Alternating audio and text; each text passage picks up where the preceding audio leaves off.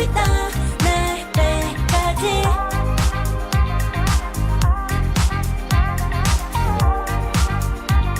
세게 오면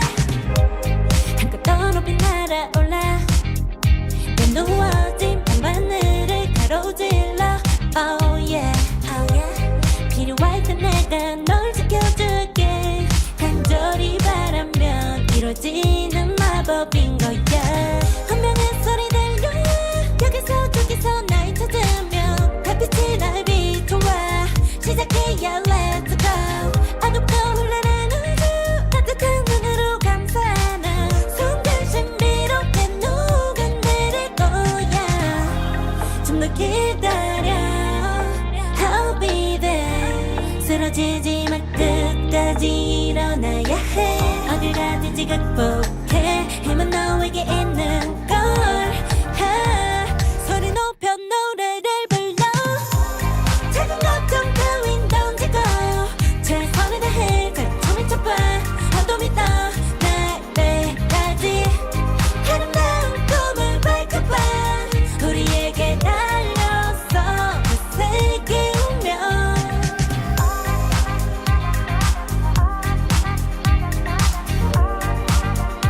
어둠이 떠날 때까지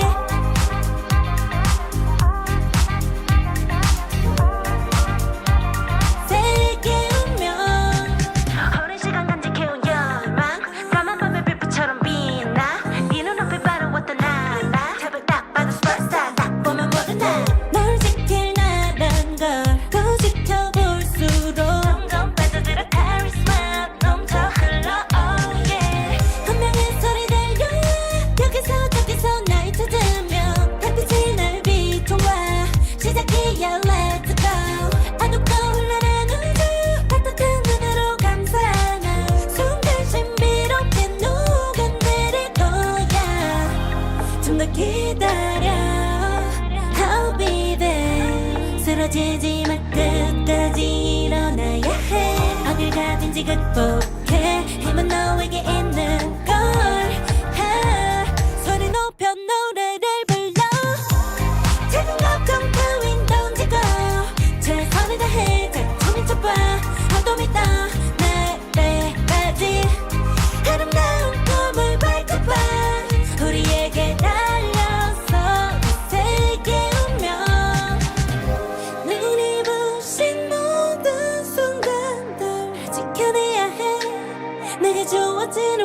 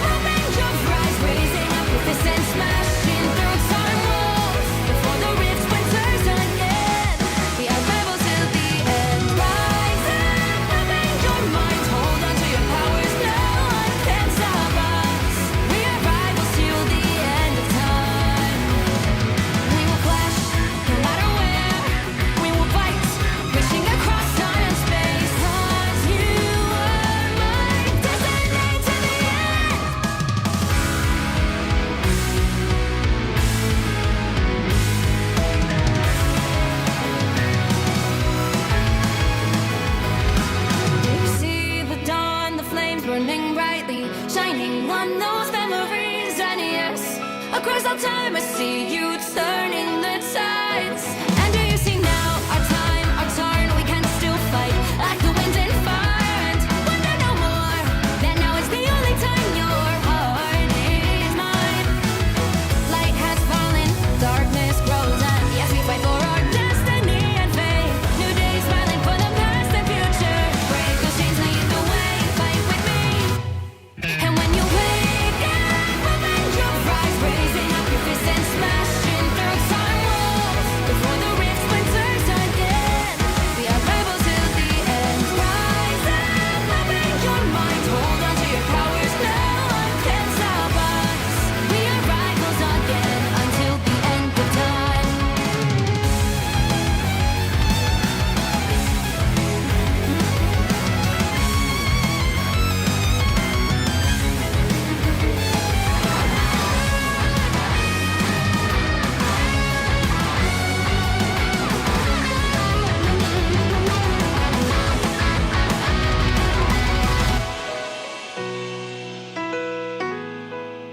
Show me that you are still the only one that matters for me. I'll be waiting for you. Wait up, open your hands, holding on to your heart. Look inside you. Can you feel it? The sparks in you. Add it up, unleash it up. Wake up, open your eyes, raising up your fists and smashing through time walls. Before the rift splinters yet again, we are rivals till the end. And rise up, open your mind, hold on to your powers, no one can stop us. We are rivals till the end of time.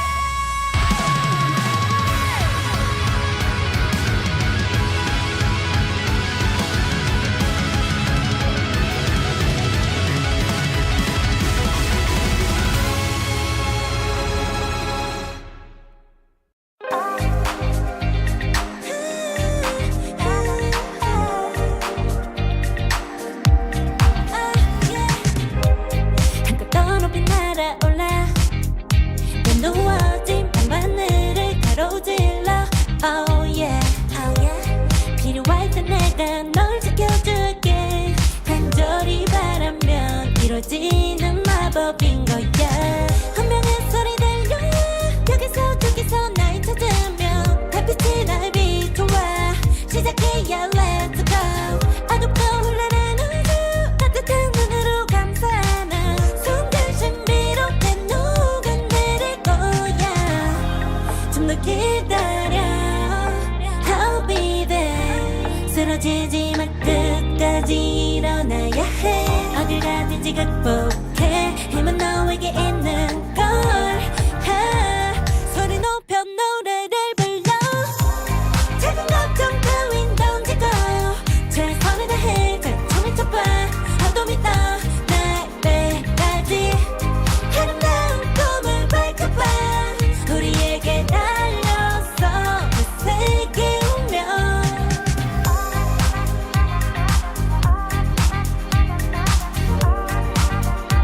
어둠이 떠 날 때까지.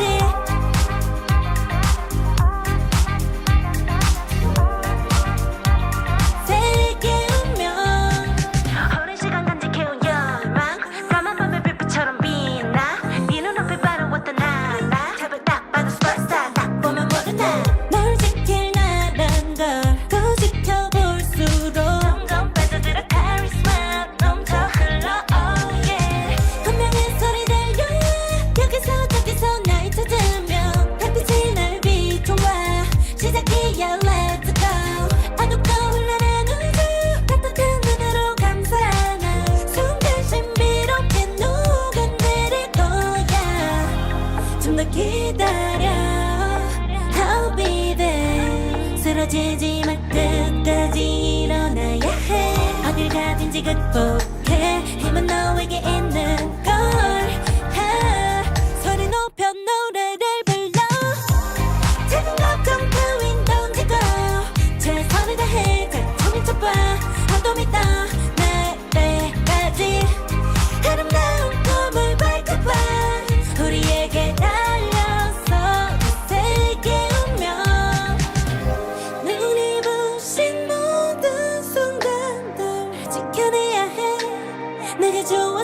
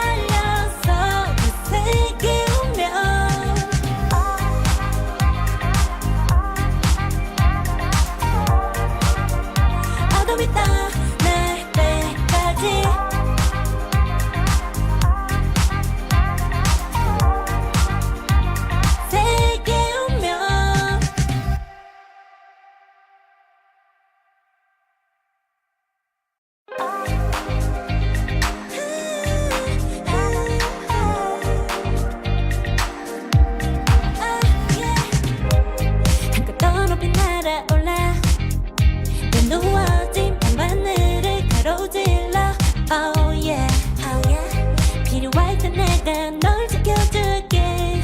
간절히 바라면 이루어지는 마법인 거야. 분명한 소리 들려.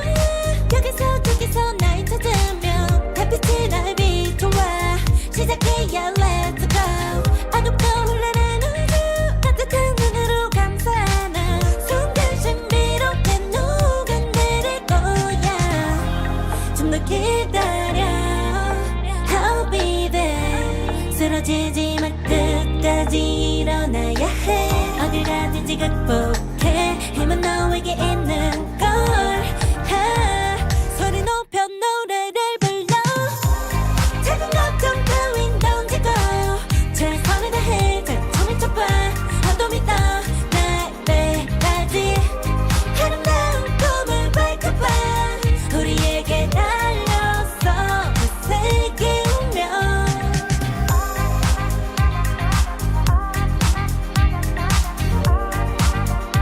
어둠이 떠 날때까지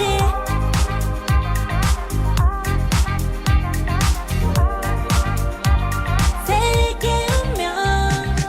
오랜 시간 간직해온 열망 까만 밤의 빛처럼 빛나. 네 눈앞에 바로 왔던 나 탑을 딱 봐도 superstar. 딱 보면 모르나. 널 지킬 나란 걸 더 지켜볼수록 점점 빠져들어 카리스마 넘쳐 흘러. oh yeah. 분명한 소리 들려.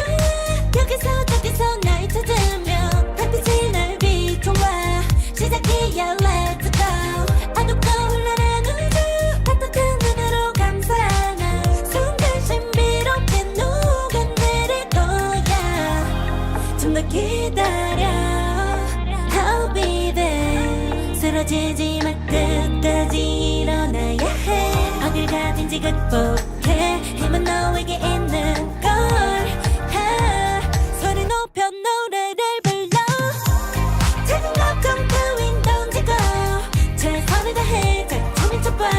어둠이 떠 날때까지 아름다운 꿈을 밝혀봐. 우리에게 달려서 그 세계 운명. 눈이 부신 모든 순간들 지켜내야 해. 내게 주어지는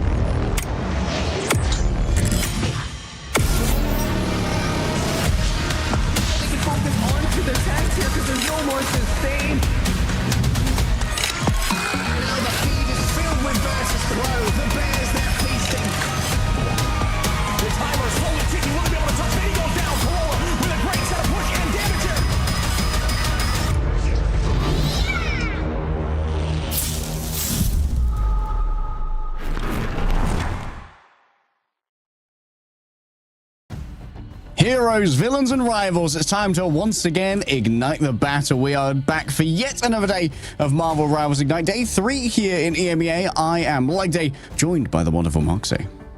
Oh, Harry, we've had an absolute treat of the last 2 days, getting to see the top teams in the EMEA regions battling it out. We've had some close calls, we've had some closer calls, some full holds, and some fuller holds. If you were watching yesterday, Peps pulling off probably one of the greatest midtown defenses that we have seen in Marvel Rivals Esports histories, and that is going to continue as we head into day 3 of the action, because hopefully we're going to be seeing some free mapper nail-biter series so far today. As we move further into our tournament games, we're getting closer and closer as we start to figure out who the cream of the crop are here in EMEA. And of course, we have a format to try and make that work as well. A couple of our teams here in EMEA, well, a majority of our teams actually, have come through open qualifiers. 10 of our teams came through the Ignite qualifiers that you could watch in the game client, by the way. If you are interested in leveling up your own play, you can watch a lot of tournaments in-game to make sure that you can watch the heroes that you want to watch and learn how they're playing. But of course, this is how the group stage has managed to round out in terms of the dates. Those are the 10 teams going through from the open qualifiers. The invited teams are split 3-3 between MRC Season 1 and the Marvel Rivals Invitational. Yeah, a lot of big surprises coming on for the open qualifiers as well. Some teams that we expected to see make it into Wave 1 didn't make it into Wave 1, were able to make it into Wave 2. Some teams that we expected to see didn't make it at all. Ex Oblivione being absent was a big shock to many of the players, as well as myself, who was following along with all of the EMEA teams. But we've seen some really good matches coming on through from the teams that made it even through the open qualifiers, going to show that they've been doing a lot of work behind the scenes, having to be able to see everything that came out from the championship and the invitational, going to the drawing board and coming up with their own personal team identities to try and either challenge the meta or further push it along. Oh, we certainly have some big team identities to show off today, because of course it's going to be a humongous day. And when it's a humongous day, we can expect some melee heroes to come out of one and only Necros. Let's have a look at how our teams were divided up into groups, starting with Group A and the bracket that they're playing to get into our playoffs. As you can see, Humongous up at the top are going up against Berber Padapim today, as well as Zero Tenacity going up against All Business. Neither of these games is going to be an elimination game, so even if your favorite team loses today, they still have another chance. Yeah, and I mean, these matches are going to be amazing to watch. Like you said, Humongous is going to be having Necros. It's also going to be Craggy, Scarlet Witch Shenanigans, Berber Padapim, a team that is touted as being the closest in level against Virtus Pro, having one of the star players of Tanuki that they were able to pick up from Yonkanda after we saw them in the Invitational and the Championship. And then we get to have a look and see the teams in Group B, because we also have a lot of really good matchups here. Virtus Pro versus Rad is going to be one to keep your eye on, because this is essentially a rematch of a rematch of a rematch, as Rad have gone through a couple of name changes but have kept the same roster throughout every single iteration. So this is going to be a rematch of Virtus Pro against Luminosity, essentially, in its essence.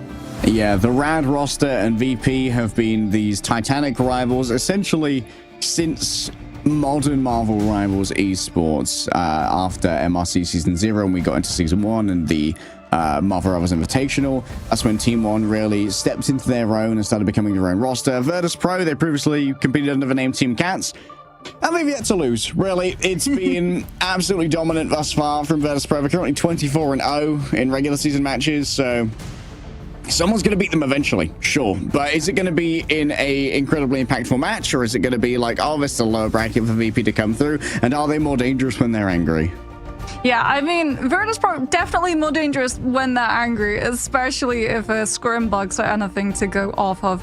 But no, the meta has been changing and adapting. We've been seeing a lot of teams coming on through with their own ideologies of that meta too. So I think this is definitely the closest that we've seen the EMEA region be, where a lot of the time it does feel like Virtus Pro still the favorites, but we don't know who's going to be picking up those either podium finishes or if they're finally going to be able to topple Virtus Pro. So we can have a look to see how the overall schedule schedule for today is going to be panning on out. We've talked about it, we've bigged it up. Schmungus versus Berber Patapim to open up the day. And this is truly going to be a test for Berber Patapim, because this has to be an eternal, like it's just immediate blanket shutdown against Schmungus, if we are to believe that this is the team that can take down Virtus Pro. Yeah, Berber Patapim, they are essentially the second strongest team, many would say, in terms of power rankings here in EMEA. But for this match, let me hype you up on say, if there was going to be a match where you got a Black Panther mirror, this is the most likely one. True. Tanuki is a bit of a Black Panther merchant. Necros loves the Black Panther. We saw it in their previous game up against OG Seed, and we even saw it in North America yesterday as well. We saw a victorious Black Panther upsetting a team. I forget which one. Oh, Ego Death played it. Ego and Death, I think yeah. they upset FlyQuest. Oh, Yes, they did. Yeah, the Black Panther demolished that backline. So it's starting to creep into the pro meta. It has its use cases, you know? It's not a cope pick.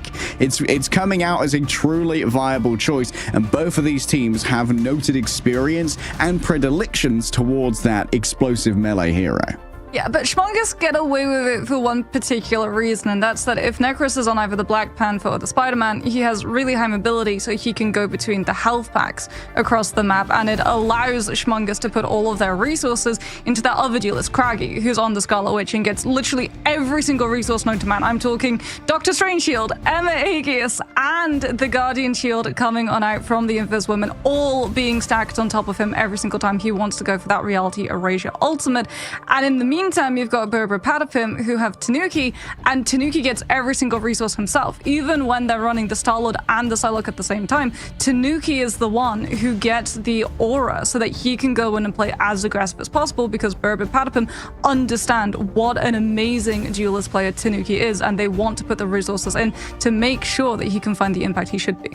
I feel like Tanuki has aura whether it's given or not. Let's take a deep dive into our rosters here for Schmungus versus Berber Patapim. Starting off with, we might call this a content creator team, but there are so many storied pros on this roster. So many have come. They've built a lot of their content creator careers, not only off of being charismatic, but getting that initial boost in engagement from being high-tier competitive players who you see on ladder, who you see destroy you in tournament games. You're like, you know what? I'm going to go learn from them. I'm going to go talk some smack before my game. Boga has had a lot of experience as a Vanguard player across multiple esports titles. Craggy, I've cast Craggy winning championships before.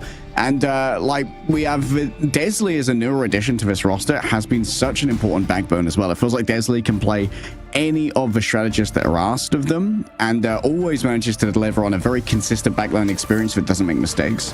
Yeah, I mean, here we get to see some highlights coming on for Necros actually managing to find eliminations with the spectacular spin, but truly the highlight of the match has to have been this moment. The anti-TP coming on through, one falls out, and then immediately afterwards, the rest of the entire team of OG Seed topple through as well, because in a fight against Gravity, Gravity has hands and Gravity wins. I think my favorite part of that clip is seeing 6 fall out of the portal. And you're like, nah, I'm going through.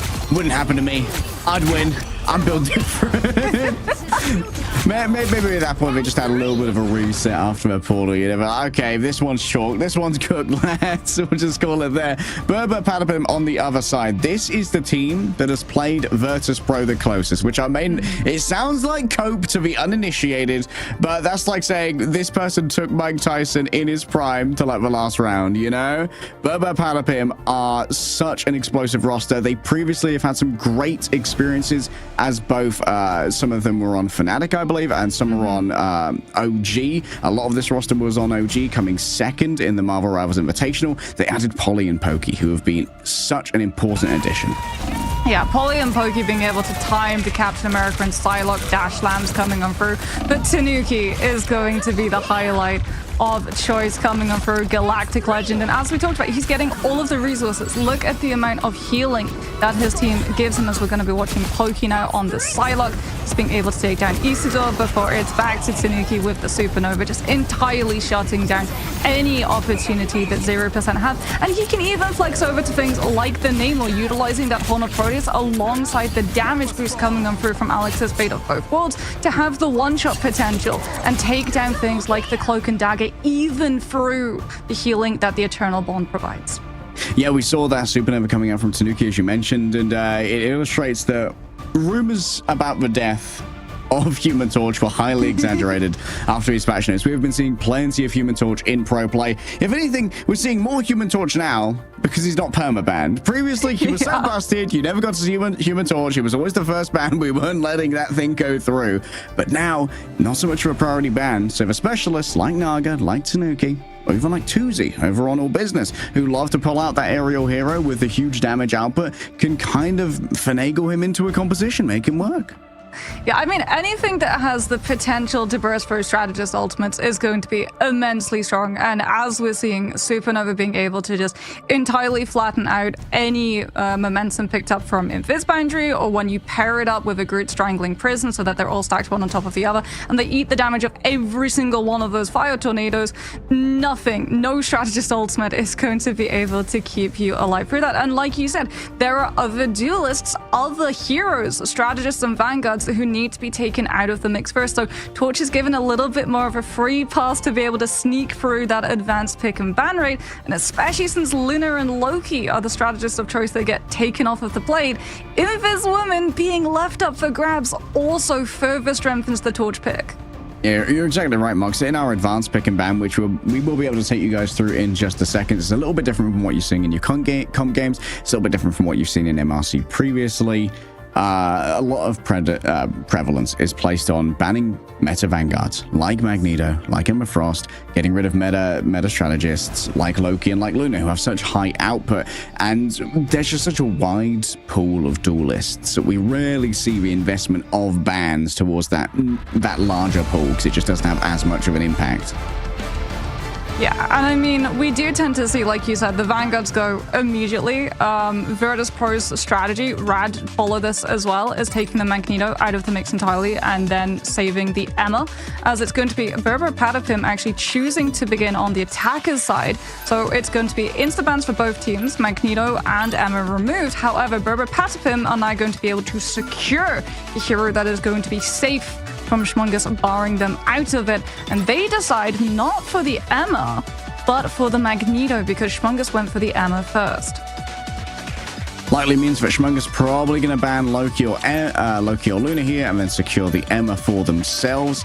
We're yet to see any pivots in the bans towards getting rid of Punisher, who has kind of become the de facto meta duelist at the moment, often being used as a last to protect.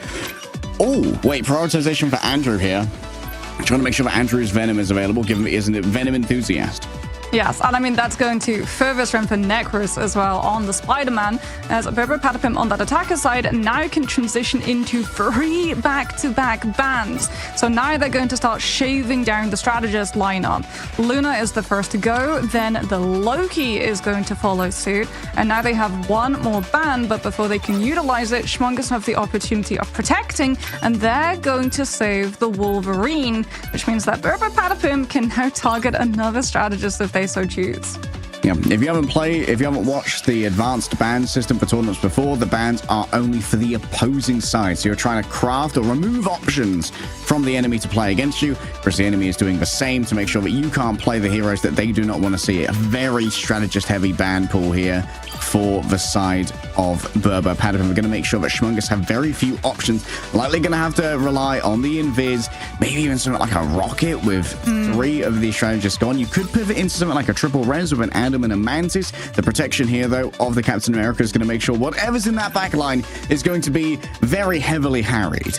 Yeah, so this is a strategy that a lot of teams on the attacking side have started to develop, where you take 3 strategists out of the mix and you try and force your opponents onto either a rough backline position with a 2-2-2 composition, or they're forced onto the triple strategist with something like the Ultron in the mix. As it looks like Desley will still be able to play that Invis Woman, but with KG probably having to go over to the Mantis. There it is, there's the force of the Ultron that Berber Patapim were wanting to secure. Okay, triple strategist. 2 of them less raw output when it comes to healing, at least less burst from the Ultron. And the Mantis is going to require proactive reading of engages in order to set up those healing resources in advance and avoid a squishy member being burst down.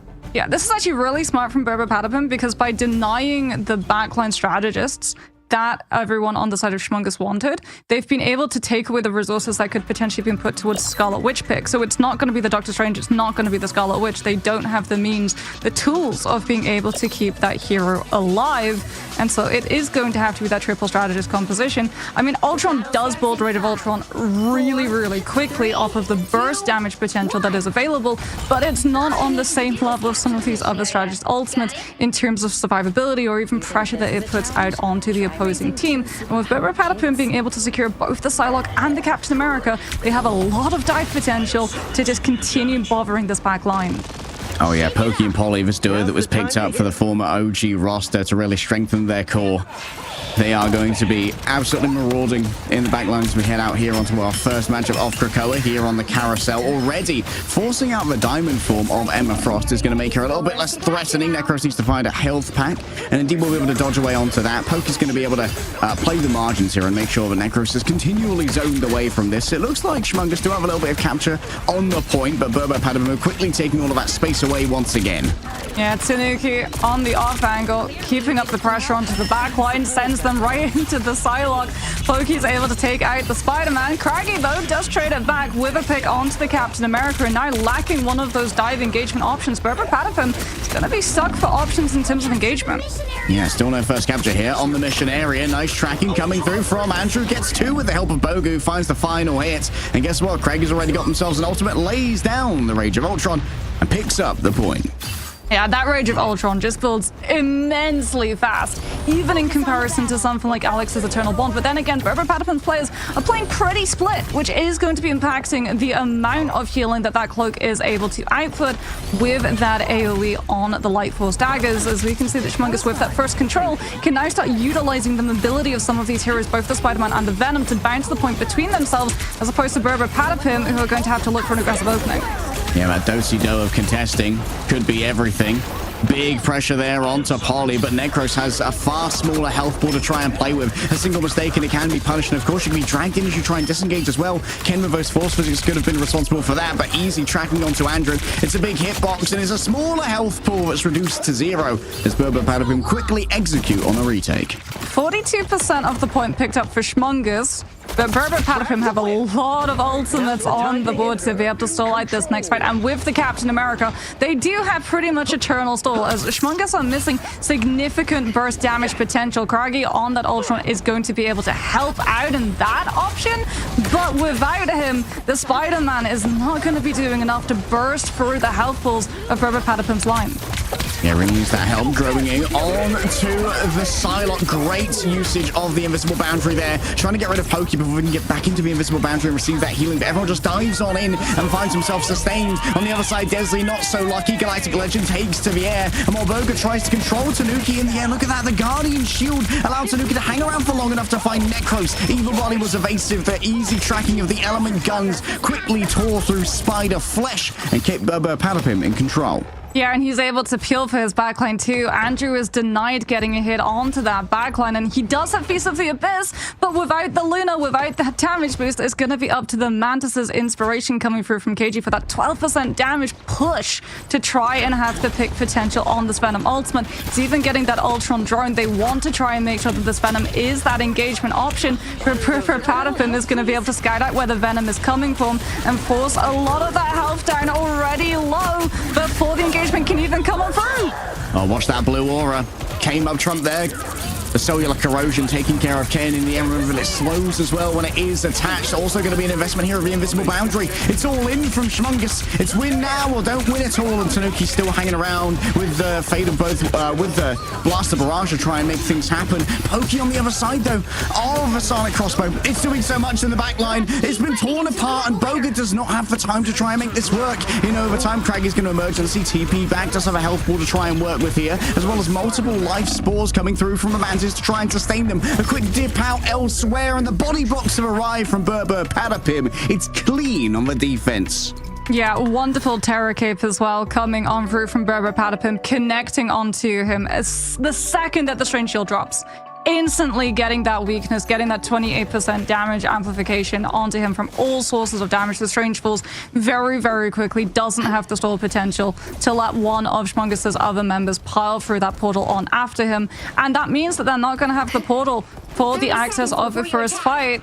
Berber Patapim are going to be coming into this with a lot of ultimates. Pokey with the Dance of the Butterflies is going to be one to keep your eye on, because Schmungus are going to have to stack their players close to each other to be able to absorb the hit. They're too far away from the Soul Resurgence from the Mantas, and that's going to impact their dive prowess, because they're going to have to play protect the backline as opposed to Berber Patapim, who can play as aggressive as they want. And you better believe when you group up to try and deal with that Dance of the Butterflies, Tanuki's going to be there on top with the Blaster Barrage, farming up the last 12% of ult charge in no time at all. Necro's going to be in danger. Going to have to be counting those swings, because it's easily counted by the Star-Lord if you're caught unawares. Yeah, Boga needs to get the Psionic Seduction online and quickly, as Berber Patapim are already setting up the flank. Captain America and the Psylocke ready to hit in. The Cap's going to be able to create all of that attention before Pokey can come through with that ultimate, as Necros actually takes matters into his own hands, comes in early, disrupts Berber Patapim's plans. This engagement is strong, but it is going to leave Andrew with very few friends here on the point. Boga comes in for a little bit of brawling in the Diamond Fall. Eyes on the strategist in the back. Pokies, they're cooking back here. Forces out the Mantis ultimate, still having that Dance of the Butterflies in the back. Out comes a spectacular spin. It seems to have stunned up Alex, but they can't find the final hit. It seems like for now, Berber Patapim just getting all the healing where it needs to be, and Schmungus can't find the final blows until the Rage of Ultron manages to find Pokey in the midst of all of this. Necros with an audacious challenge in the air towards the Galactic Legend is finally put to bed. Tanuki down to 1. Can they get towards the Eternal Bond? No. Taken out a little bit earlier. Great target prioritization coming through from Schmungus. When it comes to these first fights where they've got all the time in the world to plan, that's where Schmungus are at their strongest. Yeah, they did such a good job with Necros going in for that tempo change-up, stopping Berber Patapim, forcing them to have to peel for that backline, but this fight is not over yet. Andrew dives into the backline, tries to force Berber Patapim to have to peel the Venom rather than getting to play aggressive, and that's bought them the space to take the Psylocke down. Craggy on this Ultron is untouched right now, and he's going to have another Rage of Ultron before Berber Patapim can hit another Galactic Legend. It's going to be an invisible boundary drawn up here in response to Polly moving forward with the Living Legend, giving everyone that over health, and now into the backline, undefended and undeterred is the Captain America. Craggy decides for this time to get aggressive, try and even this one up, and indeed it is going to be an effective trade, but gets themselves for the back of it. And while Alex falls down as well, Tanuki's already done enough damage, and Tanuki and Pokey now have all the free reign they need over this point. Andrew's forced to get away after using that symbiotic resilience to get a little bit of additional health, and there's the first capture, Moxie. A little bit of a longer, which is something that we expected to see. Both of these teams running incredibly mobile heroes who can just continue to bounce on to contesting that point and trade it off like a relay race. But now that Berber Patapim are in control of the situation, they should be able to stall out the point for at least 50%. Schmungus going to have to be farming up some of these ultimates. They're going to have Psionic Seduction, but what is the follow-up to be? Potentially a spectacular spin coming on through from Necros, but that's a little bit of a ways away, and it's actually going to be an opener of Soul Resurgence coming on through from KG to give the damage boost over to Andrew's Feast of the Abyss, which claims 2. Oh, Andrew demolishing the backline. Great value out of the Venom. That's why we see the Protect invested. And Polly's going to be the last to fall. Look, down to the Tendrils. Tanuki was just hanging around in the end. And there we go. Schmungus finally back in control. And this is where Spider-Man can really be a pain, when you're trying to make your engagement happen and he's just in the back annoying you. Yeah, he's got that spectacular spin online too. He might be able to force Alex into parting with Eternal Bond before Berber Patapim can get themselves onto point. Pokey does have the Dance of the Butterflies. We saw the last time that Schmungus mixed up the timing, and it's going to be an aggressive Eternal Bond entrance actually to give Berber Patapim the sustainability to get close enough and pressure Schmungus into parting with ultimates themselves. Oh, crazy utility out of Cloak, making multiple people vulnerable. They're trying their best to try and avoid Tanuki. Necros once again goes for the aerial assassination. Does not work out. Clinging to life and clinging towards a victory is Tanuki, and it seems like it's been well earned by Berber Patapim. The backline's been demolished, and while Craggy may get themselves a revenge frag in the form of a knockout onto Pokey, well, it's not going to be much more than that.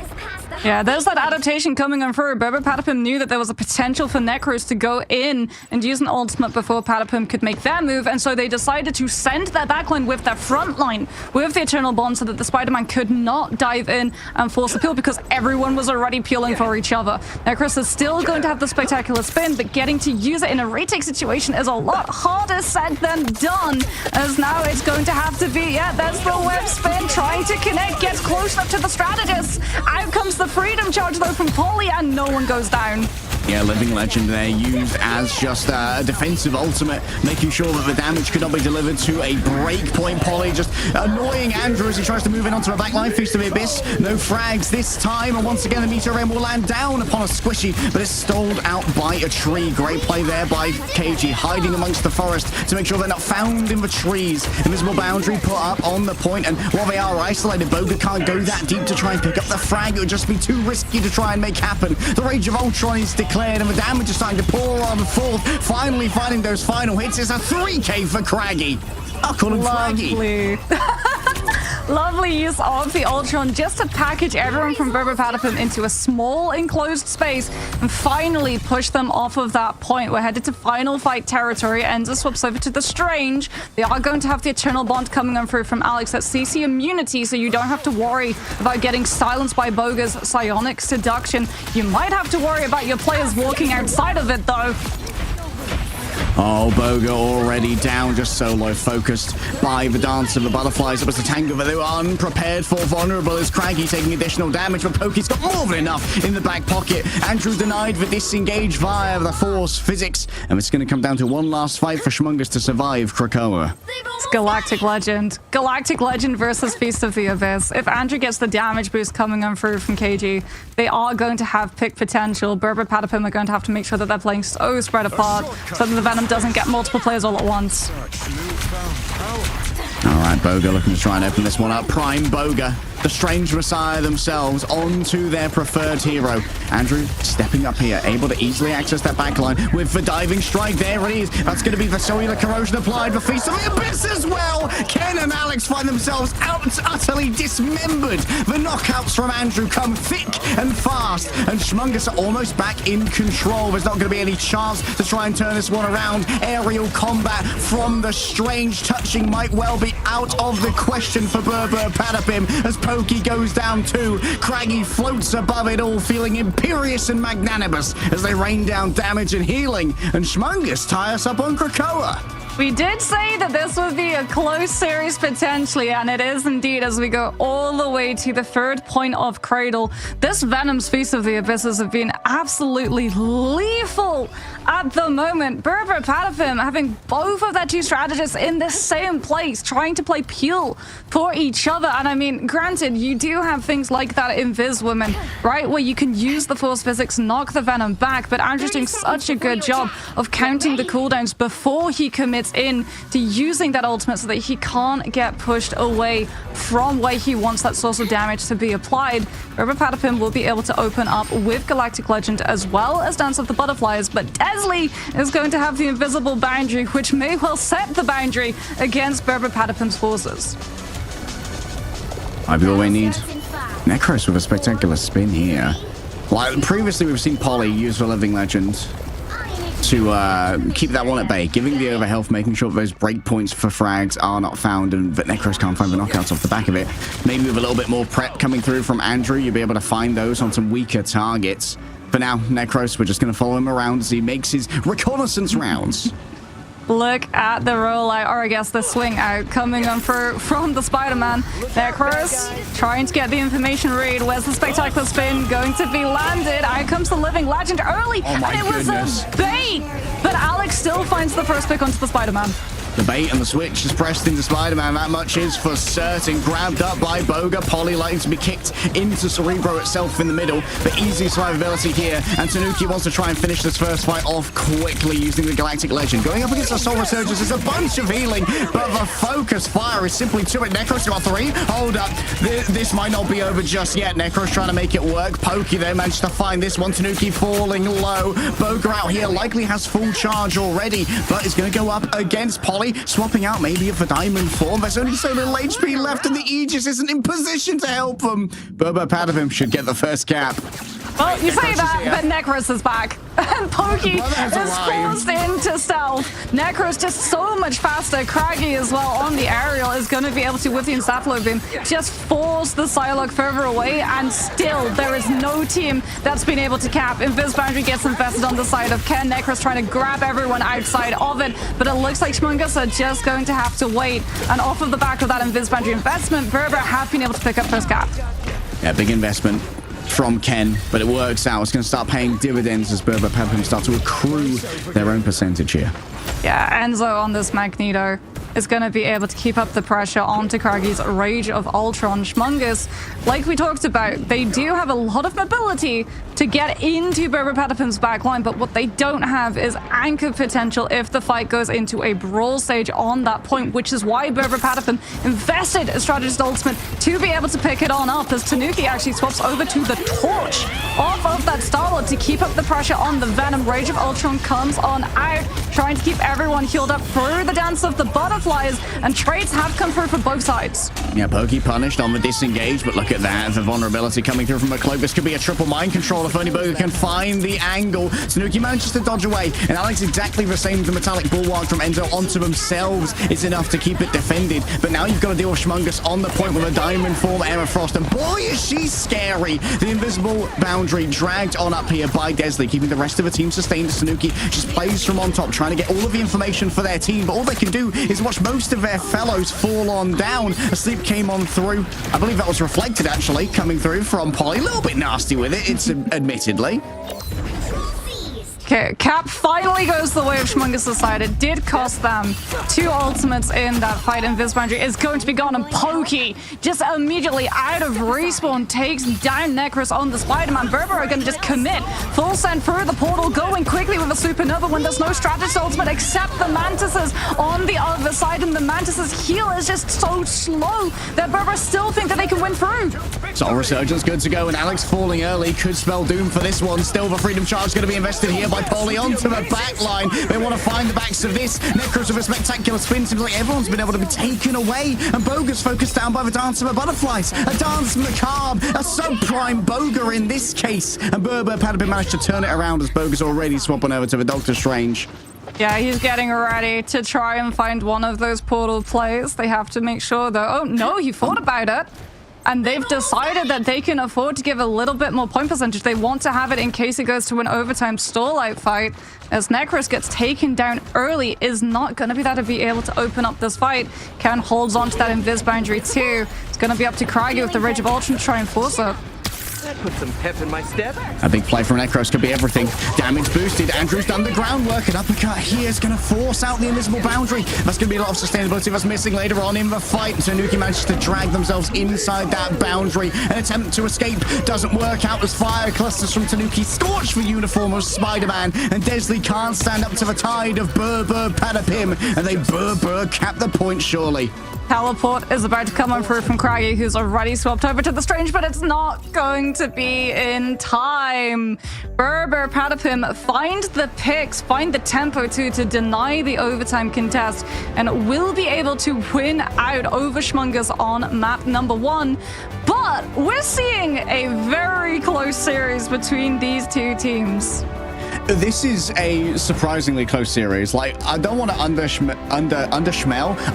how good Shmungus are, but like Berber Patapim, we expect to be one of the only teams that could potentially destroy Virtus Pro. Yes. And the 1 block a week Shmungus, they get their 2 hours, they get their block. They're kind of exchanging. I mean, I feel like domination is probably the strongest mode for Shmungus, with like how well it favors the Spider-Man and the Venom as a diving duo. But this was also a little bit of an awkward draft for Shmungus. A lot of strategist options got taken away. Maybe if they manage to protect a strategist that they can get a little bit more value out of in the next round, maybe we see things go a little bit closer.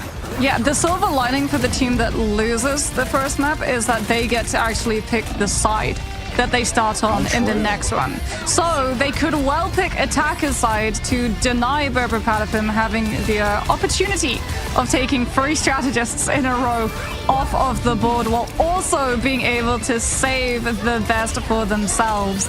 So we'll have to wait and see, because as we've seen, Shmungus like to play things like the Scarlet Witch. We also know that the Panther is in the back pocket too, but with the strategist lineup that they had access to, with the limited strategist lineup that they had access to off of a lovely target ban system coming out from Berber Patapim, the only thing that they could really do that would give them any potential sustainability to match wits against Berber was go for a triple strategist lineup. And if they wanted to use the Ultron to try and make up for the fact that they were lacking one of the duelists, that forced their hand into having to play the Invis and the Mantis. And unfortunately, Soul Resurgence on the Mantis is very easy to be able to punch through from any form of damage.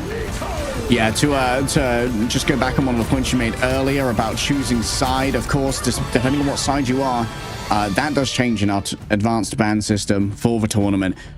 Which order you kind of get to do your bans in. There are 2 separate orders, and they are decided by which side of the map you're starting on. So sometimes you want to choose your side of the map based on that order. So maybe you don't go up against a triple ban in a row, and maybe you forgo like an earlier protect in order to try and make that one work. It was a very impressive game, though. I'm thoroughly expecting the next map to be an absolute doozy as Shmungus take us to their own home grounds. We'll find out where we're going in the Marvel Universe right after this break.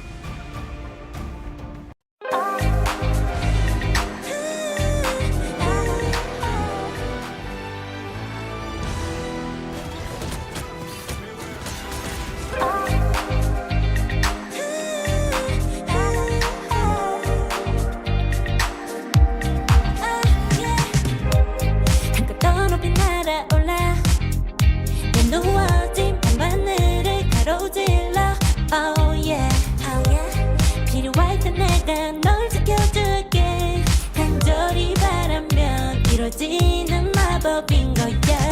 운명의 소리 들려 여기서 저기서 날 찾으면 달빛이 날 비춰와. 시작해야 let's go. 어둡고 흘러는 우주 따뜻한 눈으로 감싸는 순간 신비롭게 녹아내릴 거야. 좀 더 기다려 I'll be there. 쓰러지지 마 끝까지 일어나야 해.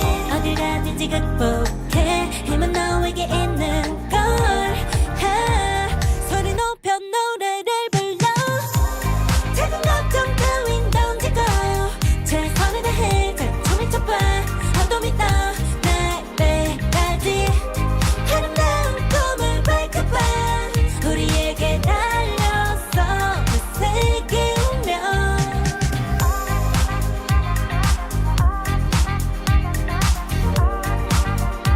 어둠이 떠 날 때까지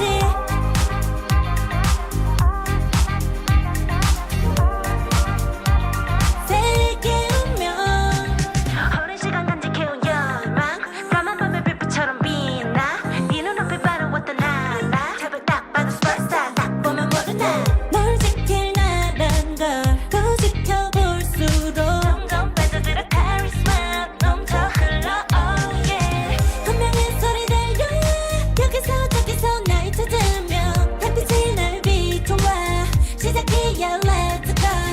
어둡고 흘러는 우주 따뜻한 눈으로 감싸는 순간 신비롭게 녹아내릴 거야. 좀 더 기다려 I'll be there. 쓰러지지 마 끝까지 일어나야 해. 어딜 가든지 극복해. 힘은 너에게 있는 걸. 소리 높여 노래를 불러.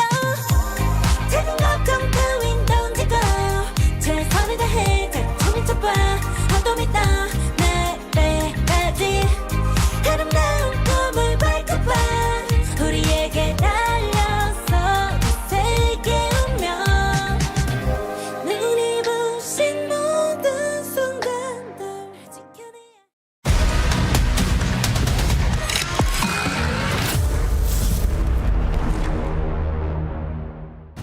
Sit up straight in that gaming chair and chew your gaming gum because it's time to go pro, baby. It's map number 2 here between Schmungus and Berber Patapim. And Moxie, that was quite the interesting opening map we had on Krakoa. That was a very interesting map. It went all the way to 3 rounds. It definitely had a couple of fights where it felt like it could have gone to Schmungus's side, but Berber Patapim doing a very good job of engineering a better pick and ban phasing, weighted the map significantly into their favor. So now moving into map number 2, I wonder whether Schmungus are going to be mixing a couple of things up, namely the side that they're going to be starting on, because starting on that attacker side definitely feels like an advantage over the defense. Yeah, our targeted, our advanced pick and bans in this tournament does have like various minutia. Not only are you banning only for the enemy team and you're protecting for your own, you want to choose which order you would prefer to have your picks and bans in, because only one team can get those 3 bans in a row to really set the tempo and kind of have an agenda on the kind of game they want to be playing or what they want to be playing against. Yeah, not just that, but the attacker side also, you're going to see it in a minute now. Wait, Schmungus chose defense. Interesting. The attacker side get the first save. So not only can you target an entire role, you can also make sure to save the best hero in the game, and there's nothing that the other side can do about it. And for Berber Patapim, that's going to be an automatic lockdown on Magneto. Berber Patapim will not be able, or rather, no, Schmungus did choose the attack. There we go. That's sort of what we expected. But that is going to be Schmungus locking down the Magneto and Berber Patapim removing both the Venom and the Luna in response. Surely we won't be able to walk away with 3 strategist bans again. I mean, this time we've had to invest a ban on the Venom. Andrew's put the Fear of God in them. The fear of null, perhaps, has been placed in them. Too many double KOs on the backline with the Feast of the Abyss and Solar Corrosion. I mean, to be fair, this also kind of frees up KG, because while Andrew doesn't need the damage boost to get value out of the Venom Ultimate, the damage boost, the inspiration on the Venom Ultimate is a high value pick. And this kind of frees KG from the shackles of Mantis in many ways. True, and now that Schmungus are on the attacker side, they should not be subjected to having to run triple strategists to actually have enough sustain to run a composition that they decide to choose upon. Berber Patapim have been able to guarantee that they can still play Magneto, and they're also going to be able to guarantee that they can still have Polly playing upon that Captain America. Schmungus have weakened the Psylocke that is likely going to be running alongside it by removing the Luna from the pool of Berber Patapim's strategist lineup, so we're not going to have the idle aura getting used on that one as they target out Enzo's Hulk as well. I mean, it seems a little weird considering we've seen 2 Vanguard saves already, but admittedly, Tanuki with the Gamma Squid is fairly dangerous. And there's going to be the save on the Cloak, and they were like, listen, we want to have one strategist we're super comfortable with, you know? Like, we want to try and save this one. Admittedly, Desley can play everything, but you don't want to be forced into these weird compositions. I wouldn't be surprised to see Invisband here, and it's currently being hovered by Berber Patapim. Like, okay, we're still going to make you try. We're still going to make you play Mantis, by the way. We're going to try and force that one out. You can only have one of the normal strategists on your team, so this might see a bit of a pivot back towards that triple strategist we've seen previously, with Necros giving supplementary healing from the Ultron. Yeah, so to give a little bit of context for the potential of why we saw that Hulk ban, it was actually something that Berber Patapim ran against 0%. They ran Hulk, Cap, Star-Lord, Psylocke, Cloak and Dagger, and Luna on Krakoa, and it was a 100% to 0 oh boy. capture. So removing the Hulk from play does mean that you weaken some of the utilities that's going to be available, plus it also makes it much harder for Berber Patapim to be able to bounce the point, because if you have a Hulk and a Captain America on Symbiotic Surface, which is a map that is all about high ground control, then you're going to be at a much better advantage in traversing the map in comparison to some of the other Vanguards who maybe have to rely on their own feet to be able to traipse over there instead. Only losers have feet, Moxie. It's time to lock in, chat. Match point here for Berber Patapim in our winners semis here in our group stage GSL bracket. It's going to be Schmungus opening up on their own attack. And what is Craggy going to be playing is the question. It seems like the Wolverine for now is going to be one of the primary concerns. Unsurprising, considering you might be going up against the Captain America. You really want to use that to just try and shut down Polly, make him a little bit more apprehensive of diving into your backline. Yeah, they do have a lot of potential shutdown on this Captain America with both the Wolverine, but also the Emma as well, with that diamond form, just grabbing him out whenever he tries to dive. But if you use the grab onto the Captain America, what do you have left to clear that Psylocke? As Pokey is actually not being able to find these opportunities right now. Schmunger's doing a very good job of keeping up the pressure onto both the Cap and the Psylocke, forcing Pokey to have to back on out as the sedation actually comes out onto Polly, cutting off the tempo change up of the Psylocke and the Captain America and allowing Schmungers to finally take control of high ground. Yeah, waiting for the go time here. Maybe if Enzo hits a nasty iron volley. Yep, KG falls low and Pokey's there to pick up the pieces, or rather scatter them across the Symbiotic Surface. And here we go, chasing the stragglers. An attempt to disengage here from Schmungus. Will we be able to get out with their lives is the question. Knockouts are plenty on the docket. If only you can open up the can and finish off your plate. Enzo managing to find those. That's my controller god right there. He's on the rollers and he's sticking it to him.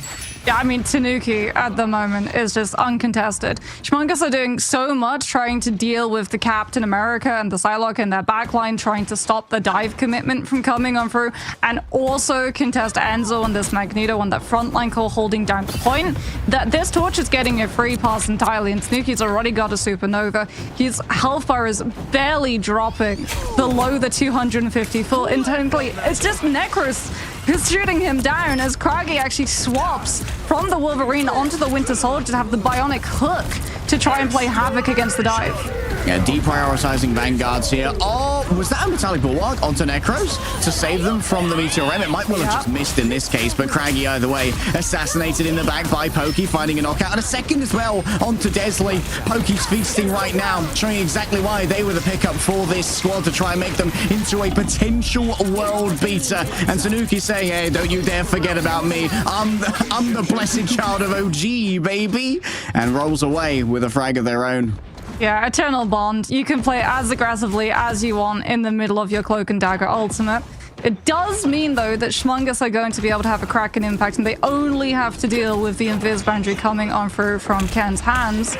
Although Tanuki might be able to just cut out the impact of it entirely if he decides to utilize Supernova and zone Schmungus away. But that's what Boga is going to be waiting for the Meteor M to be able to absorb a good chunk of the Torch's fire. Damage boost onto the Ultron. It's a little bit scary, a little bit spooky. Well, it's spooky for Desley as well. The fear proves too much, taken over by Tanuki in the back. Great double bubble coming out from the Magneto, utilizing that team up with the Emma. Rage of Ultron also going to be thrown on in right here, covering the approach of Boga, who attempted for a quite ambitious mid-air Meteor M onto Tanuki, but of course was the only target that was proffered, given that everyone else was inside the invisible boundary. Moving forward with the Soul Resurgence, Desley thinks that this one is winnable, and it's a full investment here for Schmungus. They've decided it's now or never, laying down the Meteor M! A mid-air interception onto Necros! The air-to-air technology discovered by Berber Patapim. And while Enzo was temporarily stunned by the Sonic Seduction, there's still plenty to be done right here. Desley under siege is going to be able to heal themselves up inside the Eternal Bond. Cage is given all the sustainment that's needed here over to the side of Schmungus, but they still haven't capped that first tick just yet. Ollie's still just playing around in the backline. Shenanigans from the Liberty Meister himself. Pokey rolls on in with the Dance of the Butterflies, but everyone comes in together to share out the damage, democratizing the Sword of Damocles that Pokey was holding above them. And with Tanuki falling down, it's still even trades. It's early in the back for the side of Craggy. Still feeling very vulnerable, and even more so with the window applied to him. Necros goes down as well, and Schmungus get away with this with a single tick, but little more than that. Yeah, Dez is going to try and go for the strange TP, but I don't think it's going to be in time. And there it is. Overtime burns out as the portal opens. Schmungus gets stalled out entirely as Berber Patapim's defense was just too stalwart. They had to deal with so many different angles of approach. Polly and Pokey managing to secure the Captain America and the Psylocke, even down the Luna, were just so detrimental for Shmungus to have to deal with. It slowed their approach down entirely. And again, it allowed Tanuki to just get so much freedom of space to do whatever he wanted on that torch, that by the time Shmungus had dispatched the Captain America and Psylocke threat knocking at their doors, Tanuki was already breaking through their windows.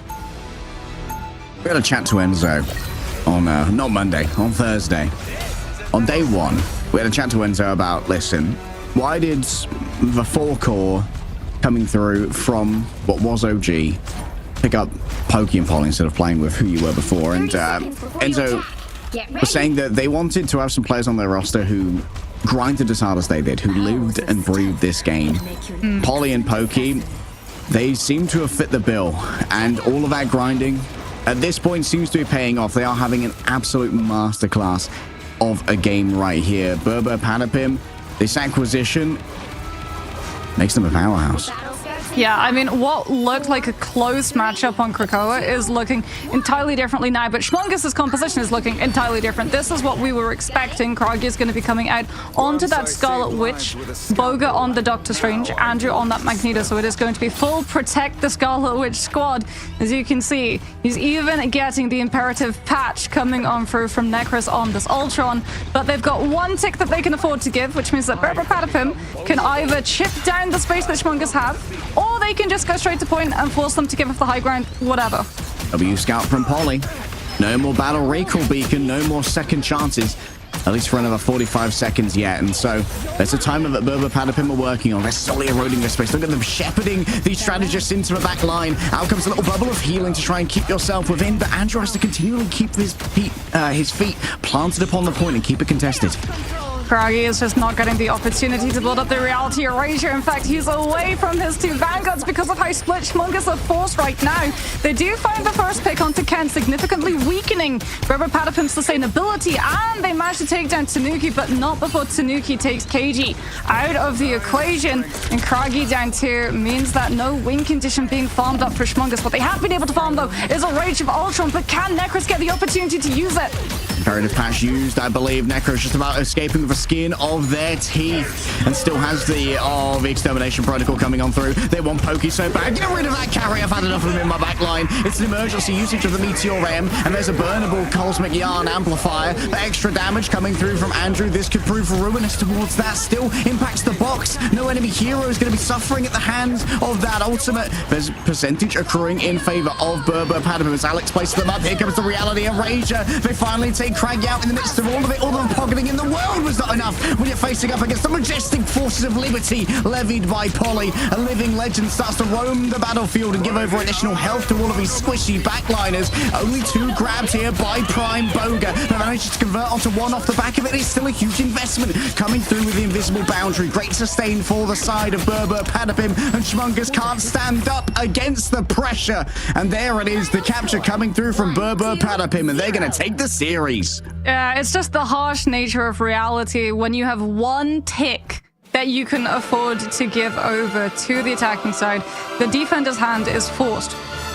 Even though you have at the beginning of the map that high ground control that you begin with, the second that the attacker side get one person onto that point, you have to give up all of the space in the world, and you need to make sure that you're coordinating that drop off too, which is why they give up that high ground so easily. They split, they scatter to the far edges of the point in the hopes that they're not going to get taken down early by a Captain America and a Psylocke, by increasing the distance between those two heroes, not by trying to stack more players and peel it off them. They'll be able to live, sustain, build an ultimate, hit a win condition, but Berber Patapim did such a good job of playing the long game.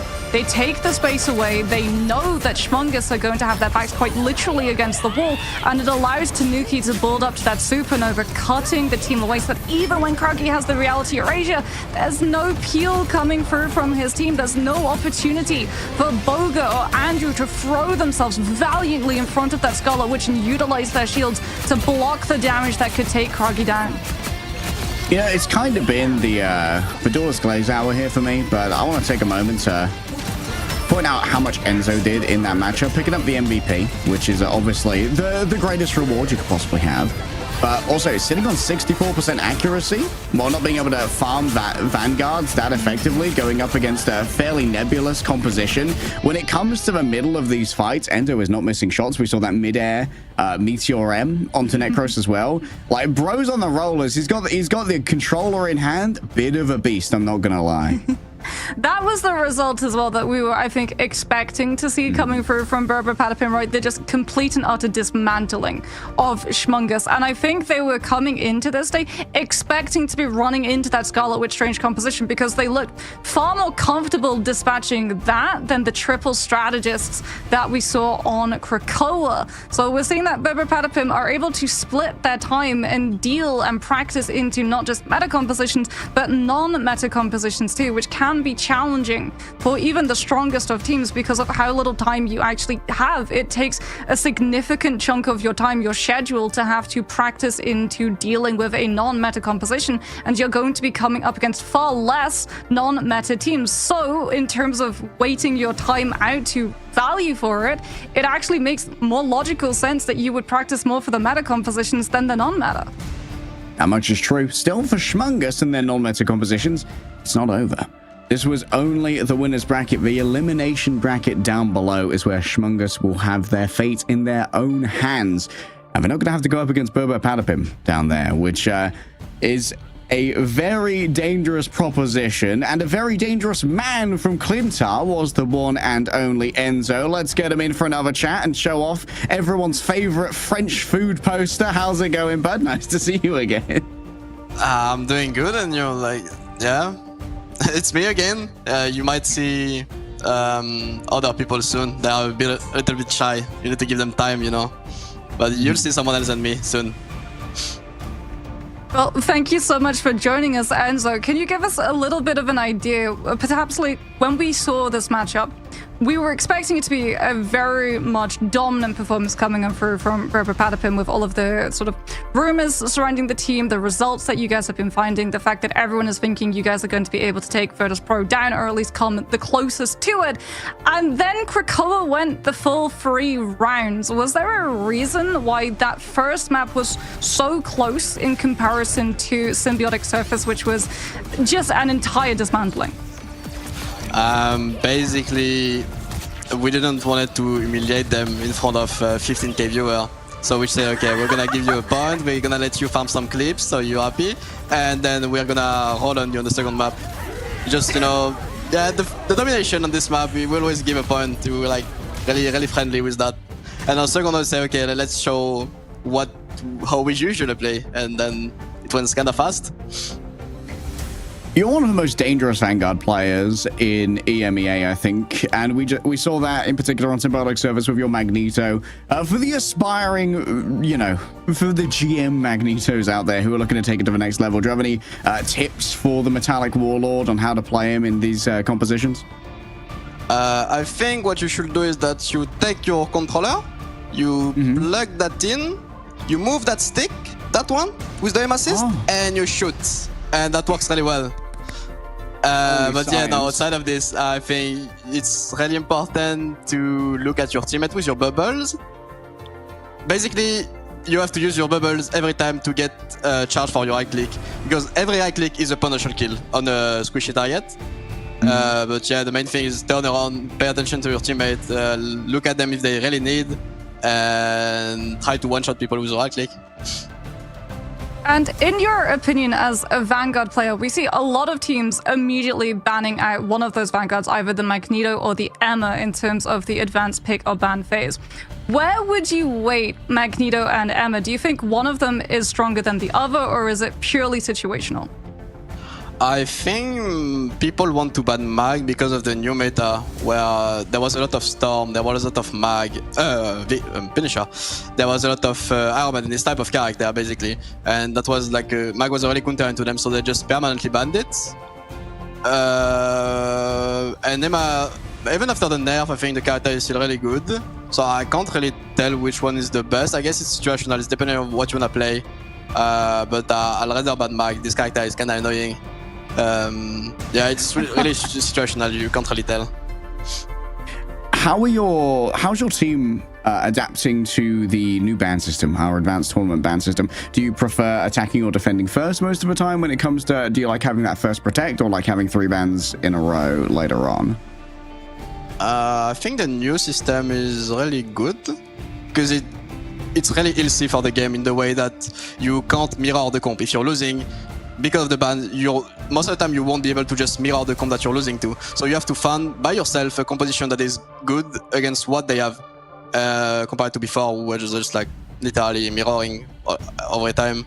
I think in attack and defense is just depend. If you want to break the mantle, pushing in 3 minutes is really good, but it's also really good to defend in the first point like we did.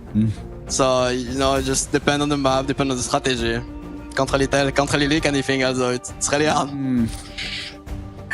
And because we know now you're continuing in the upper bracket, do you have a specific team that you want to match up? I know a lot of people are hoping that we get to see the Berber Patapum versus Virtus Pro matchup coming through soon, but is there a team other than Virtus Pro that you're looking forward to being able to take on?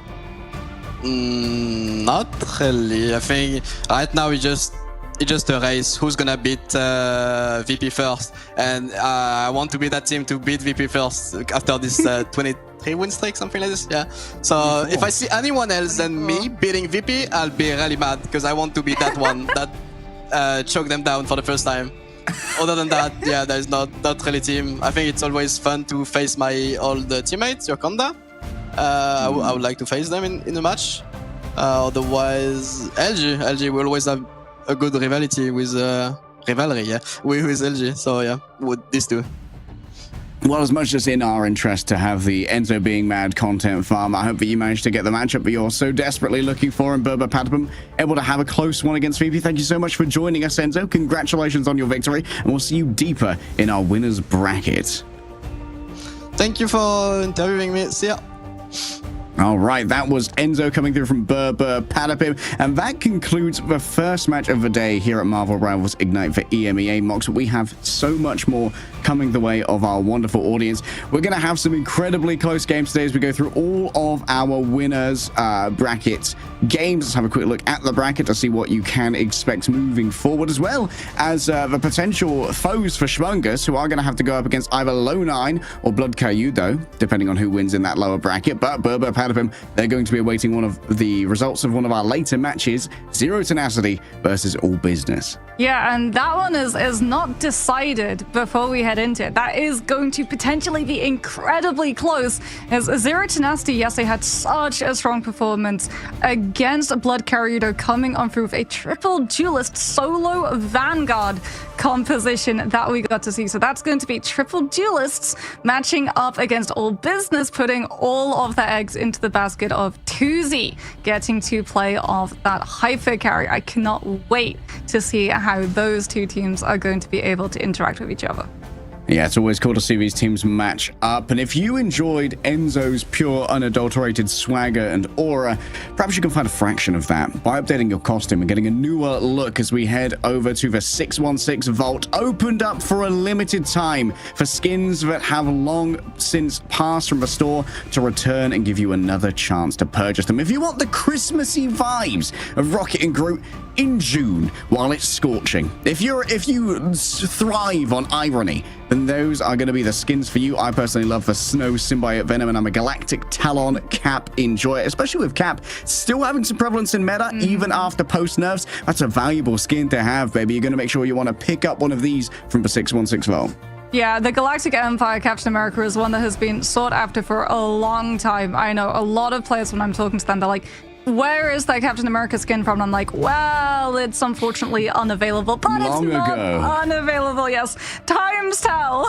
The ancient scrolls dictated back in ye olden days of Marvel Rivals. But we have an amazing matchup headed your way. It's going to be Rad Esports versus Virtus Pro. Will Rad be the first team to give Virtus Pro their first defeat? We'll find out after this short break.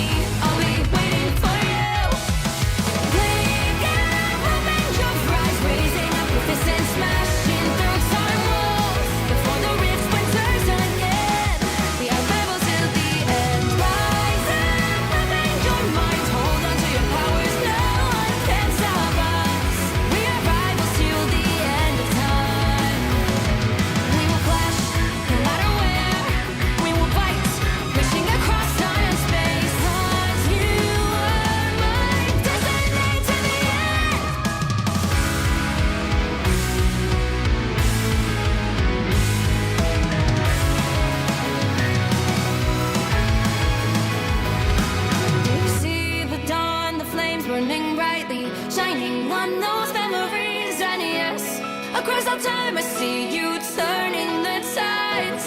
And do you see now our time, our turn? We can still fight like the wind and fire. And wonder no more that now is the only time your heart is mine.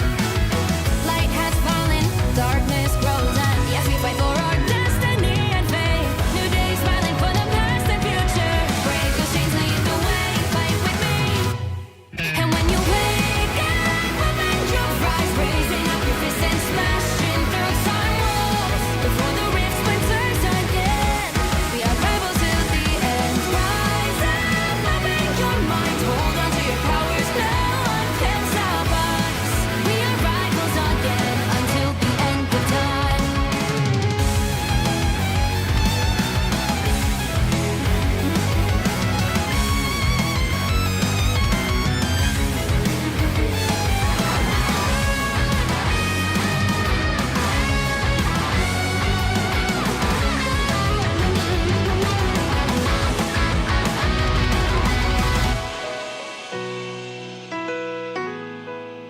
Show me that you are still the only one that matters for me.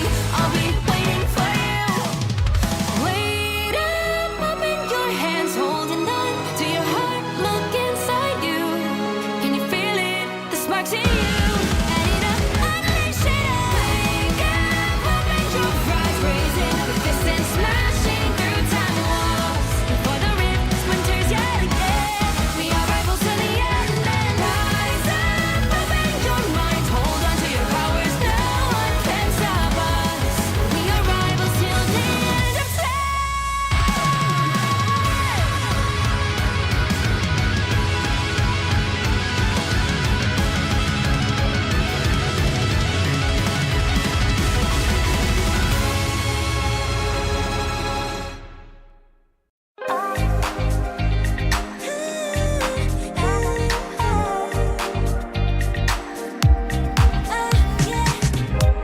한껏 높이 날아올라 내놓아진 밤하늘을 가로질러 Oh yeah, oh yeah 필요할 때 내가 널 지켜줄게.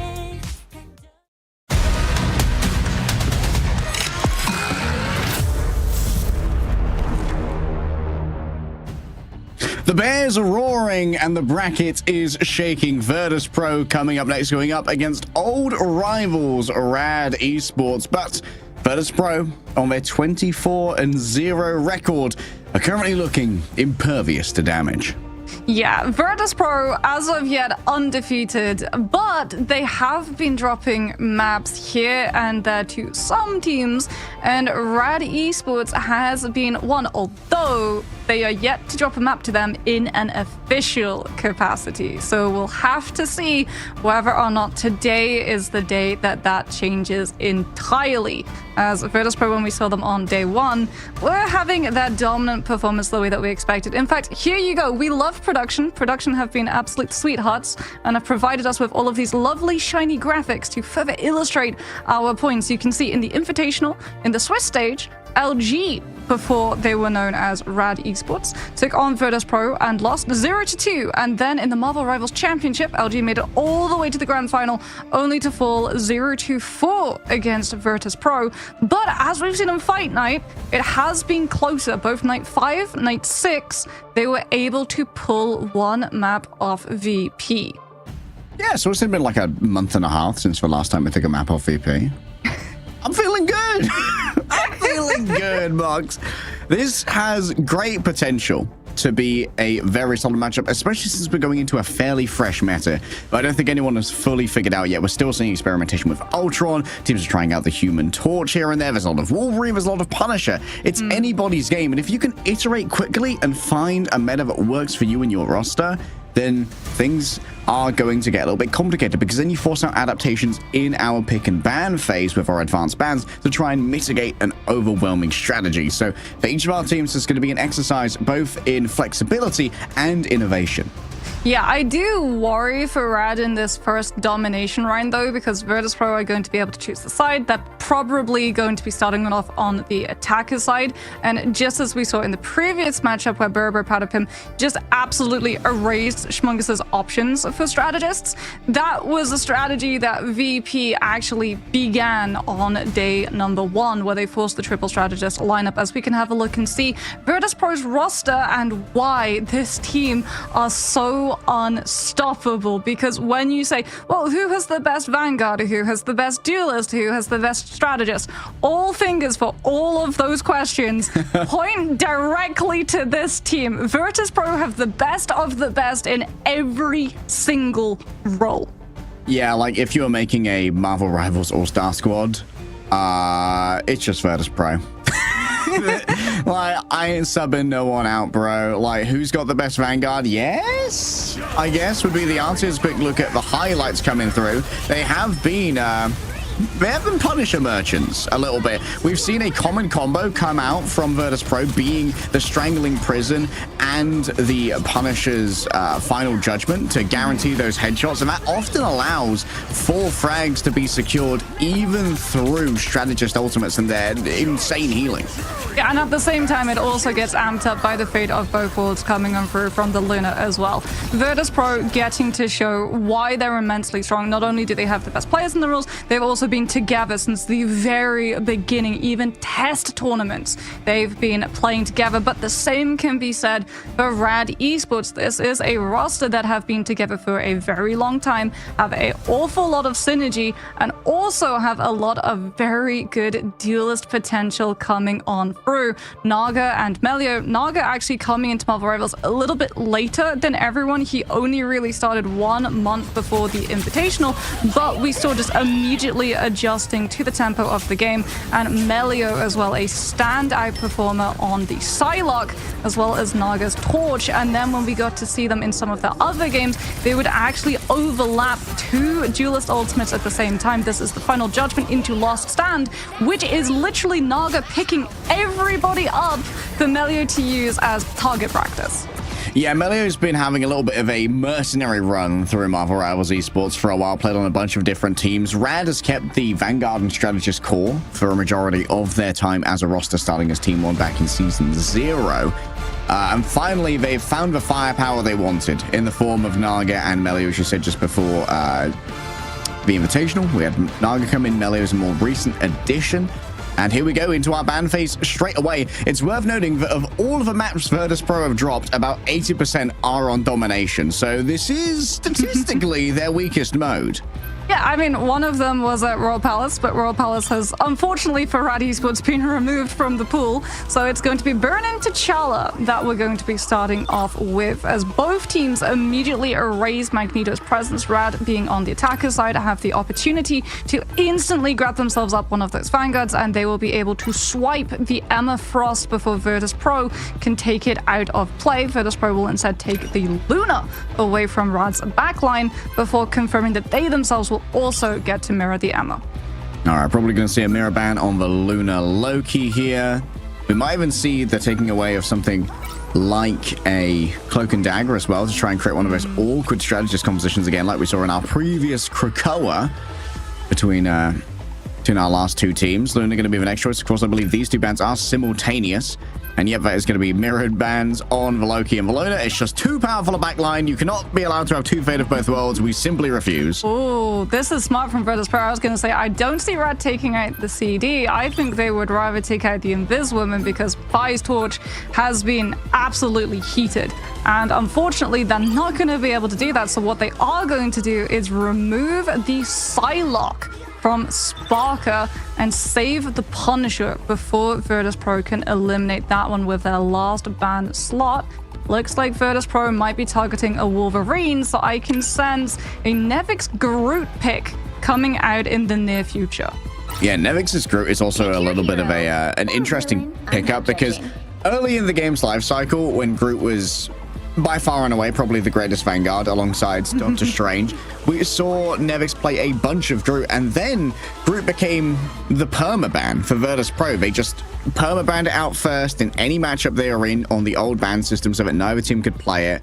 but we knew that Nevix had it in their back pocket. Nevix was instead focusing in on playing the Thing, but now Virtus Pro, they're allowing the group to go through in a lot of these instances, thinking that they have the coordination as a team to really get more value out of those Thornlash and Ironwood walls.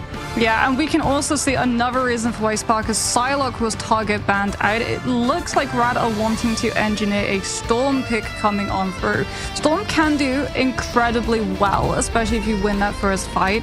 You have a lot of potential to come through with tempo change-ups, with the Goddess boost being on one side. But it does fall apart beneath things like the Wolverine and also the Punisher. So if Rad lose this first fight, they're likely going to be swapping Trust Me off to a different duelist. Starts in 5, 4. Getting that early damage boost can be so important for just getting that small breakpoint, finding a knockout when it matters the most, and setting Melio up in a position to dominate. Wait, the Jeff is out. The Jeff is committed. It's not it's bubbles real. out of spawn. It's real. Hold up, we've been watching the Envy VODs. Okay, this is a triple strategist. Enemies are here. And Trust Me, of course, is usually the Vanguard player. Usually plays like a Magneto or something. Instead, going to be coming out on the Storm, just emerging with the speed boost. They're trying to move in quickly. Sparker, of course, going to be able to at least tank a little bit of this moving forward. Rivars has already used up the diamond form. That's a lot of space gained here by Rad, but also many resources have already been applied, and now Fire's got themselves an off angle. Oh, bye-bye to your Vanguard. Rivars has taken all the way to the nether plane, and Cyber managed to pick that one up with a Psionic Vortex. Now it's time for Sparker to move forward. The feast has began, and the Canadian, oh boy, does he love to munch through squishies. Rad, though, with the speed boost of the Storm, will get out unscathed. Yeah, but Virtus Pro just shut the point down entirely. Pyro Prison from Phi, walls out from Nevix. Rad were just regrouping around that corner, waiting for all of their cooldowns to burst out, and Virtus Pro slammed the door directly in their faces. And off of the back of that, VP have been able to pick up first point percentage. However, Rad did not lose players, so they're still going to be running their Storm, trying to find an opening with that Goddess boost, coming on through, closing up the distance. This time playing on the outside of the point so that they can't get shut down immediately by the Groot. As Sparker's HP is falling lower and lower, this Wolverine getting scout checked out. But that means that Phi is also going to be finding far more value. Feral Leap, unable to connect. Eternal Bond comes on out, heading right into the backline. Julius feeling aggressive, like they're going to send out a Terror Cape here. Multiple players taking more damage, but they are going to be reinforced by the Soul Resurgence. But Jeff Nado almost ready to go. Naga needs to get their ultimate right now. They're falling so low. Trust Me is going to be having an unassisted Omega Hurricane. And now Naga and Trust Me are going to be out of sync. Naga might have to hold this ultimate forever if they want to try and combine them. I wouldn't be surprised to see Naga make an absolute fully fledged swap here, given that they were just stunned out of that fight. Great risk management by Virtus Pro. Yeah, Trust Me did go back to the respawn point, but is actually going to be sticking with that Storm for now. That's really unfortunate for Rad. Virtus Pro have kept the Emma alive. Rajaro only now gets taken down, and that is a big stagger, which is going to domino impact into the resources that Rad have for this next and last fight. We're about to hit into overtime, and Rad are forced to go in with the teleport play from the Doctor Strange. Yeah, Trust Me, having just used their ultimate, will be the designated teleport to send everyone through. That means no more aura when it comes to those increased damage thresholds. Grabbing Logan back, but he's already so far away that it's not really that much of an issue. Supernova called out by Phi, but taken down by Trust Me at just the correct time. Fate doing their best to just duel away Fincy, and with the impressive burst of that engagement, Rad finally find themselves in control. Yeah, Virtus Pro used the Supernova without Nevix's Strangling Prison. Silver lining for them, they'll have those ultimates into this next engagement, and Rad, who had no choice but to hit every single ultimate for fear of losing the round regardless, have nothing in the bank. Right now, they're relying on just the pressure coming through from Melio on this turret to put a pause on Virtus Pro, but they're just going to rotate underneath and go directly to point and take a brawl fight that Rad just can't afford to take. Over Sparker, he's a hunting, wants Trust Me, so Fincy using the floating of the map to actually get a crazy angle off the back of a Sonic Seduction. That allowed Melee to fall through the cracks, but already Virtus Pro have taken multiple casualties, both Truder and Sparker falling on down. Still, Saipe believes that it's winnable. A carbon kick into the wall and a solo ultimate from the Groot onto the Mantis. That's not very Guardian friendly, is it? Trust Me, ready to roll on down with an Eye of Agamotto if only it's going to be necessary. Feels like maybe Rad have enough staying power on the point right now, rolling forward, pushed on back. Cypher is so quick on the trigger when it comes to the force physics, but Fincy was laid out with no protection, with everyone else focusing on shutting down Trust Me. So you've lost your Emma Frost, your front line starting to collapse, and Nevix only can escort everybody out.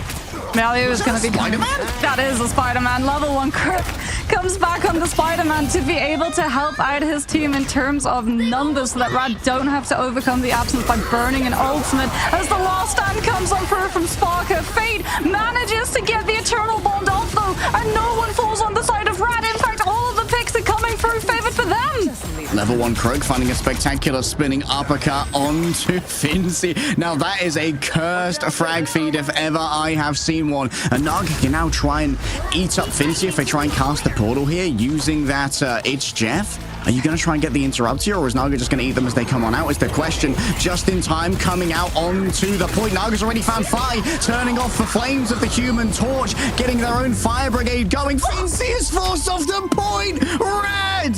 Oh, what a turnaround. Okay, Jeff is literally just being used as a fire extinguisher right now. The joyful splash is anything but for Fight to have to deal with. The fact that it now does damage to enemies as well as heal allies literally just turns him into a fire hydrant against the torch whenever fire is in the air. Yeah. Just that continuous tracking damage. 30 seconds before you attack.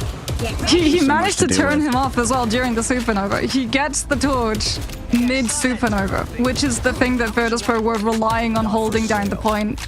And then Saipe is gonna go onto the Jeff themselves just for the speed bubbles.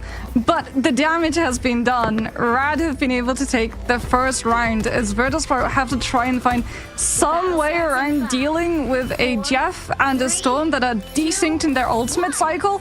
But during the neutral, this Jeff is just such a problem for the Torch to have to deal with. And like it's staying.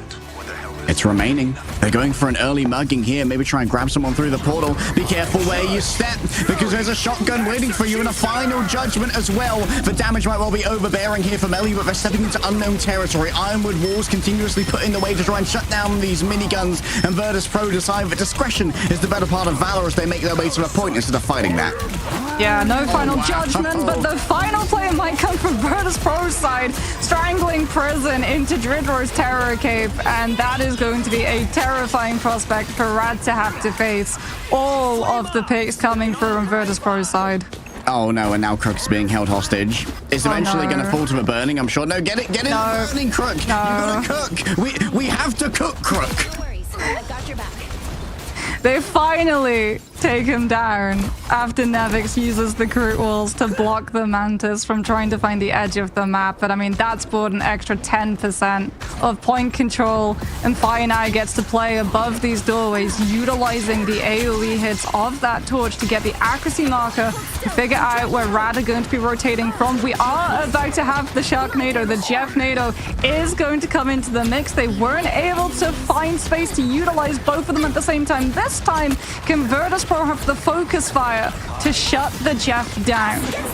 Rad are jumping at the bit, but we don't want to use too many resources too early, so we just open with the Eternal Bond, seeing how Virtus.pro respond to this initial aggression. You've got to be careful to stay in the nice territory, though, otherwise this might be turned off. Remember, if you're in the Sonic Seduction, you can't activate your ultimate, and that might stop Naga from trying to contribute to this one. A quick fade away, and Jeff comes in to try and make it work. CC Immune is Sparker, desperately needs to be pocketed as they try to carve through the tornado that's been laying down on top of them. Trust Me grabs a pair. A supernova attempt to try and clutch here from Fi. Saipe's still going when it comes to that healing. The pocket is strong. Saipe's getting the damage done. Naga is going to have so much trouble standing up to the fire and the flames, but in the end, they will still carry on healing.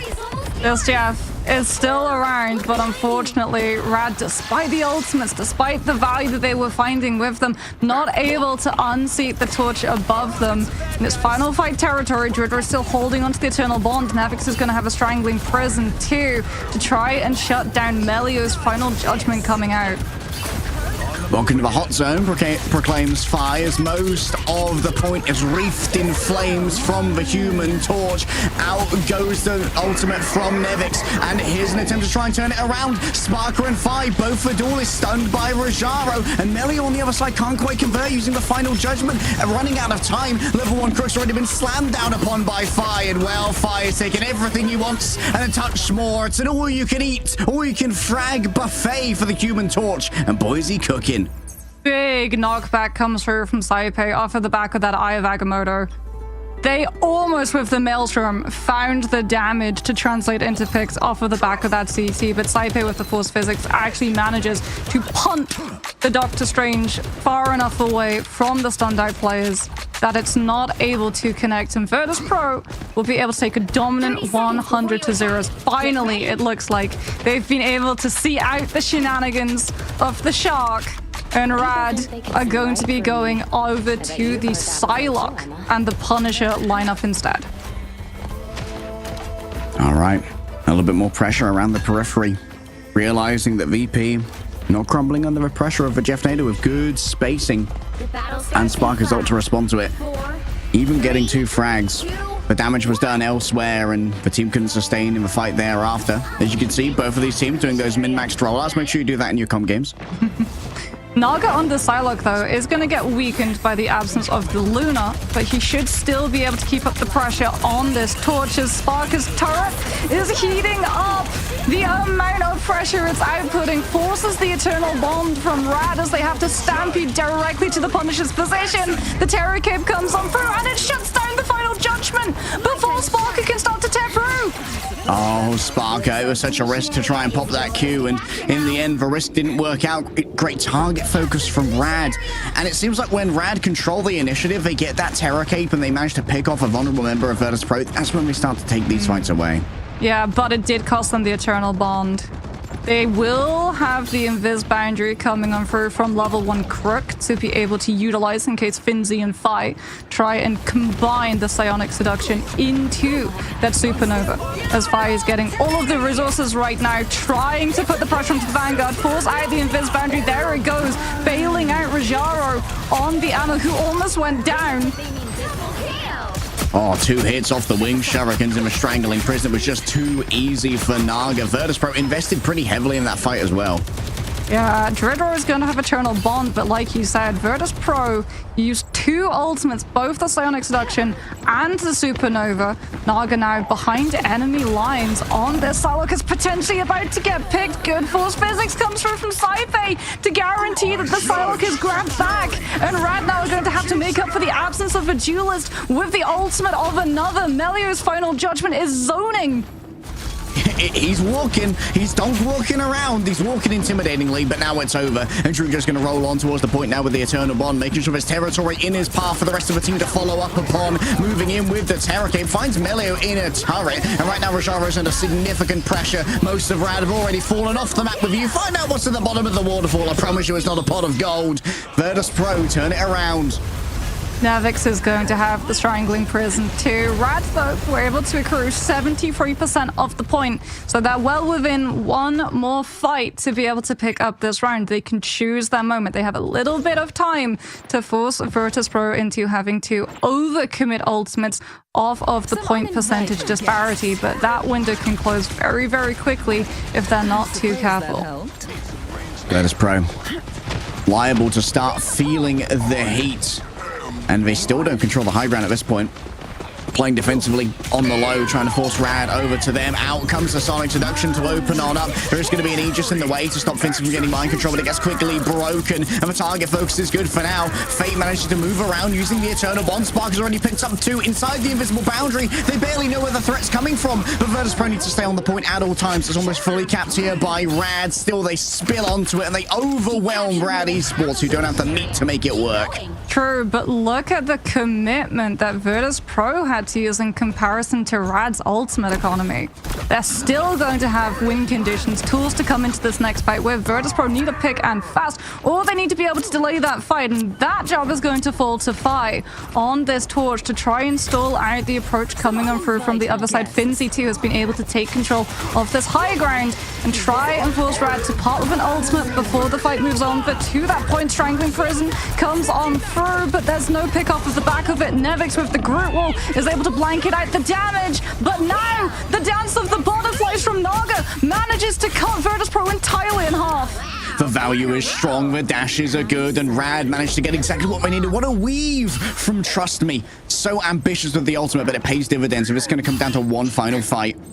Melio is going to have the final judgment. Dridro, the Eternal Bond. It's going to be a matter of those two ultimates clashing. If Rad can find an early pick onto this CD before the fight begins, it's going to have to be the Veil of Light Force coming on through from Dridro, making sure that Fi lives. They need the Torch's continuous pressure in this coming fight. Eternal Bond used, and it's going to be backed on up here, or rather countered out by Melio, who doesn't have that much healing up on the top. Fi trying to bring it to them, but it's too dangerous to try and take this one in the air. You need to stay within the nice territory. The purple sustains us. The purple is good. Naga chased down, but gets out with just a sliver of HP, and the healing is delivered. And now Virtus.pro, they have to stay on the point. Finzi, too nervous about using the Sonic Seduction for just a moment. There are so many walls in the way. Eternal Bond into the backline. Finz feeling ambitious as they release for Terror Cape, but it misses Sparker, the primary target. Trust Me's fallen to the damage. Naga can't escape, and while there is a distant turret, it's going to be matched here by Sparker inside the invisible boundary. Priority target onto Crook, and Fi's fallen elsewhere. An all-out Vanguard battle on the point, yes, but when the Punishers start to lay down this fire, it's going to be more healing that wins out the day. In Virtus.pro, they have the sustainability as Trust Me starts to portal back. One more fight. Rad still have ultimates. Virtus.pro so close to that Eternal Bond, but potentially so far away from the teleport though, off of the force physics from Saipei. Big seduction coming on through. Dridro just about dodges away at the last moment. Eternal Bond now deployed by Dridro. Nevix gets seduced, but the feminine wilds aren't enough to take them on out. Spark of a carry's gone for now. They need to get rid of the invisible woman. Saipei's already down as well. Dridro's going to be the only healing available, and they've been stunned up elsewhere. Falling down. Virtus.pro are going to have to do it with no healing at all, and they're going to try and do it with a supernova. Fi's turning up the heat, and can you stay in the kitchen is the question. Rajara with the diamond form is doing their best, and Naga's hanging around the point as well. The Shinobi's arrived, but so too have the reinforcements. Sparker coming on back with the portal, but you got to face up against the Punisher now, and the damage from Melio is overwhelming. A bullet storm. It's a diet of lead for Virtus.pro, and everyone knows the bears are too allergic to that one. Finzi makes their way onto a point of Carbon Crush, but Naga's there with the punish and domination. Our first map for the first time in months. Rad have managed to take one off Virtus.pro. Virtus.pro try every trick in the book to win that overtime fight. They come in with the latest Strange Portal, they swap in the rocket, so when 5 falls, he gets brought back with the BRB station, but it's not enough. It's individual plays from Virtus.pro falling, conga lining one by one individually onto that point, and in comparison, Rad's players, they're established, they're regrouped, they're set up, anchored around all angles of that point. Melio on that Punisher would not have been looked at, as everyone from VP is forced to just keep that body on the point, and it's their undoing. Rad finally break tradition and take a map against VP in an official capacity, and Virtus.pro now begin game number 2 at the disadvantage. That's the thing about a best of 3. You've only got one mulligan, and I do not feel good for our replay ops trying to decide which highlights make the grade from this map, because there were so bloody many. Nevix's counterattack here with a Strangling Prison certainly was strong, but we've got to give so much, like Naga, absolute monster on the Psylocke, finding that backline again and again, and the Jeff combinations went so well. A big clutch to force Finzi off the point on the Intergalactic Spaceport as well. Yeah, and they did so much too in terms of getting to use the Terror Cape from Fate whenever Sparker used his final judgment. It started off with Virtus.pro not wanting to invest the Invis Boundary when Sparker would be using his final judgment. They thought that they would be able to keep up the Punisher with just base utility cooldowns alone from the strategists, but we saw that the Terror Cape accuracy, if it hit the Punisher as Sparker was pulling out the big guns, he would get taken down immediately. So a switch got flipped 3/4 of the way through that third round, where Sparker, every single time he ults, gets the invis boundary, and it works out. He's able to remain alive in the middle of it, but it burns Virtus.pro's overall ultimate economy in the long run. You can see here, actually, this is the moment. Saipei saw Sparker's health bar going lower and lower and lower, understands, no, we have to burn invis boundary. Now we can't allow Team Rad to take this point, to take this fight. And it just left them so ill-equipped in the fight that came afterwards, where they've still got to accrue a further 11%. That's the thing about a win streak, Mox. He'll have to end one day. And perhaps that day could be today. Instead of 25-0, we could see 24-1. Rad are on the precipice of doing the unfathomable right now. They have to just lock in and secure this. Virtus.pro are going to have to adjust their draft. Do you get rid of Naga's Psylocke? Do you need to address that threat right now? Are you happy to continue taking the Punisher versus Punisher? It feels like Spark is getting the better of Melio sometimes, but the creativity and the consistency from Brad have just been so overwhelming. Virtus.pro have some soul searching to do. Rad need to lock in. It's time for a break. We'll see you on the other side.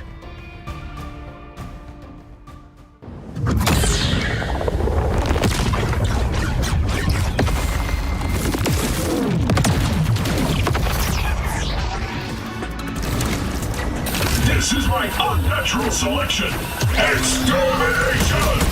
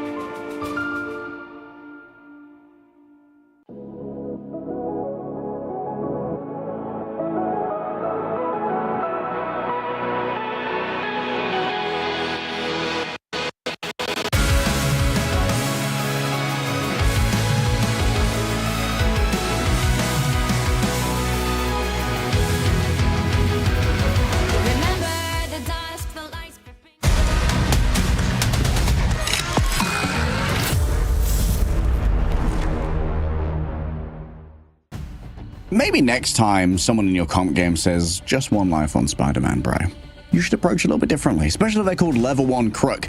Swapping over to the Spider-Man last moments of Intergalactic Spaceport seems to have been a little bit of a trick shot that worked out against VP. I mean, not just that. We do have to talk about the bag of tricks. That was the GF Jeff the Land Shark coming into play. We got to see the team up of the Storm and the Jeff. And I mean, it wasn't really the team up that was the thing that allowed Rad to cross the finish line. It was just Jeff in the neutral being able to put pressure onto the torch in round 1 of Stellar Spaceport. And then also giving Virtus.pro that moment of pause where they have to go back to the drawing board, adjust to the composition that they're facing, which they probably did not expect to face, that allowed Rad that little bit of extra lead in terms of picking up point percentage. And sometimes in domination, that little bit of lead and point percentage is all you need to turn the tables on your opponent, especially when it forces them to overcommit and invest in those ultimates. And Rad, they just played the waiting game. They waited it out. As, we've got a change up of the food chain. Rad apparently are the polar bears now. You know what? That's the deal, right? We beat you, we get your logo. I dig it. Let's get into our ban phase. We've got our special advanced tournament bans, Moxie, where it allows you to really craft what the enemy can play and what they can't. There's the Virtus.pro picking the attacker side that we expected to see coming on through. Both teams taking out Mag immediately, but Virtus.pro on the attacker side get that immediate protection slot so that they can save the Emma, safely guard against any bans that could come her way, as Rad instead are going to target out the Luna once more before they now get to opt to save the Emma of their own. Worth noting as well, Virtus.pro adding yet another domination loss to their tally of lost maps. Feels like we've seen teams like this before in games where there's a certain map type that just might not be their best. Virtus.pro generally have close to 100% win rate on both Convergence and Convoy. Hall of Dajalia is, of course, Virtus.pro's own pick, so they likely have some pocket strats coming out for this one. Of course, remember, in this ban phase, not like your comp games, the bans you choose are for the other team, not yours. One-sided. So if you're able to ban your opponent out of one hero and then block the ban of that same hero, you are the only one who are going to be able to play that one. As Virtus.pro no doubt going to be putting Nevix back onto that group, want to remove the Lumberjack option that is the Wolverine. Rad! Ooh, spicy! Removing the cloak and dagger.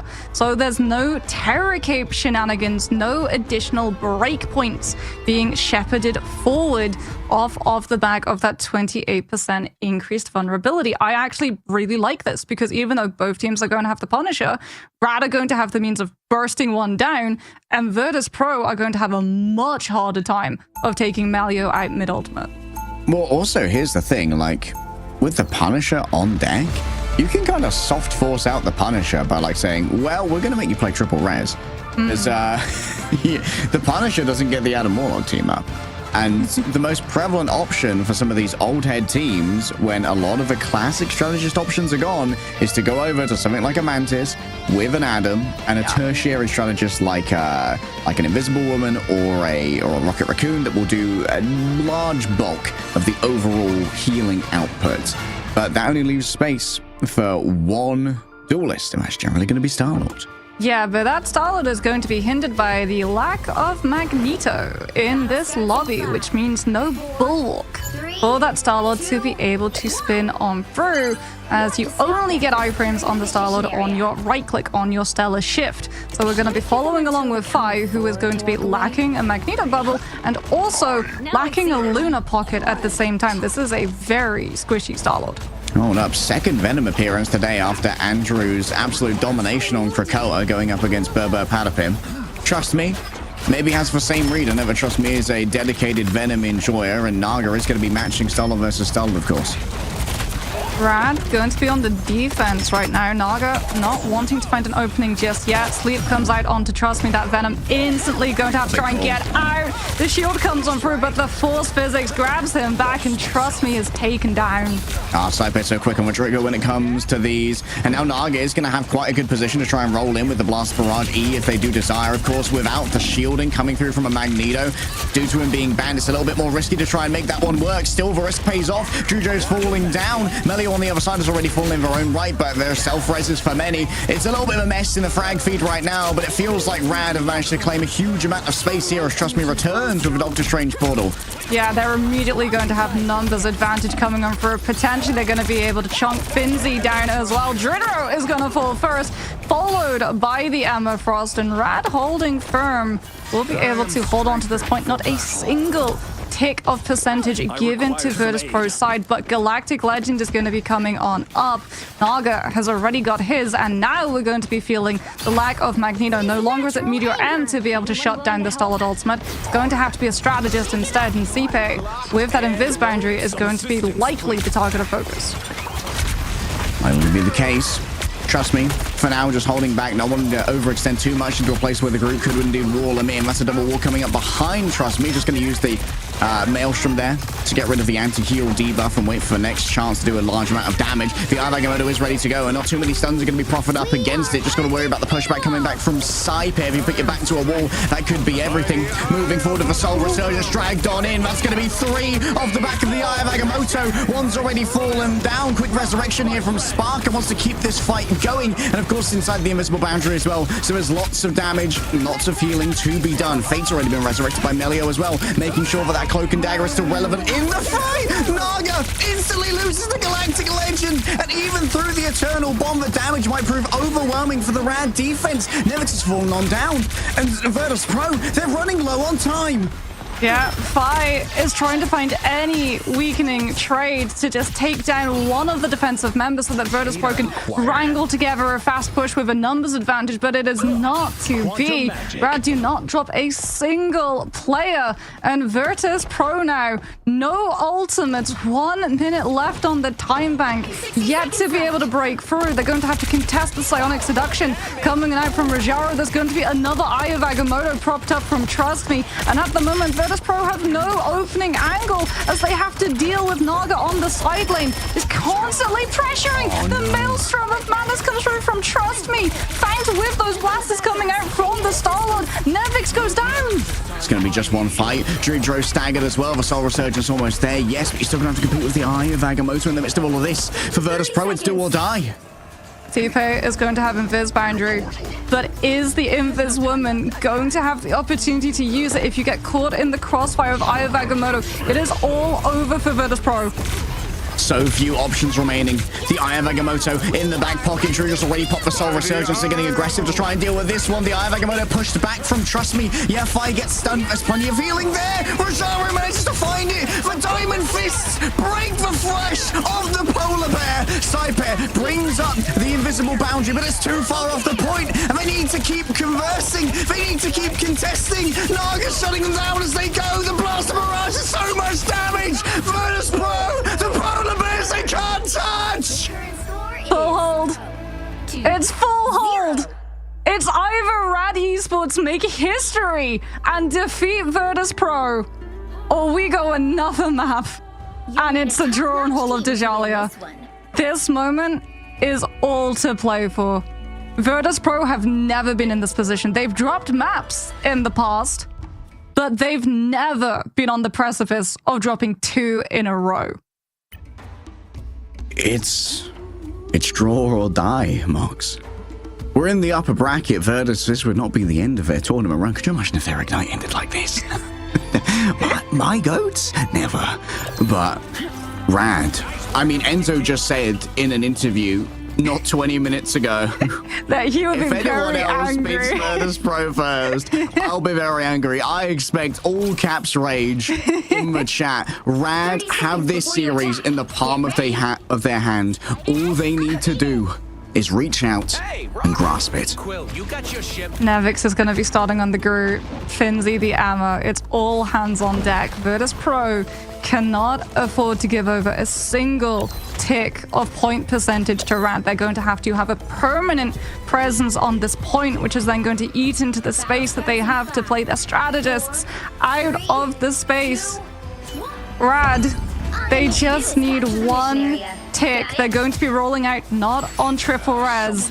It's Punisher, it's Psylocke, it's heroes designed to isolate, to push Virtus.pro, to divert the attention so that Rad can start enabling a core of their composition to anchor that point instead. Control the space with a turret already. We see Nevix pulled on in.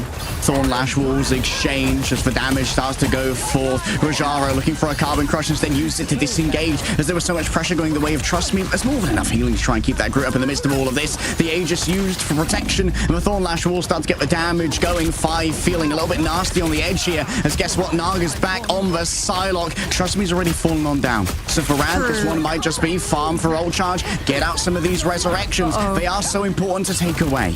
Yeah, not only were they able to take away revives coming through from the Mantis, they took away the Soul Bomb as well. In the midst of that first engagement brawl from Trust Me, Virtus.pro felt so uncomfortable with the isolations that the group wall was finding, and now Virtus.pro with the triple res are down so much of their sustainability options. Naga now chooses to flank, potentially wants to hit the high ground. Slipe has been able to build an invis boundary. This one is going to be coming out onto the point, but if he invests it early to match Fate's Eternal Bond, Melio and Naga get a free pass of an ultimate. Spark has got the read. Naga sees the juicy innards, wants to feast. It's a huge strangling prison. 4 players are in, and Spark is the first one to go down. Might be able to self-resurrect in the midst of all of this and try and bring back some of these players. It's going to be on the docket, yes, but inside this invisible boundary, Fi needs to get value out of this Galactic Legend. Naga's up close, but Terra Cape was there. And guess what? Finzy's down too. Sparker falls a second time. 24-0 becomes 24-1. Run, do it! Virtus.pro, for the first time in their Marvel Rivals esports career, experienced not just dropping a map, but dropping an entire series. Rad with the biggest upset that we have seen in the entirety of every single region in Ignite. Come through with the 2-0, the full hold into the first tick take against Virtus.pro. We are in uncharted territory. I'm in Ormox. I'm stun locked. I've been flashbanged by a series. You got hit by the Terra Cape. What? I have been hit by the Terra Cape. Rads, they just... I mean, what a journey for this team. From being absolutely slam dunked, pantsed in MRC finals 4-0 to be the first team not only to take a series off of VP, but to do it in Ignite as well. The biggest tournament that we've ever had in Marvel Rivals. When the chips are down, Rad do not break under the pressure. And this was on the map pick of Virtus.pro as well. This is where they thought they had the best chance of winning. Unreal. I mean, it was cloak and dagger difference. Straight up, it was cloak and dagger difference. Fate being able to throw out those Terra Capes and just hit Fi every single time he tried to go for those Galactic Legends, taking the Star-Lord down, especially on their attacking pushes. It forced Virtus.pro. They knew that the breakpoints would be so much more in favor of Rad to over-invest resources far sooner in the fight than they would so desire. And Rad did such a good job of baiting Virtus.pro into burning them early, understanding that they don't need to win the first fight. They just need to start burning away the resources, the revives, the soul bomb. Then they can come on through, win potentially the second, force the ultimate, build up into the wombo combos, have the strangling prison, utilize it on the corner of the point where everyone on the side of Virtus.pro are already starting to back away so that they don't go down prematurely either to the Psylocke or the Punisher, because VP, they thought they could come back. They thought that Galactic Legend coming through from Fi would be enough of a zoning tool, would find enough pick potential that it would be able to buy them the in even after Strangling Prison had been used. But it's Fate that comes on through, hits the Terra Cape dead on that Star-Lord, and immediately the blind comes out into the mix. Not just the 28% increased damage, but the Star-Lord is flying without auto-aim. Galactic Legend has no lock-on potential, and he just gets taken down instantaneously. Crazy series from Fate, from all of Rad, to go up against Virtus.pro and hit them with a 2-0. I mean, that's crazy. Like, I don't know if I can enunciate properly. There are no words right now for the unbelievable upset that this is. I am in awe of the mythos of Rad right now. Like, Rad they must be on such a high, and well, we'll get to see it firsthand as we've got an interview ready for you. Let's welcome in Naga, the new best DPS in the world, the new best duelist in the world. I don't know about that one, but hopefully soon. Hopefully soon. Congratulations on a monumentous win. What were the team comms like the second that victory scream popped up? There was quite some screaming, but there was this throughout the entire match, right? But at the end, it was just happiness, pure happiness. Yeah. Absolute elation. Yeah, there it is. 24-1 is our graphic now, and the one team to make it. What's the strategy behind all of these strategist bans, Naga? Do you have some insight into that? Well, I guess I should open up with, like, who does the banning strategy for your roster? Who's the brains behind that? Oh, we have a lot of discussion about bans. We are all chipping in, and there's quite some heavy debates at times, but we, in the end, like, figure out a general direction we all agree with, right? And it's also very team-based as well, with the last ban, but the first three are pretty much the same every time. I wouldn't credit one specific person, but there are some people that contribute more than others. So, whose idea was it to play the Jeff? Because we can now say that Virtus.pro lost to Jeff strats on that round of domination. How long has that strategy been cooking in the kitchen? I think we have played it for like a few days at this point. It's one of the weapons we have to pull out. We like it. We had some struggle on it at first. Who played what heroes? You know, we were a little bit all over the place because, you know, you only play one tank. So like, what do we do with Trust Me at that point? You know, what hero would make the most sense. But yeah, a few days of practice on that comp. Well, now that you've beaten VP, I guess I have to ask for future competition purposes, are there any teams from other regions you'd like to beat down? All of them. Like, but I personally like to beat like really like big brands. So GMG, Sentinels, 100 Thieves, Envy, you know, all of these teams. I want to beat the teams that are the best, right? So like, whoever is the best at the time we get to face them is the one that I want to beat the most. Well, that's now kind of by definition you, because Virtus.pro were the best, and you've kind of taken that title away from them. You've shown that gods do indeed bleed, being the first team ever that finally were able to find that defeat. What does it mean? Because this has been an interaction, like your two teams have been at each other's throats since the beginning of Marvel Rivals Esports, right? We've seen you guys in the Invitational, in the Championship, even in Fight Night. So what does it mean being able to finally move past taking one map against them to getting the full win?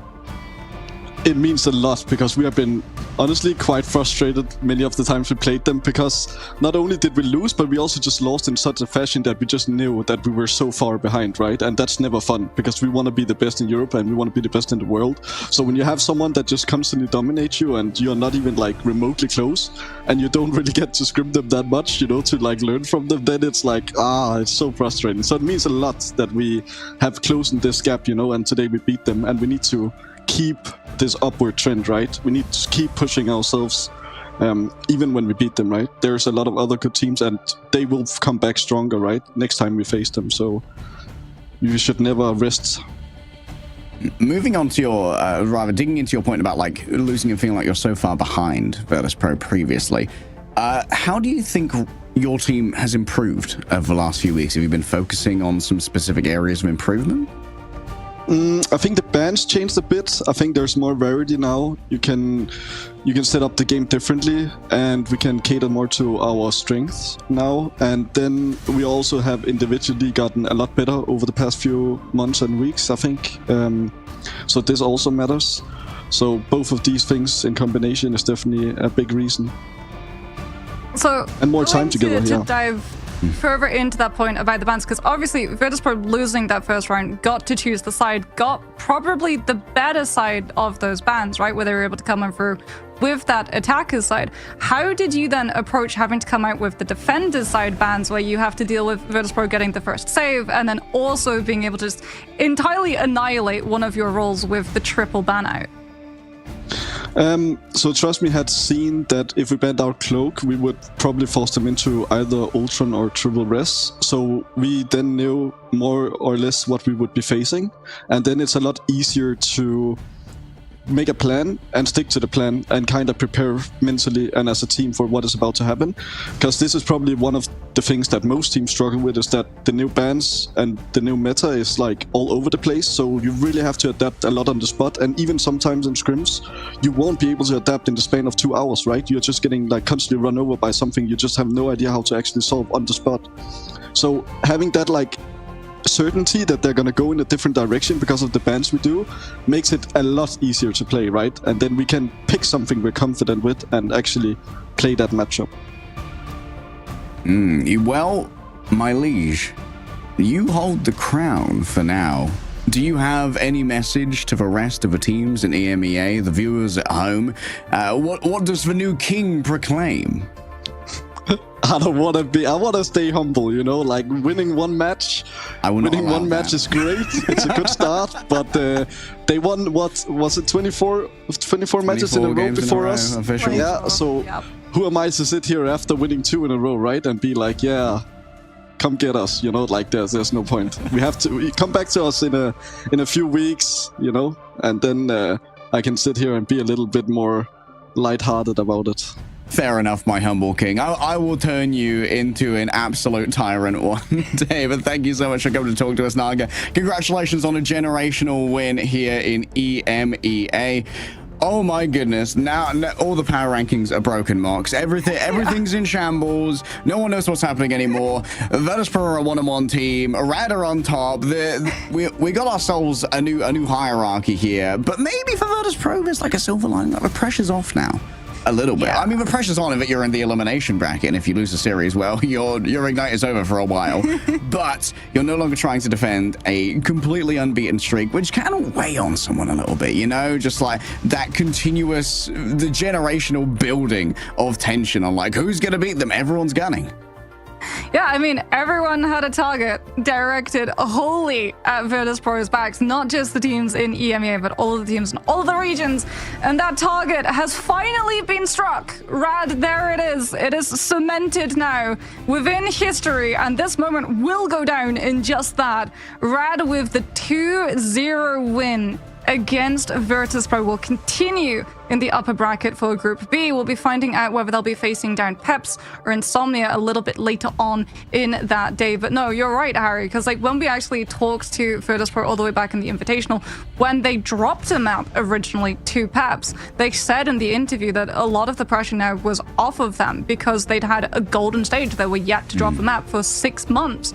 Now they've dropped a series, so that pressure is definitely off of them, but a new pressure has come on through, and there's going to be a big old question mark over whether or not Virtus.pro have been outclassed, so they're going to have to answer back with a lot of fire. I do not envy the next opponent that Virtus.pro are going to be facing in the lower bracket run, because they've got a point to prove, and Virtus.pro are terrifying enough as it is. Yeah, the new bans, our advanced tournament bans, certainly have done so much to really shake up how power rankings are going to work out. But Moxie, as we continue through another uneventful day of 2-0s here at Marvel Rivals Ignite EMEA, we've got a couple more matchups from the upper bracket coming your way, so don't go anywhere. We're going to have a quick break, and we'll be back with some more good stuff.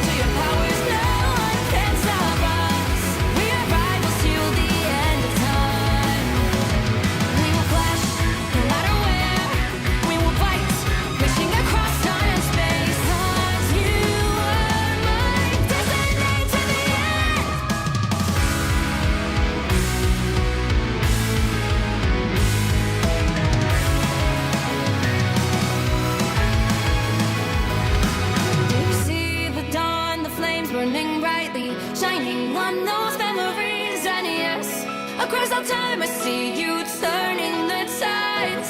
And do you see now our time, our turn? We can still fight like the wind and fire. And wonder no more that now is the only time your heart is mine. Light has fallen, darkness grows, and yes, we fight for our destiny and fate. New days smiling for the past and future. Break those chains, lead the way, fight with me. And when you wake up, open your eyes, raising up your fists and smashing through time walls. Before the rift splinters again, we are rebels till the end. Rise up, open your mind, hold on to your powers, no one can stop us. We are rivals again until the end of time.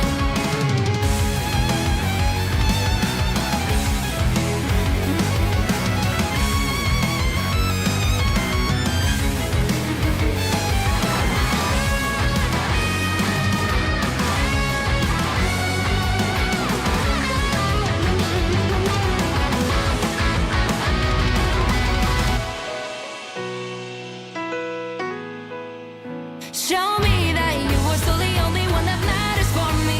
I'll be waiting for you. Wait up, open your hands, holding on to your heart. Look inside you.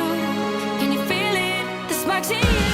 Add it up, unleash it. Wake up, open your eyes, raising up your fists and smashing through time walls. Before the rift splinters yet again, we are rivals till the end. And rise up, open your mind, hold on to your powers, no one can stop us. We are rivals till the end of time.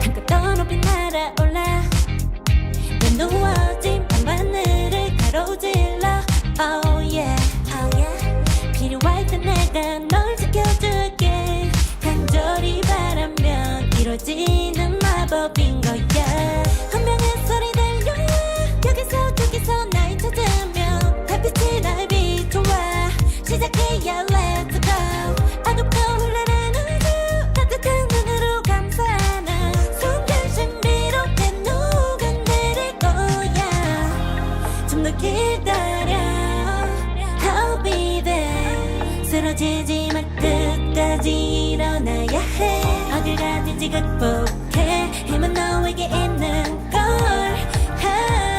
소리 높여 노래를 불러 작은 걱정 따윈 던지고 최선을 다해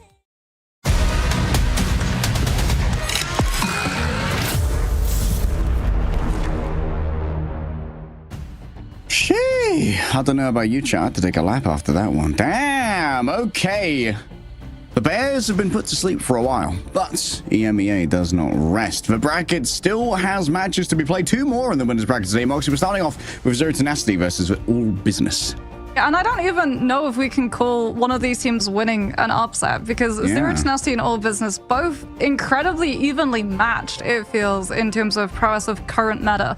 All Business coming in with an absolute superstar of a duelist in the form of Tuzi, and Zero Tenacity cooking up some absolutely amazing strategies to bypass the effects of the advanced ban phase with a triple duelist lineup that they've been working on for a very small amount of time. As Knuten was telling us in the interview yesterday, that was something that they had less than 24 hours practice on.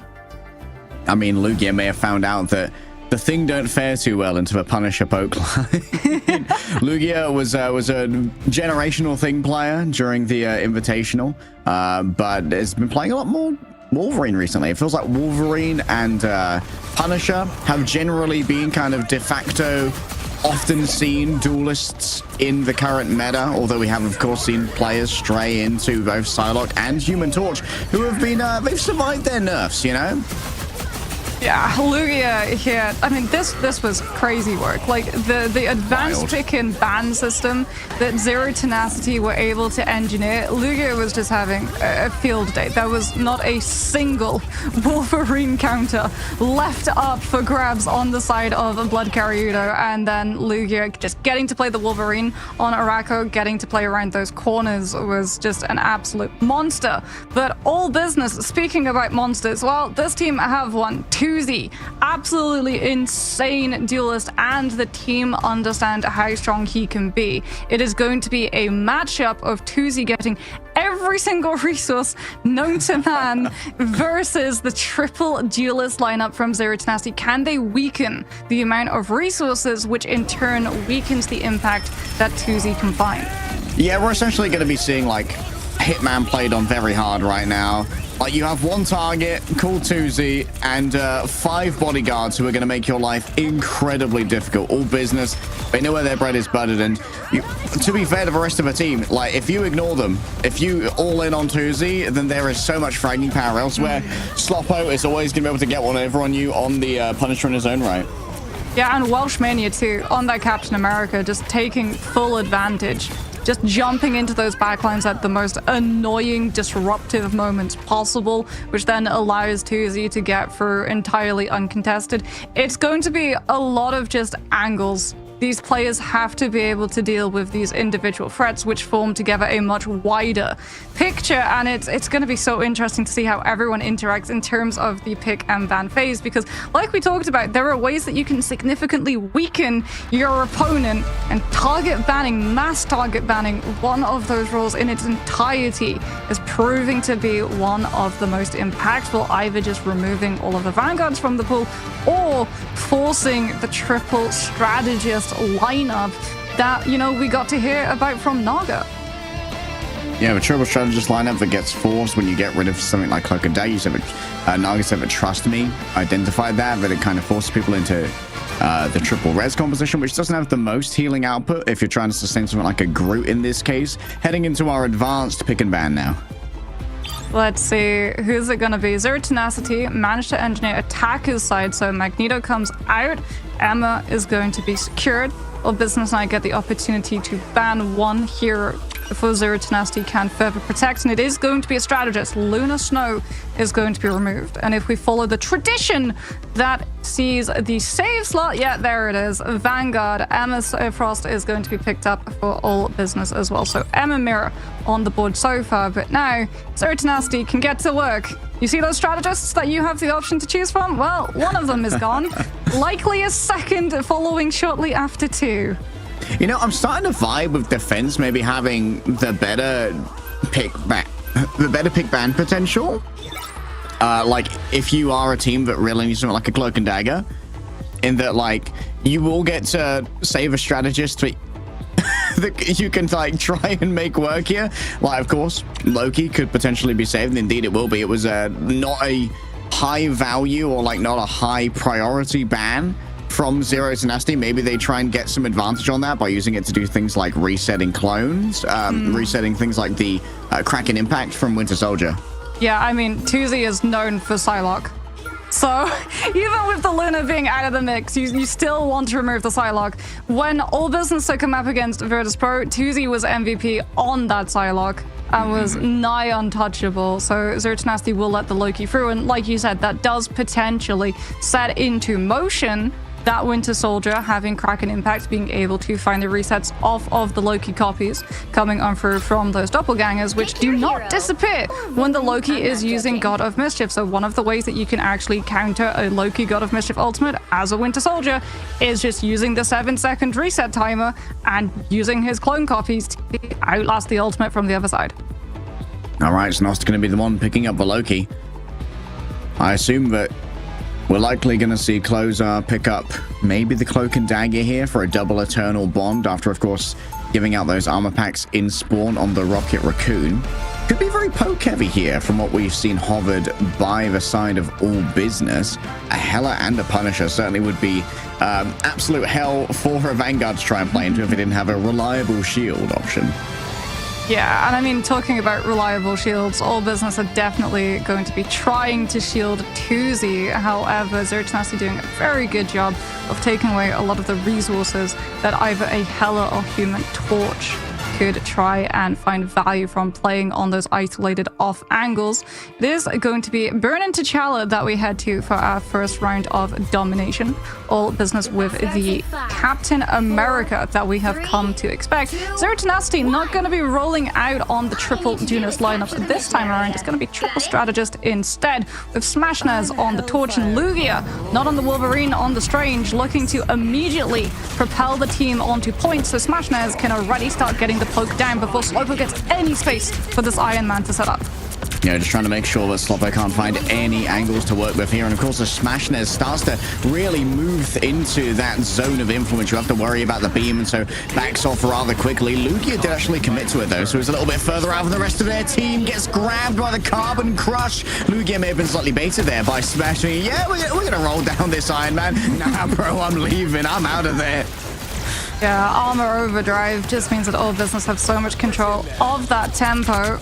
There's going to be a regeneration domain invested as well from sort of All Business to just better anchor their position on that point. But Toot still falls to the damage coming on through from that Torch. And Oasis has already been able to build up the Soul Resurgence. Eternal Bond comes out in the form of God of Mischief from Znost, so that All Business can try and answer back with sustainability of their own. Great output there from Znost, and well, Tuzi is feeling nice and comfy in the Eternal Bond. Drags out their own final judgment, and the damage might be too much to bear. Oh, they caught Oasis where they did not want to be seen, and while the Soul Bond does not sustain for long, out comes the infinite pulse cannon, and well, it seems everyone else is invincible in the face of it. Knudsen going to be able to resurrect themselves back into a fight using that cocooned revival, and Znost is pushed out of their own play right there. Tried to use the regeneration domain to keep themselves sustained. Two is still an absolute menace on the point in the midst of all of this, beating the Sorcerer Supreme towards oblivion. Welshmania, who's more powerful, the Sorcerer Supreme, Master of the Mystic Arcs, or one guy from Wales with a shield?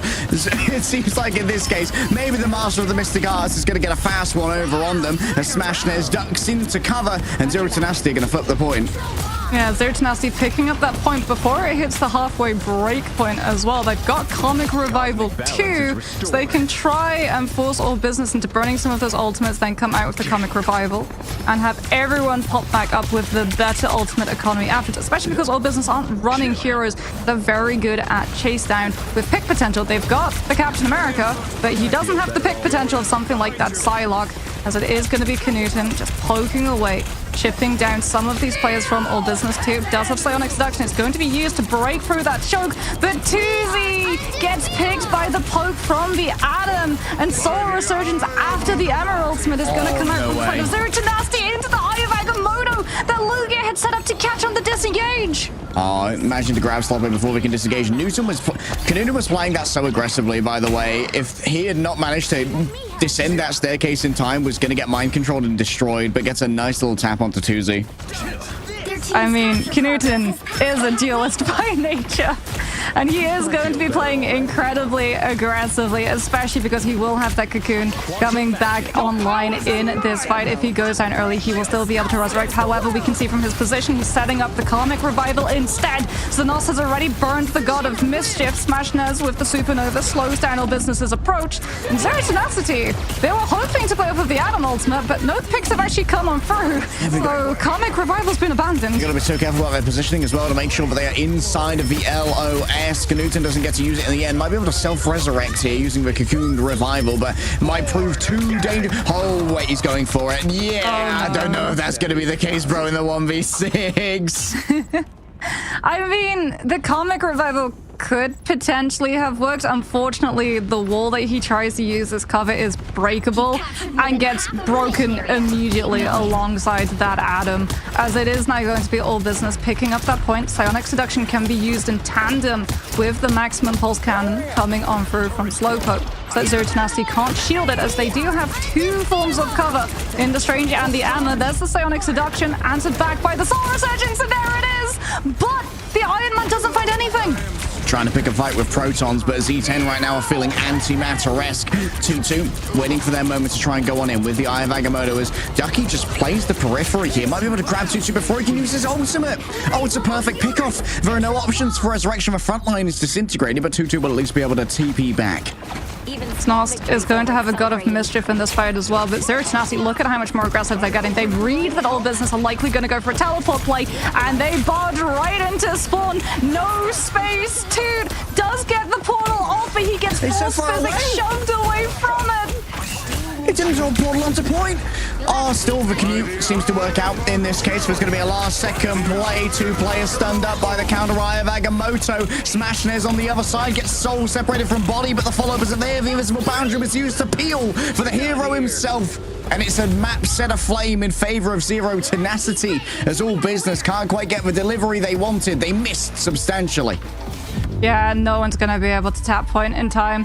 Zero Tenacity doing a very good job. The Eye of Agamotto punishing the fact that All Business, like you said, had to actually commute. They had to walk because of that portal. It got placed, panicked, because they read that Zero Tenacity were pushing into spawn. They didn't want it to get cancelled out because that portal cooldown gets burned the second that you hit the button. You can't cancel it and save the cooldown. You have to use it regardless. So it gets used, and immediately they know that Luger is going to be able to get a gargantuan Eye of Agamotto, which is potentially going to get counterplayed by the Final Judgment with its CC immunity. So out comes Invis Boundary, and the Strange is just healed through the entire duration of the Punisher ultimate, which allows Zero Tenacity to find the last picks necessary. Great fight planning there from Zero Tenacity. Took almost everything they had, though. They might be under-prepared for this first fight, as we're likely to see Znost instantly roll out with an Eternal Bond from Closar, and then likely control the point after that. Zero Tenacity probably going to have to play retake in this case, or at least get themselves onto the point and force those resources early. Knuten does have Karmic Revival. True. But if All Business overinvest in ultimates at the early stages to guarantee that they pick up early point percentage, Knuten gets to come back in when those ultimates are gone, and Zero Tenacity still have power. Okay, Soul Bond exchanged here for the Eternal Bond itself coming through from Znost. Thing for All Business, they can continue to try and play this one out. They're going to roll on forward here with the Soul Resurgence. It's so aggressive. Still, closing it stunned out of arrow. Unbelievable play. I'm not sure who was responsible for that one. In this case, it might well have been a sleep coming through from Oasis. It must have been maybe grabbed by Ducky. One of those players managed to just absolutely clutch up this fight. Zero Tenacity, what a play, knowing that Closar was going to try and answer their Soul Resurgence.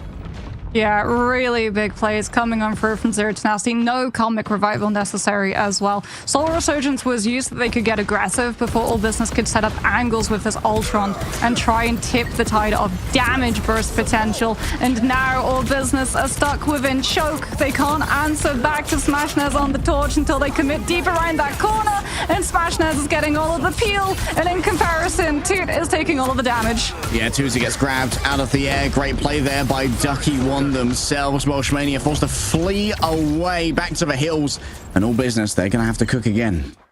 Zero Tenacity just doing such a good job of reading the composition All Business have. Flying units need space, need cover to be able to play around with. If you play close, they don't get either of that.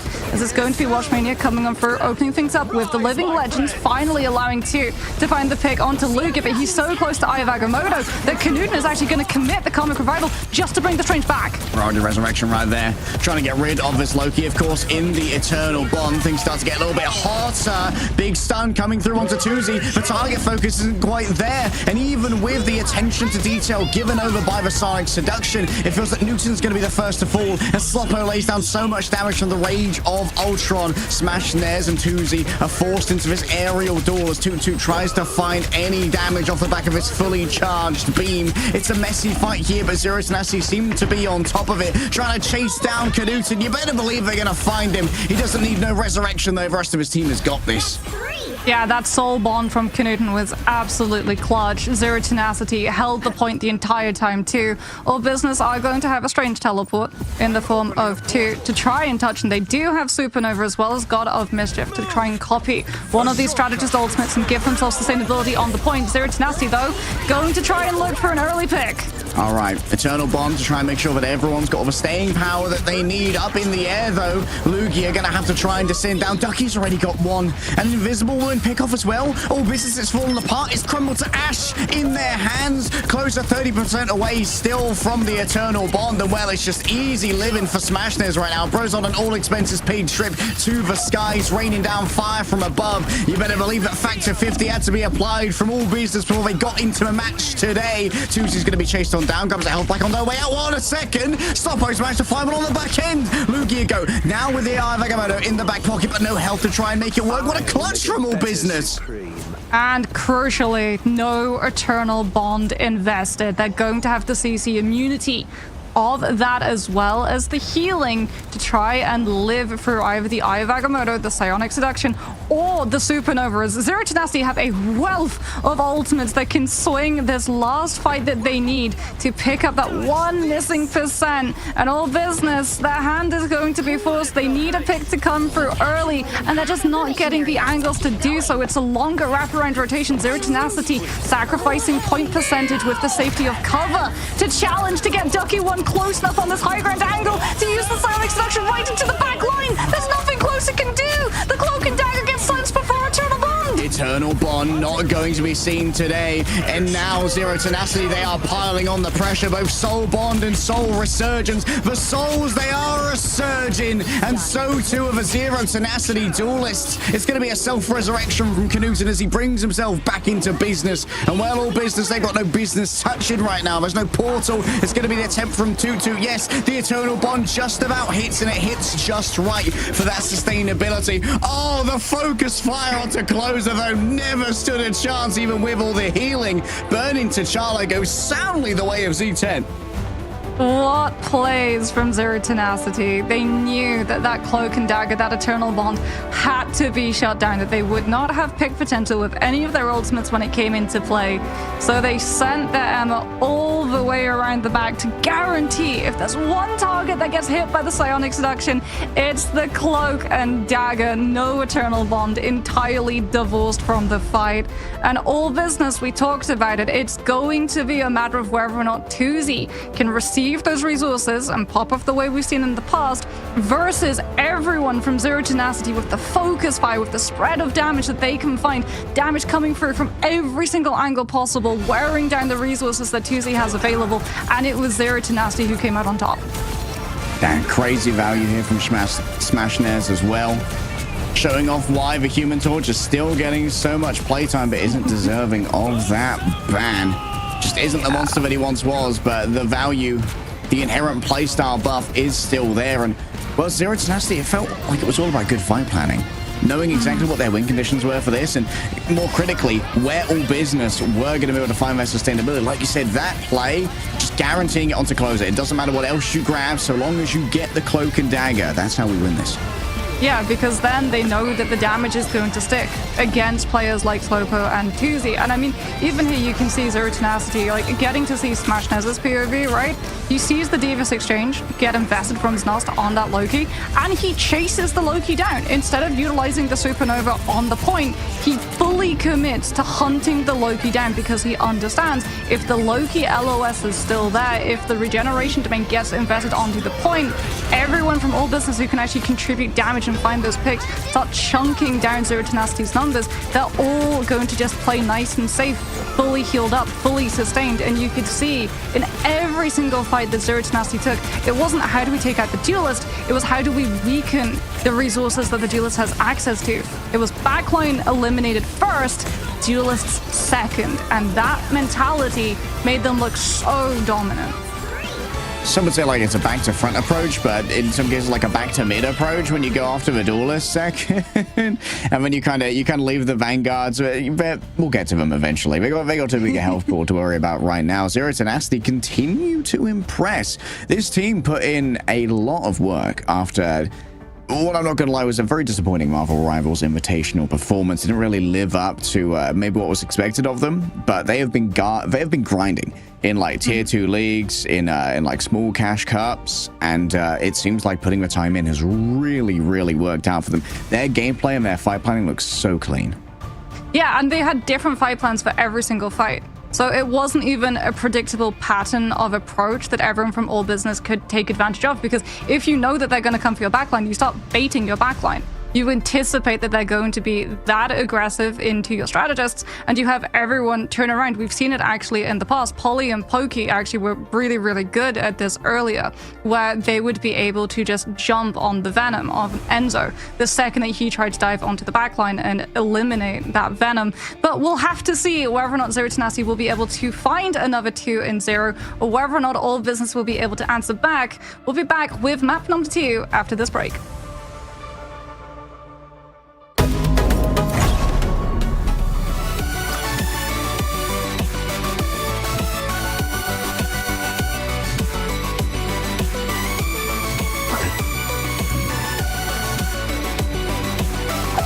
Nowhere to hide. Woo! I never miss.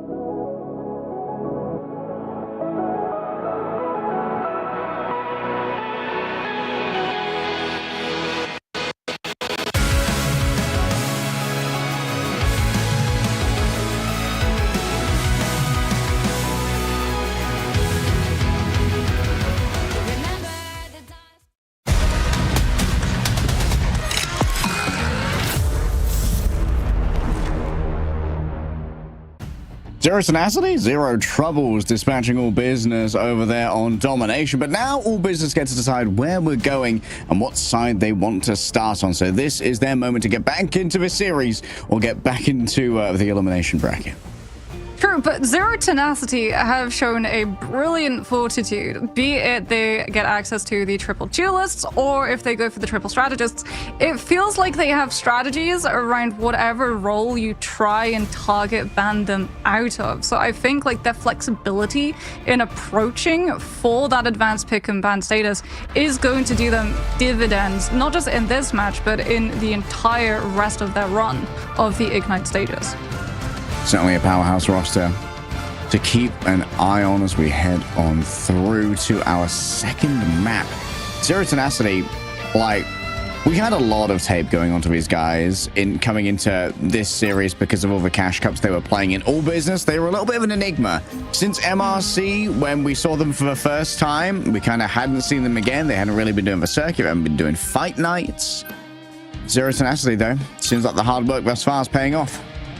Well, All Business are going to take us to Yggdrasil Path, which was the last time we got to see them have an absolute powerhouse of a Captain America and Torch combination. So we'll see whether or not they will find that same level of value, as Zero Tenacity are going to be taking the Magneto out of the way in the mirror before potentially taking away that Luna, as no surprises, All Business getting to pick both the map and the side took attacker's side, so they get first save, and now we go into the back-to-back bans.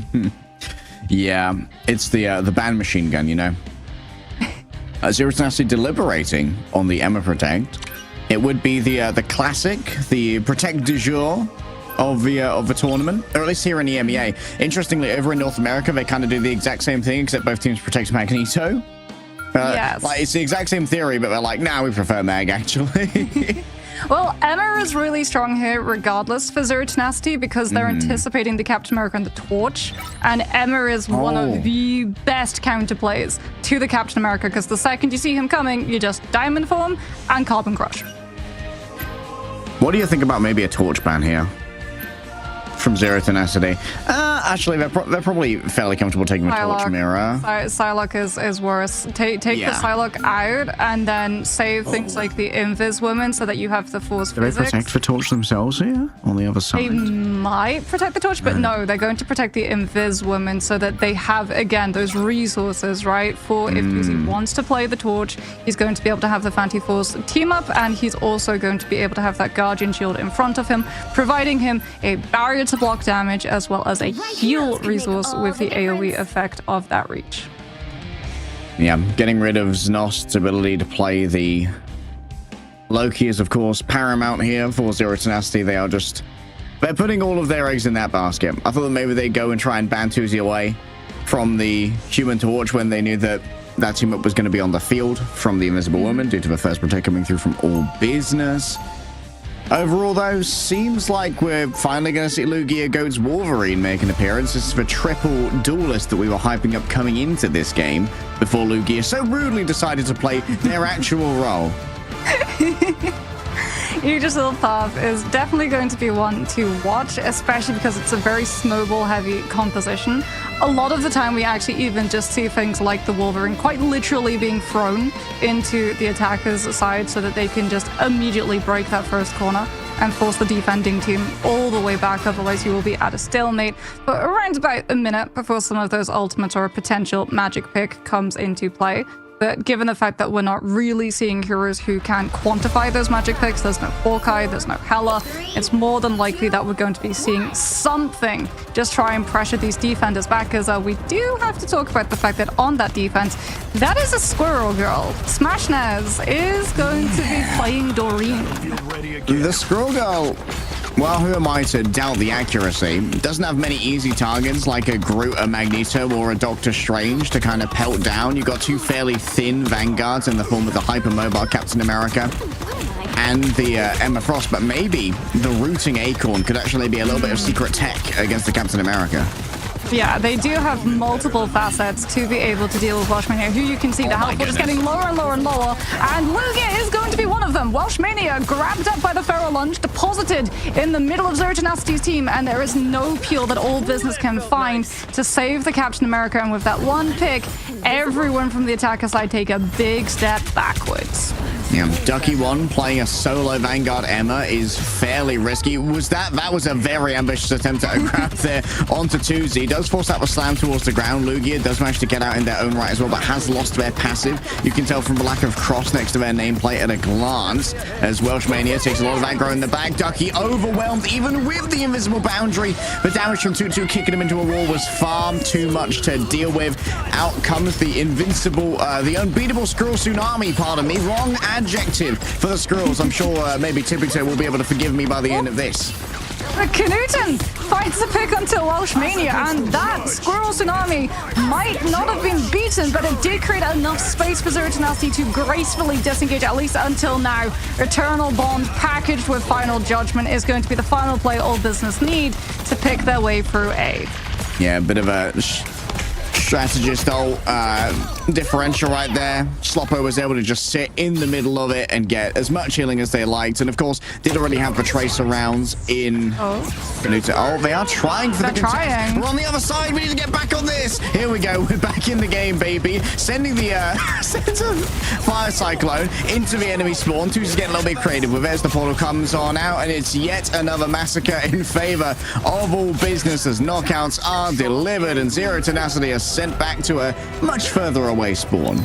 Yeah, and this is now going to be really awkward for Zero Tenacity. A lot of the time, actually, we see teams, especially against Flyers, just step away from that original contest of A so they can have a better setup into B, as now they risk getting locked into these enclosed choke spaces. It's actually going to be Knut swapping over to the Iron Man to deny those plays, comes on through with the armor overdrive, buys all of the space for Zero Tenacity to just come right back on through and hold on that corner, especially since Smashnaz is on the Ultron, so that nanotech is be able to come on through too. Terror Cape forces the Iron Man back, and out comes Welshmania, just allowing all business a free inroad into Zero Tenacity's entire team. Oh, Smash is laying down the damage, but all business have disappeared. They just faded into the night to get away from the incoming damage on the other side. Here comes the Sonic Seduction. And while it is going to be fairly easily dodged away from by the side of Zero Tenacity, we have to give up a huge amount of space in order to try and survive this one unscathed. And we have to siege in 2-2-2 and a Punisher who's going to make this very difficult. 2-2 just falls down. Oh, Knudsen through the invisible boundary. Sloppo just manages to throw out all of the damage. Out comes the Nano Beam for a huge amount of healing. But when you meet huge amounts of healing, come in with huge amounts of damage. Lugia on the other side with the Eye of Agamotto stuns up all of the friends of Sloppo, and he stands alone with two miniguns. And while he is going to let his friends do the talking, they only know one really loud word, and all business, they're going to see that one blocked. Tuzi is going to have the Supernova, but Ducky 1 can shut it down with the Psionic Seduction. Just targeting out that torch. Zero Tenacity are also going to be able to move up, finally taking the space that they were denied because of that teleport recontest, trying to keep up the pressure onto all business. Two's actually going to swap over to the Strange so that they can try and portal past this and just get right back out if they so choose, as they still have to deal with all of the individual angles that Zero Tenacity controls. There's the Psionic Seduction trying to find the connection onto Tuzi, and it's going to lead into the Rage of Ultron, and Zero Tenacity are finding all of the picks. All business hold on to their ultimates, but don't gain any further ground. Oh, the lack of damage drop-off from Knudsen as well with his long-range repulsor blast also mean that you can try and clear up those disengages and find those final hits, as we saw happen in the Snos there. It's going to be potentially that one-shot capability, interrupting and dispatching closer even through this invis boundary. Well, business also taking a lot of entry damage as they don't have a strategist ultimate half the way. It's going to be Terror Cape yet again to try and force Zero Tenacity back, but Knudsen holds his will. The armor overdrive is still in play, and it's actually Tuzi with the Supernova that comes through instead, but Knudsen was waiting for it. Xenos in the midst of the Eternal Bond dashes directly into the one-shot. Light Force and Dark Force can't stand up to the power of nuclear physics, baby, and Knudsen manages to put it directly where it needs to be. Slowed down on the disengage, leaving that invisible boundary. He's actually going to leave Ducky alone here on the Emma, but there's plenty of sustainability still available from Oasis. Coming through, Diamond Fist, more than enough to try and deal with this. Nice dodge! Oh, the Aegis goes crazy right there to avoid the Eye of Agamotto coming in from the other side. Meanwhile, cheeky TP from Lugia, proving himself the GOAT, manages to set it up for Smashnaz to use the Rage of Ultron to find all the final hits you need, and a few more too. The airdrop of the Ultron in the backline to use the Rage of Ultron and damage enemies and heal allies alike was huge from Zero Tenacity. All business are off of the torch, they're onto the Hela. Tuzi is trying to utilize the hit scan and put those knives into the heads of either Smashnaz or Knudsen, but it's easier said than done since the Hela doesn't have the space. No angle has been developed. All business have to make a play for right side instead, but that sets them directly into the path of Psionic Seduction. Oh, it's risky. They might lose 2-2. Oh, the invincible pulse cannon! Oh, he's earned himself the title of the invincible man. Unreal, Knudsen. Oh, he's given it some. He's certainly given it some. It's beyond words. It's beyond comprehension, and it's beyond all business as they get stymied on second. What a play. Psionic Seduction just traps them in the corner, and then the AoE capabilities of the Pulse Cannon just catches all of them. Whew. All of them. 4. In the blink of an eye. It's essentially Thanos in Marvel Rivals deciding to snap his fingers, and instead of 3 players from All Business being removed, it's 4. And Zero Tenacity have now the means of removing All Business from the upper bracket. They just need to be able to push through. 1.5 points of Yggdrasil Path, the map that All Business themselves took us to. 2 ults in a row, by the way. Knuten shuts down a enemy ultimate that could have been fight-changing. Grabbing a Cloak and Dagger out of the Eternal Bond, shutting down Sloppo during the final judgment, which could have been ruinous for a Zero Tenacity who pushed up so far to get value from their Sonic Seduction. Yeah. Zero Tenacity are going to be flying out, it appears, with the Iron Man, with the Ultron. This Penny is not going to be sticking around. It's just so everyone can start armoring up, packing their lunches, making sure that they have somewhat of a larger health pool. As engineering flyers out of an attacker's spawn into space that All Business are going to be able to control is much harder in terms of that defense. These flyers might be hitting a little bit of turbulence as air control is firmly in the favor of Tuzi and Sloppo right now. Oh yeah, that spam onto Knuten certainly going to be something. So instead it's going to fly low in a phalanx with their Vanguard, just relying on the shielding to lay down unimaginable damage into the Vanguards with the armor overdrive. Still, while you're laid vulnerable by the Terror Cape, just a little bit of a bust from the Dark Maelstrom is too much to bear. And off of the back of that, All Business are going to get a little bit aggressive. However, they're going to make sure they don't go too aggressive as Welshmania almost pays for their hubris. The force physics could have been huge to open up that fight. Zero Tenacity's players are so much closer to the respawns than All Business are, so these trades are going to go in the attacker's favor.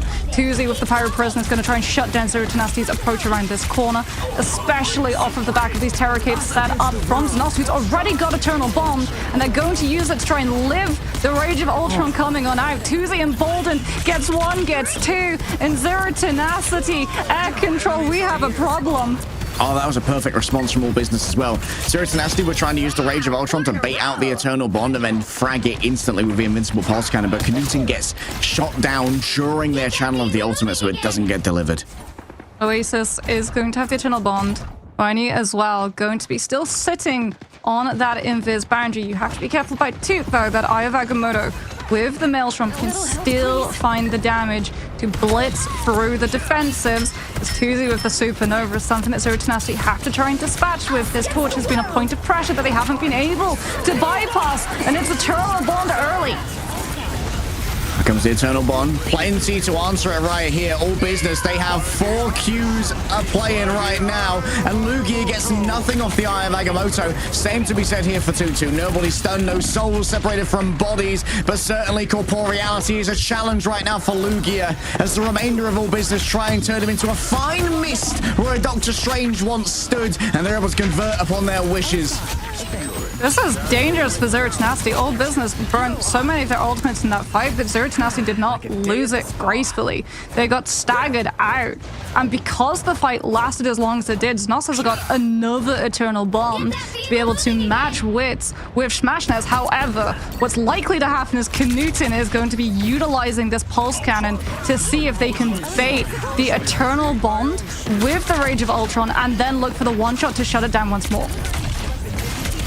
That's going to be the plan. The question is, can Knuten survive it? You need the Imperative Firewall to give her that additional HP, but you can't channel it so easily during the Rage of Ultron, where you're fully focused in on doing that damage and doing the healing. Tutu taken out early. Oh, smash this! Taken out midway through the Rage of Ultron. Tuzi's having himself an absolute barn burner right now. It's banger after banger from Tuzi. One of the best albums I've ever seen. Yeah, Tuzi just getting to come through in that backline. Everyone from Zero Tenacity so focused on trying to shut down the Eternal Bond. We did have that exchange, but no one was looking at the torch. And Zero Tenacity have yet to be able to break through. We're starting to see why the opening pick, why a specific composition is engineered at the beginning of this round from the attacker's side to unseat the defense from this exact angle hold as Knuten comes at it from a different angle. It's going to be the left side wraparound, putting out the pressure onto Tuzi, who's already forced into using that team up to survive. because it's a fat disengage to begin with. And inside the invisible boundary, you don't know where all the damage is going to be coming from. You need to use physical cover, but where are those bullets emerging from? Whence? Zero Tenacity. They are just sent anywhere that they can for cover right now. They're all in a corner, and it's time for All Business to try and crunch in on this one. The Sonic Seduction blocked out by many shields, but in the air, Smashness has no choice but to go towards the pretty lady. Up goes the invisible boundary. It's enough sustainability for now. Tuesday falling low. Ducky wants to try and turn it around. Grabbed up on multiple members. Maybe you can get closer. Here it would be everything. Snost falls down as well, and chasing down the Punisher elsewhere. Toot Toot has managed to stun out their competition in Lugia, and they're not going to be able to portal back very quickly as Lugia has already used their own, and Toot Toot was the last to fall. All Business tried to prioritize taking out the strategists from Zero Tenacity, but Ducky 1 still had that Psionic Seduction, and Lugia on this range, even without a vein of strategists to keep him up, had the damage on that Strange. Alike to Hatulus with the changes to Maelstrom that have been made in the last patch. So Tenacity finally break through A, but they do not have a lot of time. They still have to get through a majority of B, and they do have the Eye of Agamotto, but All Business still have that room. Tuesday on the off angle is going to be looking for an in into that back line. He's setting up the Pyro Prison to cut the team, and it forces the Eternal Bond, which in turn forces the Final Judgment. Eternal Bonds exchange damage here onto Tutu is going to be immense, but Terracate makes them so vulnerable. Trying to track Tuzi on the disengage. You want to get rid of the enemy carry as quickly as possible, and knows that he doesn't have all that speed that's previously been so useful to evade the attentions of Knudsen on this Punisher. Instead disengages, uses the speed of the car to try and array all of this pressure, and now it's time for Slobber to come back in. He's got his own Final Judgment. The shields they've been carved on through, trying to use the shield itself. Smash says wins out in the damage war, and while Welshmania might be trying to get through with the Sonic Seduction, at this point it might be Sonic Cope. They're just getting overwhelmed when it comes to the damage inside the invisible boundary. Tuzi's slowed on the disengage. Out comes the Eye of Agamotto's Nost soul is absolutely discorporated in this case, and Zero Tenacity, despite their struggles, will take out All Business on Yggdrasil Path. The most important pick of that entire map is onto Closer. Yeah. Because when Slowpoke tries to go for the Final Judgment, Closer goes down at the same time. So they can't sync Final Judgment with Invis Boundary, and he gets taken down to the firepower coming on through from Rage of Ultron on the side of Zero Tenacity. Closer does manage to come back in, utilize that Invis Boundary, but it's a little bit too late. It's out of sync. All Business are lacking the damage to play off of the back of it. Zero Tenacity have the Eye of Agamotto to be able to catch players on the outsides of it. And we go from what was looking to be a full hold from the side of All Business to Zero Tenacity reading the room perfectly and reacting amazingly. They knew that All Business were looking to launch a dive into the back line, be it off of Welshmania or potentially off of Tuzi, and they just say, well, who are you going to dive if our backline is now in our front line off of Eternal Bond? Surprise, our backline is now also your backline. Well, you can't dive your own backline. Here's some highlights from the match just past. Very close, actually. Like, there was real danger there for Zero Tenacity, especially on that defense. This was a huge play from Lugia, by the way. Not just a Wolverine tourist, not just a Thing player, apparently has the Strange as well. Yeah, Ducky 1 as well on this ammo, doing such a good job of keeping up that contest on the Punisher, even through all of the pressure. All Business trying to peel the Slowpoke, both Vanguards investing, trying to bypass the damage that Emma could do. But I mean, Smashness here coming on through with the Rage of Ultron. This insane moment, one of the most valuable pulse cannon plays that we have seen in esports history for Marvel Rivals, as Tuzi tried to do everything that he could. It was looking absolutely heated on A. He was cooking. And then we headed into B, and it all fell apart as Zero Tenacity just had the momentum to play off of winning that first checkpoint. I mean, the ball of value of it, really, to take out both the Punisher and the Hela in your Infinite Pulse Cannon as well. Like, counters? I didn't hear no counters. Actually kind of crazy that Zero Tenacity managed to break out from that corner as well. They kind of had their little Dunkirk scenario going on where they were pushed up against the wall. That made a great disengagement play, got real big value out of the invisible boundary. Even while Smashness was seduced by the Emma ultimate, it was it was looking dire. It was looking real dire, but honestly, great presence of mind and like stability in the team comps to be able to arrange the commutes to the objective through very hostile territory. Yeah, and I mean, honestly, just great prowess of will too for Zero Tenacity to not give up. Because it must have been so horribly discouraging for the entire duration of A, walk out of your spawn point, have a fight plan, get shut down, go back to respawn, come up with a new fight plan, walk out of spawn point, get immediately shut down. And like that really does wear down a team. Sometimes we even hear it from players themselves in the interview. They say like, yeah, we pretty much knew that we would have lost that map. We were getting ready to go next. And I feel like at some point Zero Tenacity probably were getting ready to go next. And then they found these moments of resilience, which is the true test for a professional team, right? It's not a matter of being great. It's being great in the moments that count when you come under the most amount of pressure. And Zero Tenacity have showed that and more. Yeah, Zero Tenacity, thoroughly impressive as a team. As we said before, they've been putting in the hours, and the hours appear to be paying their dividends when it comes to getting one over on teams like All Business. They are going to have to go likely against Rad next, I think, which, well, Rad are going to be on a high. Zero Tenacity, they're going to have to bring their absolute A game, and they're going to have to figure out how to try and deal with the strategist-centric band style that Rad bring to the table. However, for All Business, they may be in danger. Like, they could be on the Virtus Pro side of the lower bracket, which, that's a sentence. Yeah, that is a sentence no one wanted to go down to the lower bracket and go against Virtus Pro, because like you said, Virtus Pro are going to have something to prove after taking their first ever loss against Rad earlier in the day, which if you missed that, please do go back and watch that series. That made history. But for the side of All Business, like, we saw these moments of brilliance. Like, it really did feel like Yggdrasil was their point of comfort, and that we were going to go to round number 3, their A defense against the double flyers coming on through. Tuzi getting to do whatever he wanted as that torch, even though he was getting less resources. Like, that was one of the criticisms about All Business. Is it all just because Tuzi's been popping off and the team is enabling him? What happens if Tuzi gets shut down? Is there a second plan that comes afterwards? But we saw today that no, All Business are going to be able to play even if Tuzi is getting shut down. But we're going to be starting up because we have an interview with one of our winning players on the side of Zero Tenacity, and I believe we're going to be It's me again. Interviewed with Mike Newton. Hello. Hello, guys. How are we doing? Oh, I'm doing pretty well, man. It was great to see you playing against, bringing out the classic Iron Man. Didn't get to drop a tidbit. We used to get target banned on Iron Man all the time. You know what? I'm gonna get you straight away with the introspection. What was going wrong on the Yggdrasil Path A offense, and how did you fix it? We went Iron Man and Ultron on attack, which is really not, I think, is the best into Torch and Punisher. And we tried committing to it, and obviously, at retrospect, that's a mistake that we tried to commit to it. And the second we swapped to Punisher, you see that we just completely melt them, right? So it's just it's a compositional thing that we messed up, and we corrected it. So talk us through this moment that's playing on the replay right now. This 4 picks off of the back of the pulse cannon.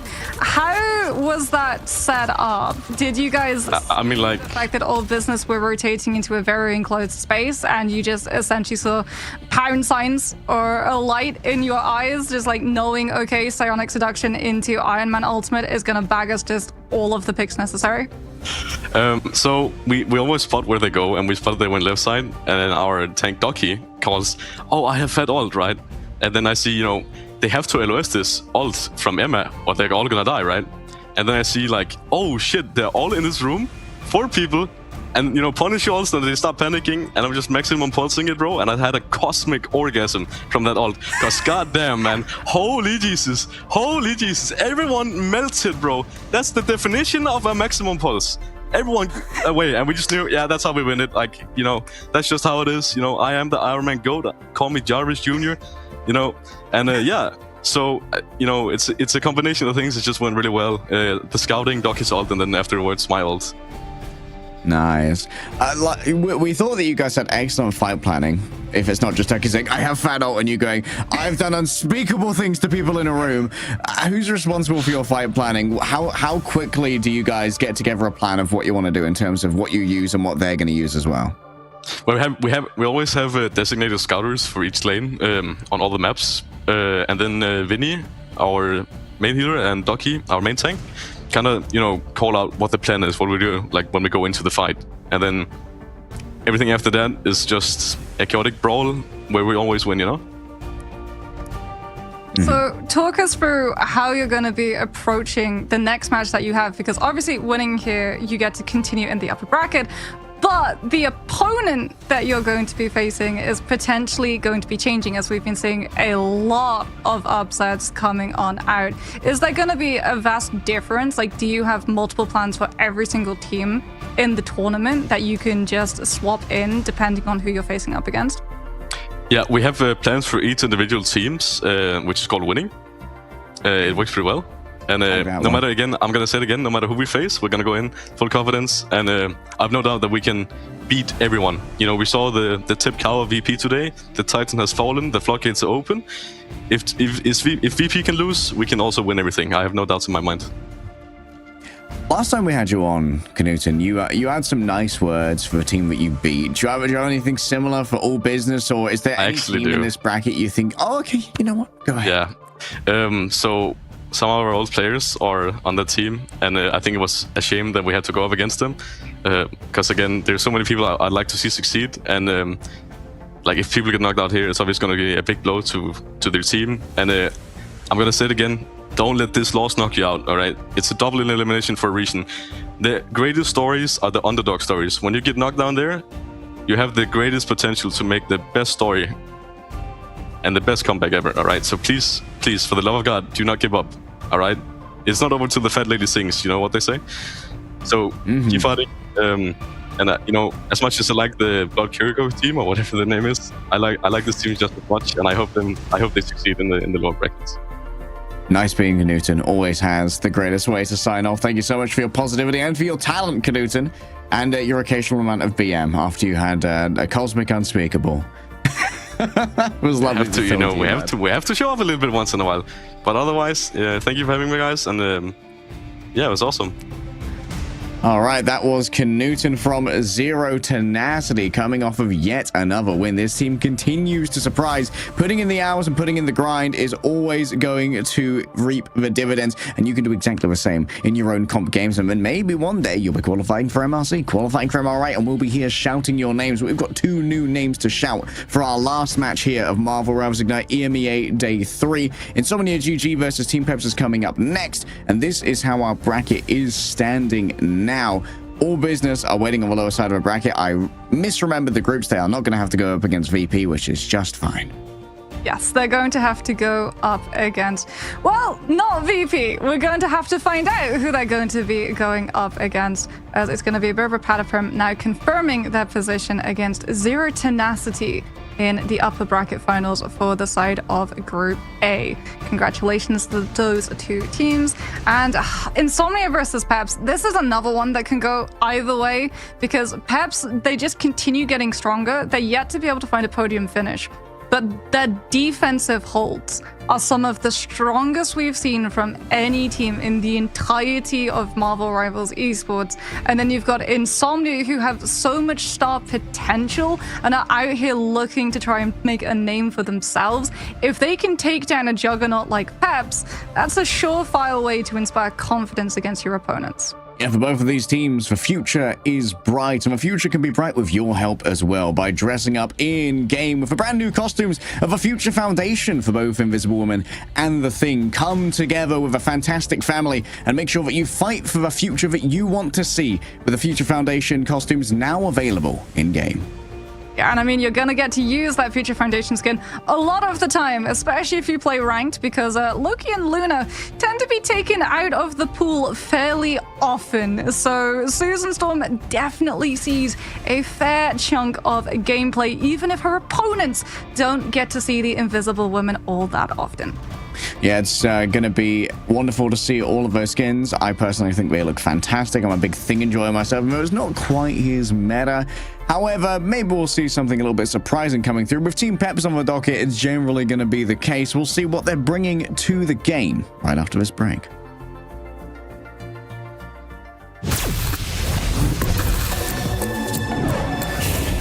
Today, the age of Ultron begins.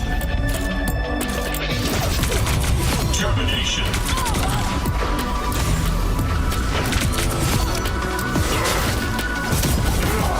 Challenge me, you animals. Emperor's perfection.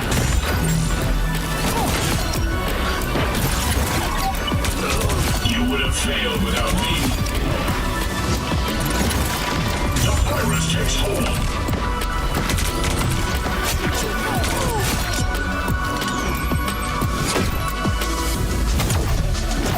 Extermination!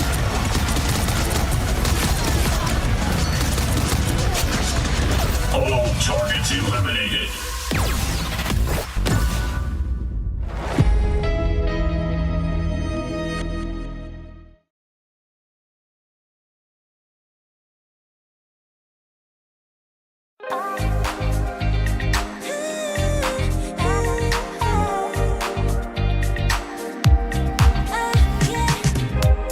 한껏 높이 날아올라 내 누워진 밤하늘을 가로질러 Oh yeah, oh yeah. 필요할 때 내가 널 지켜줄게 간절히 바라면 이루어지는 마법인 거야 운명의 소리 들려 여기서 저기서 날 찾으면 달빛이 날 비춰와 시작해야 let's go 어둡고 혼란한 우주 따뜻한 눈으로 감싸나 순간 신비롭게 녹아내릴 거야 좀 더 기다려 I'll be there 쓰러지지 마 끝까지 일어나야 해 어딜 가든지 극복해 힘은 너에게 있는 걸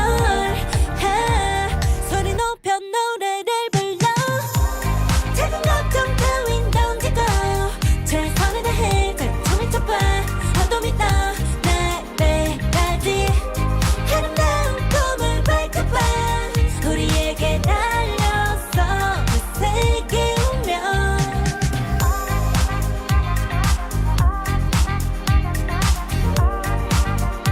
어둠이 떠 날 때까지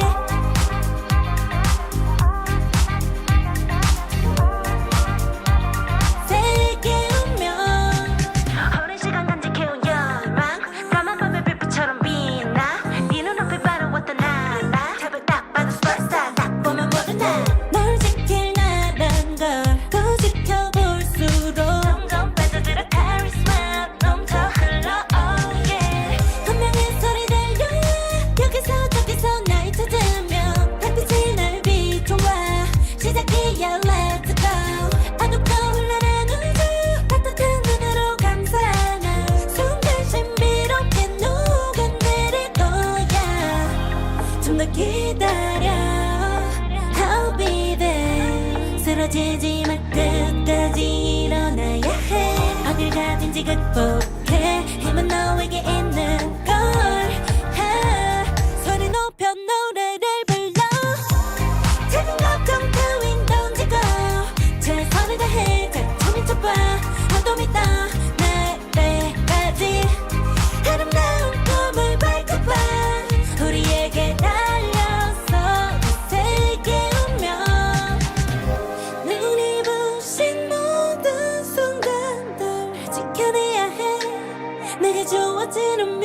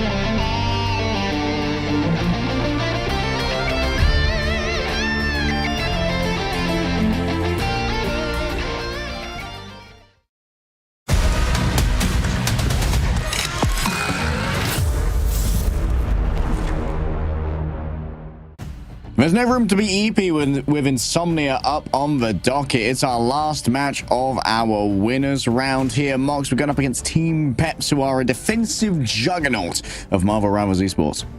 Yeah, and I mean, Hardest is a juggernaut of a duelist, especially if he's getting to play that default role of Punisher. So potentially we see Insomnia take that one off of the table in terms of the advanced pick and bans. We're not really getting to see any of these teams target down the Punisher. A lot of them are actually getting to save that duelist as an option, and those picks and bans are definitely throwing a huge amount of weight into whether or not these teams are evenly matching up.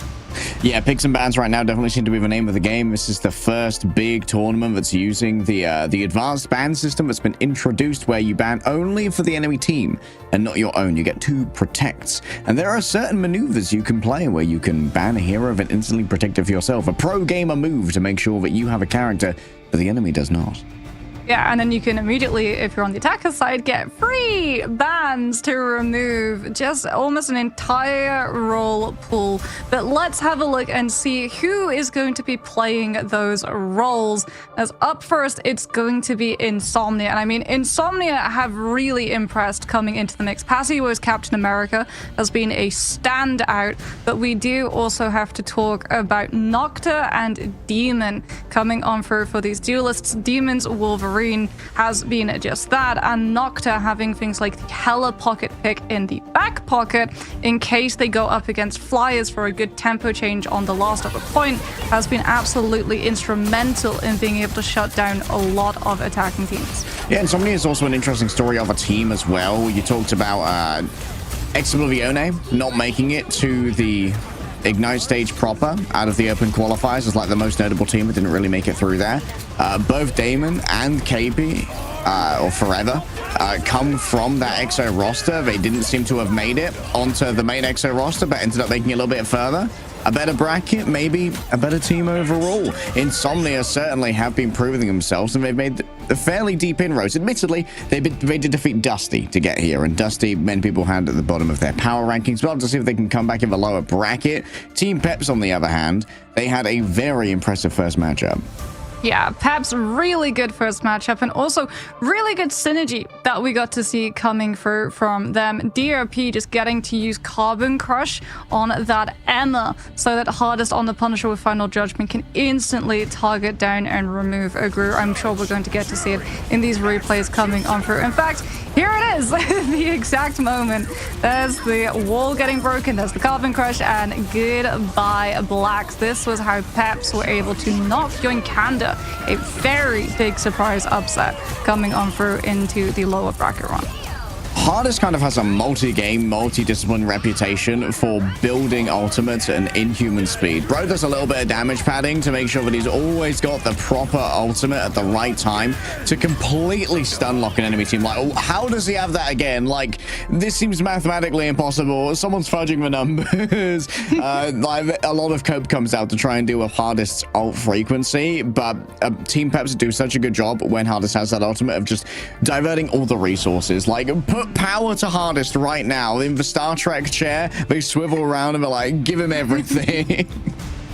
A little bit of a Goku Spirit Bomb moment there coming on through for the side of Team Peps. But I mean, Team Peps are also very, very good at getting through the advanced pick and ban phase, because Larry's Cloak and Dagger has been one of the strongest we've seen of all of the regions. He has such absolute amazing connections with the Terra Cape, and then also some clutch moments with the Eternal Bond, where he was the reason where Peps were able to take Super Soldier Factory yesterday on Hell's Heaven in the first round of their matchup against Yoinkanda, where it really did feel like that round was going Peps's unfavor, as we're going to be having a look to see that it's Hell's Heaven that actually spins into the mix up first. A map that Peps are very familiar with playing. Yep, Team Peps managed to take this one yesterday, going up against Yoinkanda. That was actually one of Yoinkanda's most strong maps, at least for Snaze and Etsu, who I believe managed to take it away from Virtus Pro previously in the Marvel Rivals Invitational. Don't quote me. That's not reality. I may have made it up. My sources that I dreamt it. However, Magneto making it through the ban phase here is a little bit of a rarity. Team Peps are going to be able to play Magneto in their own right. Question is, are they going to save the Emma? Indeed, they are. So it's going to be Magneto versus Emma. Yeah, but that Magneto is going to be able to put way more pressure onto both a Punisher potential pick and a Cloak and Dagger pick coming on through from Insomnia's end. And you better believe that with Peps on the attacker side, they're going to start working through these strategists to force Insomnia onto that Cloak and Dagger. Oh, no, they target the I love the Wolverine Punisher ban. first. I feel like not enough teams have been banning Punisher when Punisher has been like the bread and butter for so many teams. Like, if you don't want to deal with Hardest getting like Giga Ults for Judge Droid the Executioner, the Final Judgment, yeah, we'll just not allow you to do that. And they'll have their own Punisher. It's going to be a bit of a Punisher differential, which admittedly, against the Magneto, does carry some significant risk. Yeah, there's a little bit of a coin flip there coming on through. It's very much a reaction check between those two players. Can the Punisher manage to overload the Meteor M before the Meteor M gets thrown directly into the Punisher's face, as Team Peps have removed both the Luna and the Wolverine, and now they're going to take that Loki out of the mix too, trying to force Insomnia onto that Cloak and Dagger mirror matchup, as Peps are going to utilize that last save slot to guarantee that they have the God of Mischief themselves. And Insomnia, ooh, it's target banning. They target ban both Hardest and they take out the Captain America from Beetle's end too. Yeah, Beetle definitely seemed at their best on the Captain America. No slouch on the Groot, it's true, but I feel like Beetle's impact on the Groot was fairly lessened compared to the absolute bits bro was doing on the Captain America. Let's head out here. Hardest coming through on the Winter Soldier. This was actually a fairly common look we saw from Team Peps back in the Marvel Rivals Invitational, when Marvel Rivals Esports was essentially who has the better Winter Soldier. Congratulations, you win. Yeah, who has the better Winter Soldier or who has the better Loki? Yeah. And who actually makes sure that they maneuver their doppelgangers out of the reach of the Kraken impact resets. And even then, it did essentially come down to who had the better Winter Soldier and Rocket Raccoon play up with the Infinite Ammo team up, which has since been removed. One of the team ups that has since been added, however, is Rocket and Penny. And no surprises, it is going to be those nests coming out of spawn for both of these teams so they can start to armor on up. Yeah, the Penny armor that gets spat out of the additional nest actually gives 50 overhealth, which is a considerable bit of extra chunk for these first fights to make sure that you're not easily picked off first. As we head on through Team Peps, they're going to be trying to take the high ground to set up Aura Stealer and his doppelgangers. Larry is going to be on that Cloak and Dagger. Insomnia, apart from the Loki, do have Sue at least, so Relaxing Knight can try and utilize the Force Physics to deny Leaf on the Wolverine. However, DRP on that Magneto can give the Bulwark over to the Wolverine, and look, finds the first pick actually with the Terror Cape, but there's the Wolf Grab that we were looking for directly into the waiting arms of the Regeneration Domain. Actually, interesting that Damon managed to hit the soul-draining stun onto where they were going to land with Passimo to shut down that Wolverine from his Berserk state as well. Great heads-up play from Damon. Yeah, and now that Insomnia have won this first fight, this Heller is going to be a lot harder for Team Peps to get on top of. Both Hardest and Leaf need to be in the close and personal, and Insomnia aren't even playing the Heller on an isolated angle. They understand if they do, she's a little bit too vulnerable to that pressure coming out. Team Peps going to go to the point rather than forcing that high ground fight, forcing Insomnia to drop off and contest instead.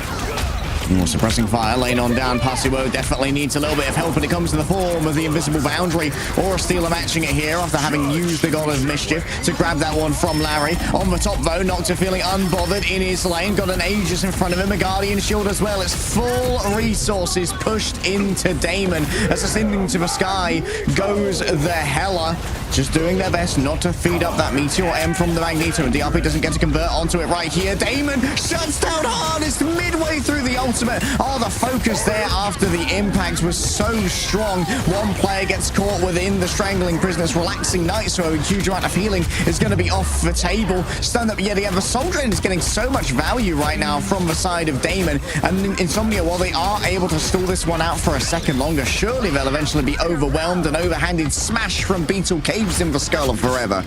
Yeah, wonderful regeneration domain comes on through from Aura Stealer directly through that Psionic Seduction of Forever 774, so that Beetle will be able to survive on that Groot, sustain the Emma ultimate, and then swing back in when Peps can answer back with damages of their own. Passio is going to have the Living Legend on this Captain America, but Insomnia denied the control of that point. Might potentially have to use it to live. Final stand coming on through, but no. Leaf grabs the Captain America out of his team, so that AoE heal effect is denied entirely. Big value there from Leaf. Still hunting for these Vanguards. Percentage-based damage can be everything. Wrapping around behind the Punisher makes him turn around so that Hardest can stick him full of piercing knives and blow him up after that. Damon still untouched up on the high ground. 4 now is able to rain down these Night Sword Thorns with impunity, but unfortunately they're going to be watching most of their team fall from their perch. Yeah, Aura Stealer had the God of Mischief out on the field and had copied the Eternal Bond, covering that point in its entirety, so Demon had absolutely no pick potential coming on through. 52% Team Peps through the halfway marker. Beetle onto the Strange now to be able to dodge through the gauntlet of Insomnia's off-angle controls and join back with his team. Where's Leaf, though? Where's this Wolverine? Nocta is trying to figure that out right now. All right, lacking information. This could be huge for the approach. Passio already taken down, and we can see the Lestrand Crow thereafter doing some damage. Relaxing Knights as well. If it's already fallen apart from Insomnia, they've got to call it, and they're going to have to be on a nasty timeline to try and get back to that point. Do they even manage to not get staggered? Demon is going to fall. It's final fight territory. Insomnia lose Nocta very late on too, so this Punisher with the Final Judgment isn't going to be set up to try and go for a high ground contest. In fact, they don't have enough time. It has to be a Strange Portal to take the high ground away potentially. Instead, as they spotted out Beetle isolated away from the rest of his team.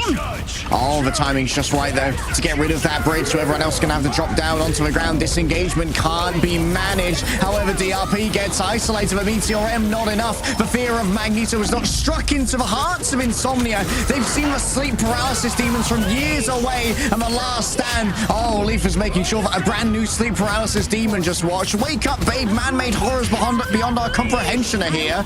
Damon looking to the sky, as that's where the other Hela lurks, channeling the goddess of death, raining down the Strond Crows from above. The mortar strikes are too much for Insomnia to try and deal with, as the point is flipped back in the favor of Team Peps, and it's going to be down to these Vanguards to try and get this touch going. It's going to be difficult for Passio to try and make it happen. Nothing comes off the back of the Eye of Agamotto. Insomnia, they managed to turn this one around. Team Peps, they went too soon. They went too fast. They've lost Hardest, and now the Invisible Woman stands against the bulwark. She is the wall, but she has broken down the brickwork. The masonry reduced to dust in the hands of Team Peps, and Insomnia, what an upset. A moment of miscoordination comes through from Peps. Like you said, they just go in when some of the team aren't ready to follow up off of the back of it, and Insomnia instantly wrestle control. Not just of the point, but of the tempo in its entirety, and Forever 774 is still going to have the Eye of Agamotto. Didn't even need to utilize it to dismantle the God of Mischief coming on through from Aura Stealer. In fact, what do Peps have to work within this first fight? The answer is naught. It's going to be a Wolverine grab, a magic pick potentially coming on through from Hardest on this Hela off of the back of a Terror Cape vulnerability set up from Larry, but it's going to be so much harder for Peps to be able to find that opening in comparison to Insomnia. If Peps try and group up and play around that Hela, it's going to be Eye of Agamotto, and in fact, Hardest understands it's going to be too hard to make the Hela work. Out comes the Winter Soldier instead. We're going to be looking to use Bionic Hook and potentially grab Forever out of his own ultimate. Yeah, an extra stun to try and compete with here for Forever is going to complicate matters. Beetle, oh, they're scouting out where Forever's going to be playing. If you can maybe try and kidnap that Doctor Strange super early after this, Damon ends up just backpacking through the portal, and thereafter things get a lot more complicated. Lurkin has actually committed themselves to this one. Beetle just goes back in for a quick heal, and it seems like Team Peps are just gonna, yeah, we'll call this fight. We got what we wanted. We got a little bit of intimidation, some psyops done. Insomnia should be able to walk over the first cap, though. Yeah, they will have that first cap immediately, and Forever 774 now is going to be in a much harder to reach position, but then again, Peps know that the Strange sooner rather than later is going to be walking into them. Hardest is the POV that we're going to be following currently, the Bionic Hook, looking for a connection, waiting for that Strange shield to drop before he can try and grab the Strange end. Oh, that's a crazy terror cape right there. Already out comes the final judgment. Oh, the focus fire is good though. Nocta could not convert upon it, and while the Meteorum's already been used, oh, they've been pushed back. Excellent play from the Invisible Woman, making sure that Eye of Agamotto connected, but the follow-up wasn't there. They'd already lost Nocta, and the remainder of the damage from Insomnia was not enough to try and carve through what the strategists were packing for Team Peps. Yeah, the follow terror cape from Lurkin was just a little bit behind, and the force physics coming on through as well made it even harder for them to hold that position. Peps now going to have to try and figure out how to get this last stand into the players of Insomnia's end, potentially utilizing it to dismantle Lurkin's momentum with this Eternal Bond. Aura Stealer has the God of Mischief, can look for a copy pass. We're looking for an opening, doesn't have a Psylocke to dive off of the backup, so no backline hit. Is just trying to put the pressure onto the Vanguard, but that means that he's a little bit too far forward, and Leaf commits, and the Eye of Agamotto. Everyone was looking at the Wolverine. The Doctor Strange may as well be in stealth mode right now. Gaze under the shell of the beetle at your peril, for inside lie horrors of cosmic proportions that will rend your very soul from your flesh. What a play from Beetle. Leaf still is holding on to this last stand as well, just utilizing the threat of it to keep Insomnia having to position around it in mind. Demon off of the Hela is going to go for the Star-Lord, heralding a swap over. Nocta actually picking on up another strategist. The Adam Warlock is coming into the mix. A little bit of additional poke, a little bit of pressure as that Wolverine tries to set on up. More sustainability for Damon. Cracking impact on the back pocket if it is needed, maybe to try and shut down Passio after what's already happened. Now comes the Eternal Bond. Lots of staying power delivered readily by Larry, and you can see that the army of Loki clones are just pumping out the healing right now. Big seduction coming through, but most of it, oh my goodness, looked away from Leaf for about a moment, and Leaf took his chance, trying to keep everyone outside of that invisible boundary, and Lurker was taken down before he could go too far. Continually slowed as they move in and out of the Invisible Woman. Ultimate means there's no escape for the Wolverine after the assassination into the backline. Yeah, but Insomnia swapping over to those triple strategists have the longer term sustainability if these fight goes a little bit longer than Team Peps have the burst damage to compete with. It allows Insomnia to find that point flip. Now having both the Star-Lord and the Captain America, they're going to be incredibly hard to offset off of this point. Team Peps, once again, not going to have an opportunity to contest the high ground, go directly to the point to open up with a premature God of Mischief, which means that Demon flying a little bit too low is going to get scooped up by the Wolverine instead. Instantly gets resurrected, not having to burn their own cocoon revival there from the team. Forever's also going to be returning through this. You can see the extra health given over by Captain America Ultimate as well. Team Peps still not in control. Damon got instantly stunned out of a Galactic Legend. I'm not sure who's going to be responsible for it. Certainly wasn't Beetle. We got nothing off of their Eye of Agamotto this time. The Guardian Shield was just in the right place at the right time. Passio in the background, stealing auras and reclaiming them for the glory of America, it would seem. Insomnia just have the tide coming in right now, and Team Peps, they cannot stand up against this bastion of damage. They've been caught sleeping, but Insomnia, they stay woke, they stay up, and they do not rest. It's going to be one last contest coming through from Beetle at the last moment. Nowhere near close to any ultimates right now. Great resets coming through from Hardest. It could be the one and only, the DPS that was promised, fading away at just the right time. It's a beautiful play coming through from Lurkin. Forever, do you want to try and invest right here? You don't have the HP to make it work. Stuck between a portal and a hard place. Team Peps are going to have to come back with their own portal, or rather Insomnia. Yeah, it's going to be a relaxing night. It's trying to find the opening with that strange portal. It's going to be setting it up, but can they manage to get through? The body block is good from Peps. One manages to make it. Out comes Eternal Bond from Lurkin. Insomnia have staying power and might be able to win this fight. Oh, that's a big seduction. 3 players seduced, and the damage is good, at least from the Eternal Bond, carving through 1 already. A quick cloak away coming through from Larry. The Terror Cape gets 4. Unreal value, but the Galactic Legend is going to be the last note in this song. But will it be a victory crescendo or a sad E minor chord added to this emo ballad? And the emos are going to win out this time as Insomnia finally fall asleep as Team Peps take us to a map number 3.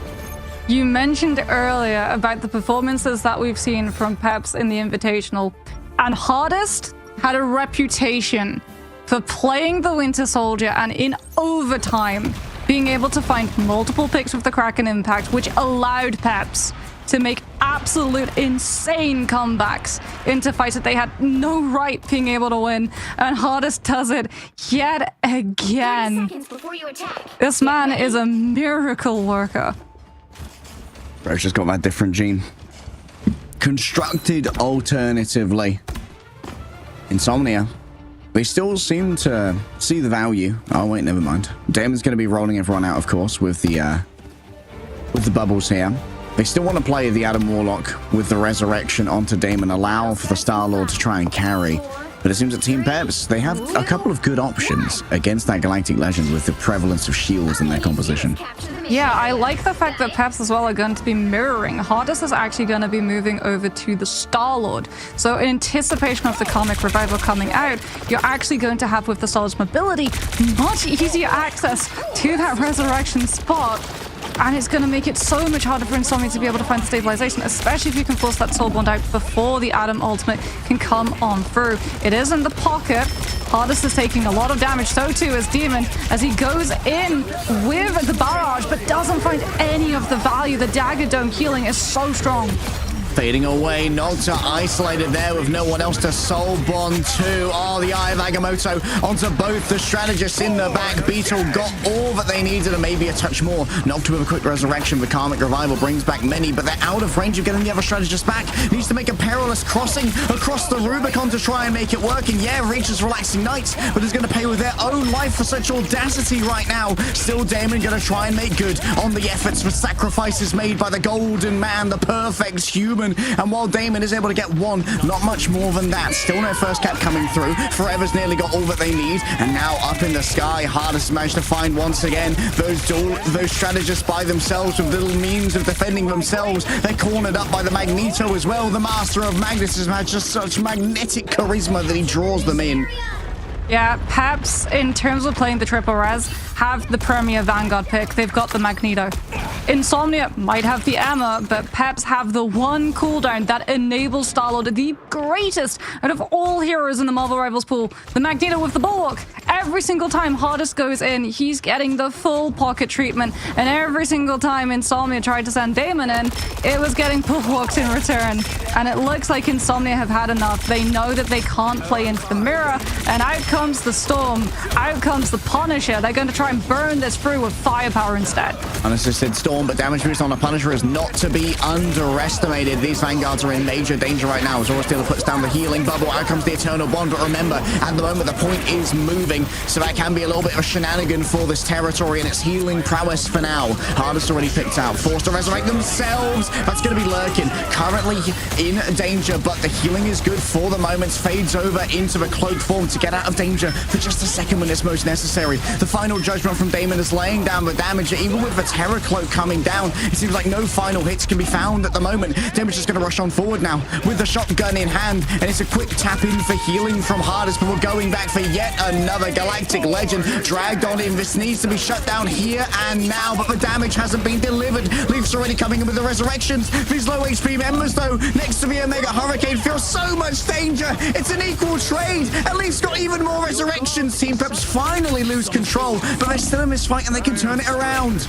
They've got so many numbers. Insomnia lacking so many ultimates. Larry's got the Eternal Bond, but they're not even going to use it. It's just the Soul Bomb into the Maelstrom for Peps to have that damage reduction and try and oust Insomnia off of the point. It's not enough. Out comes the Eternal Bond. They want the flip immediately, and they find the pick onto Lurkin before Insomnia have the means of keeping Damon alive on this Punisher to utilize that final judgment. Peps find the flip. 70% on the board. We're headed to final fight territory, and they've got the ultimates to be able to secure the round fully.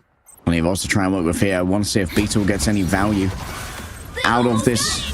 I recommend it's going to be more difficult going up against a fellow Doctor Strange with that shield on demand. Passo is going to start teleporting in right here. They just want to try and remove this high ground, but guess what? The point is rising up to meet them.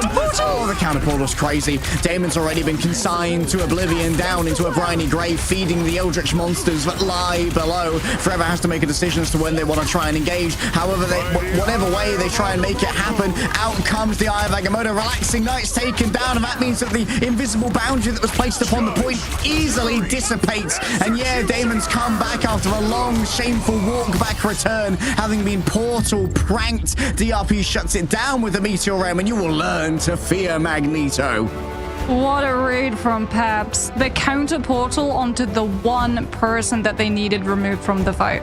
Punisher with Final Judgment goes out of the window, off of the map, and even then, they read the situation perfectly. They understand that the Emma is going to have to be the one that drops off of the high ground onto the point, and only once they've been able to guarantee that that Emma has been removed do they go in with the Eye of Agamotto for fear that Beetle would have been grabbed out by the Carbon Crush and cancelled out of the Eye of Agamotto before it could find its connection. Then, once they're picking up all of that traction, Aura Stealer on the Loki grabs the Eternal Bond from the Cloak and Dagger, and it's just full Peps in control of the point, of the high ground, of the tempo of the fight, and they can just deal individually with Damon popping on up the lone Punisher, the last one on his team standing, to try and eke out a win on Hell's Heaven. You know, the street's been saying, Mox. The street's been talking. And, the streets have been saying that Aura Stealer might be one of the best Lokis in Europe. Like, alongside Ken and Co. Mm-hmm. I'm wondering if that's something that needs attention, either from us or in the ban phase. Because Ken does walk away with the MVP at the end of all of this, and it felt like Ken was just a bastion of stability. Rarely a whiffed ultimate, rarely picked first, and just huge output in the midst of all of this.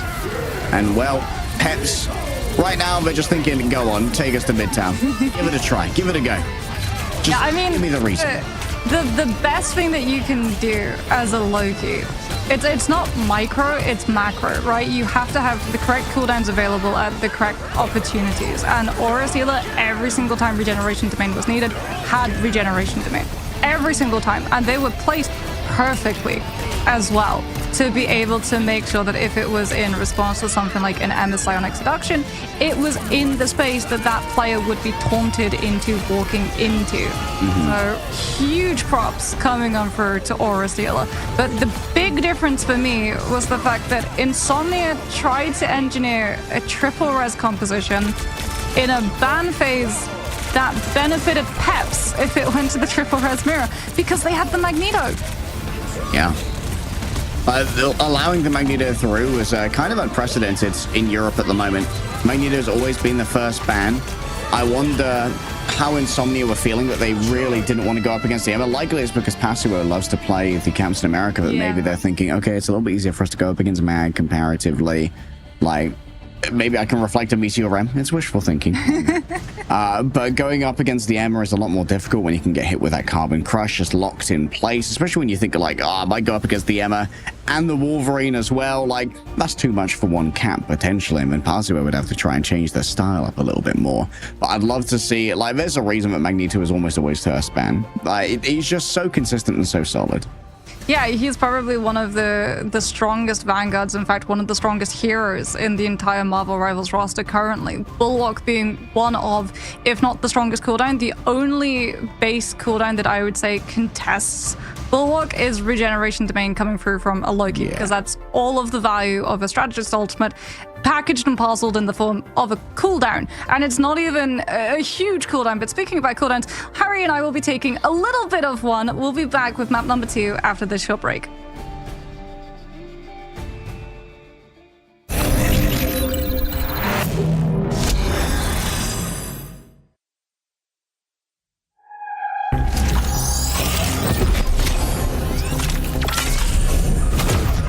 Go, my children. Make yourself useful.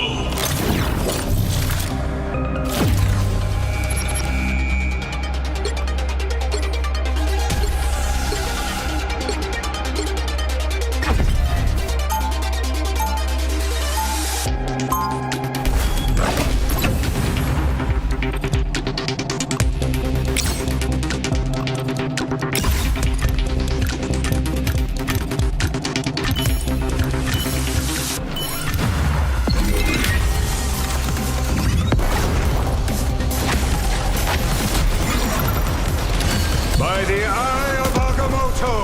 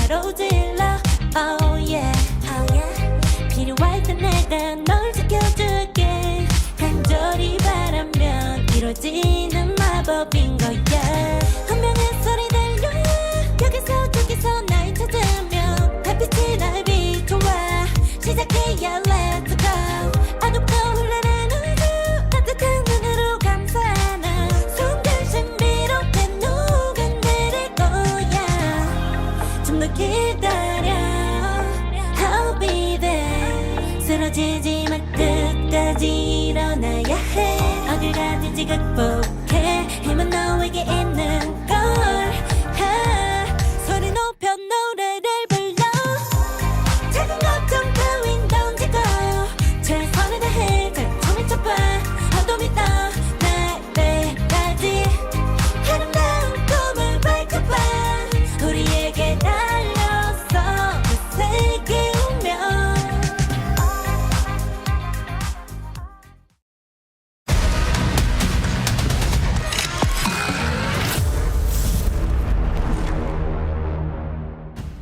Peps has got a prescription for Insomnia. They're looking to put them to bed as they sit on match point after Hell's Heaven concludes. Insomnia are going to get to choose where we go next in the Marvel Universe, Moxie. And, well, they're going to need to maybe adjust how their picks and bans are working. Yeah, and I mean, there are two maps you're immediately steering clear of. Spider Islands and Midtown. Not ever take Peps to those two maps. Any map that allows them to have a close spawn hold and play the full free fight defense strategy, yeah, you dodge that one because Peps were the ones who originally created it. We've seen evolutions, we've seen new takes on it in Season 2.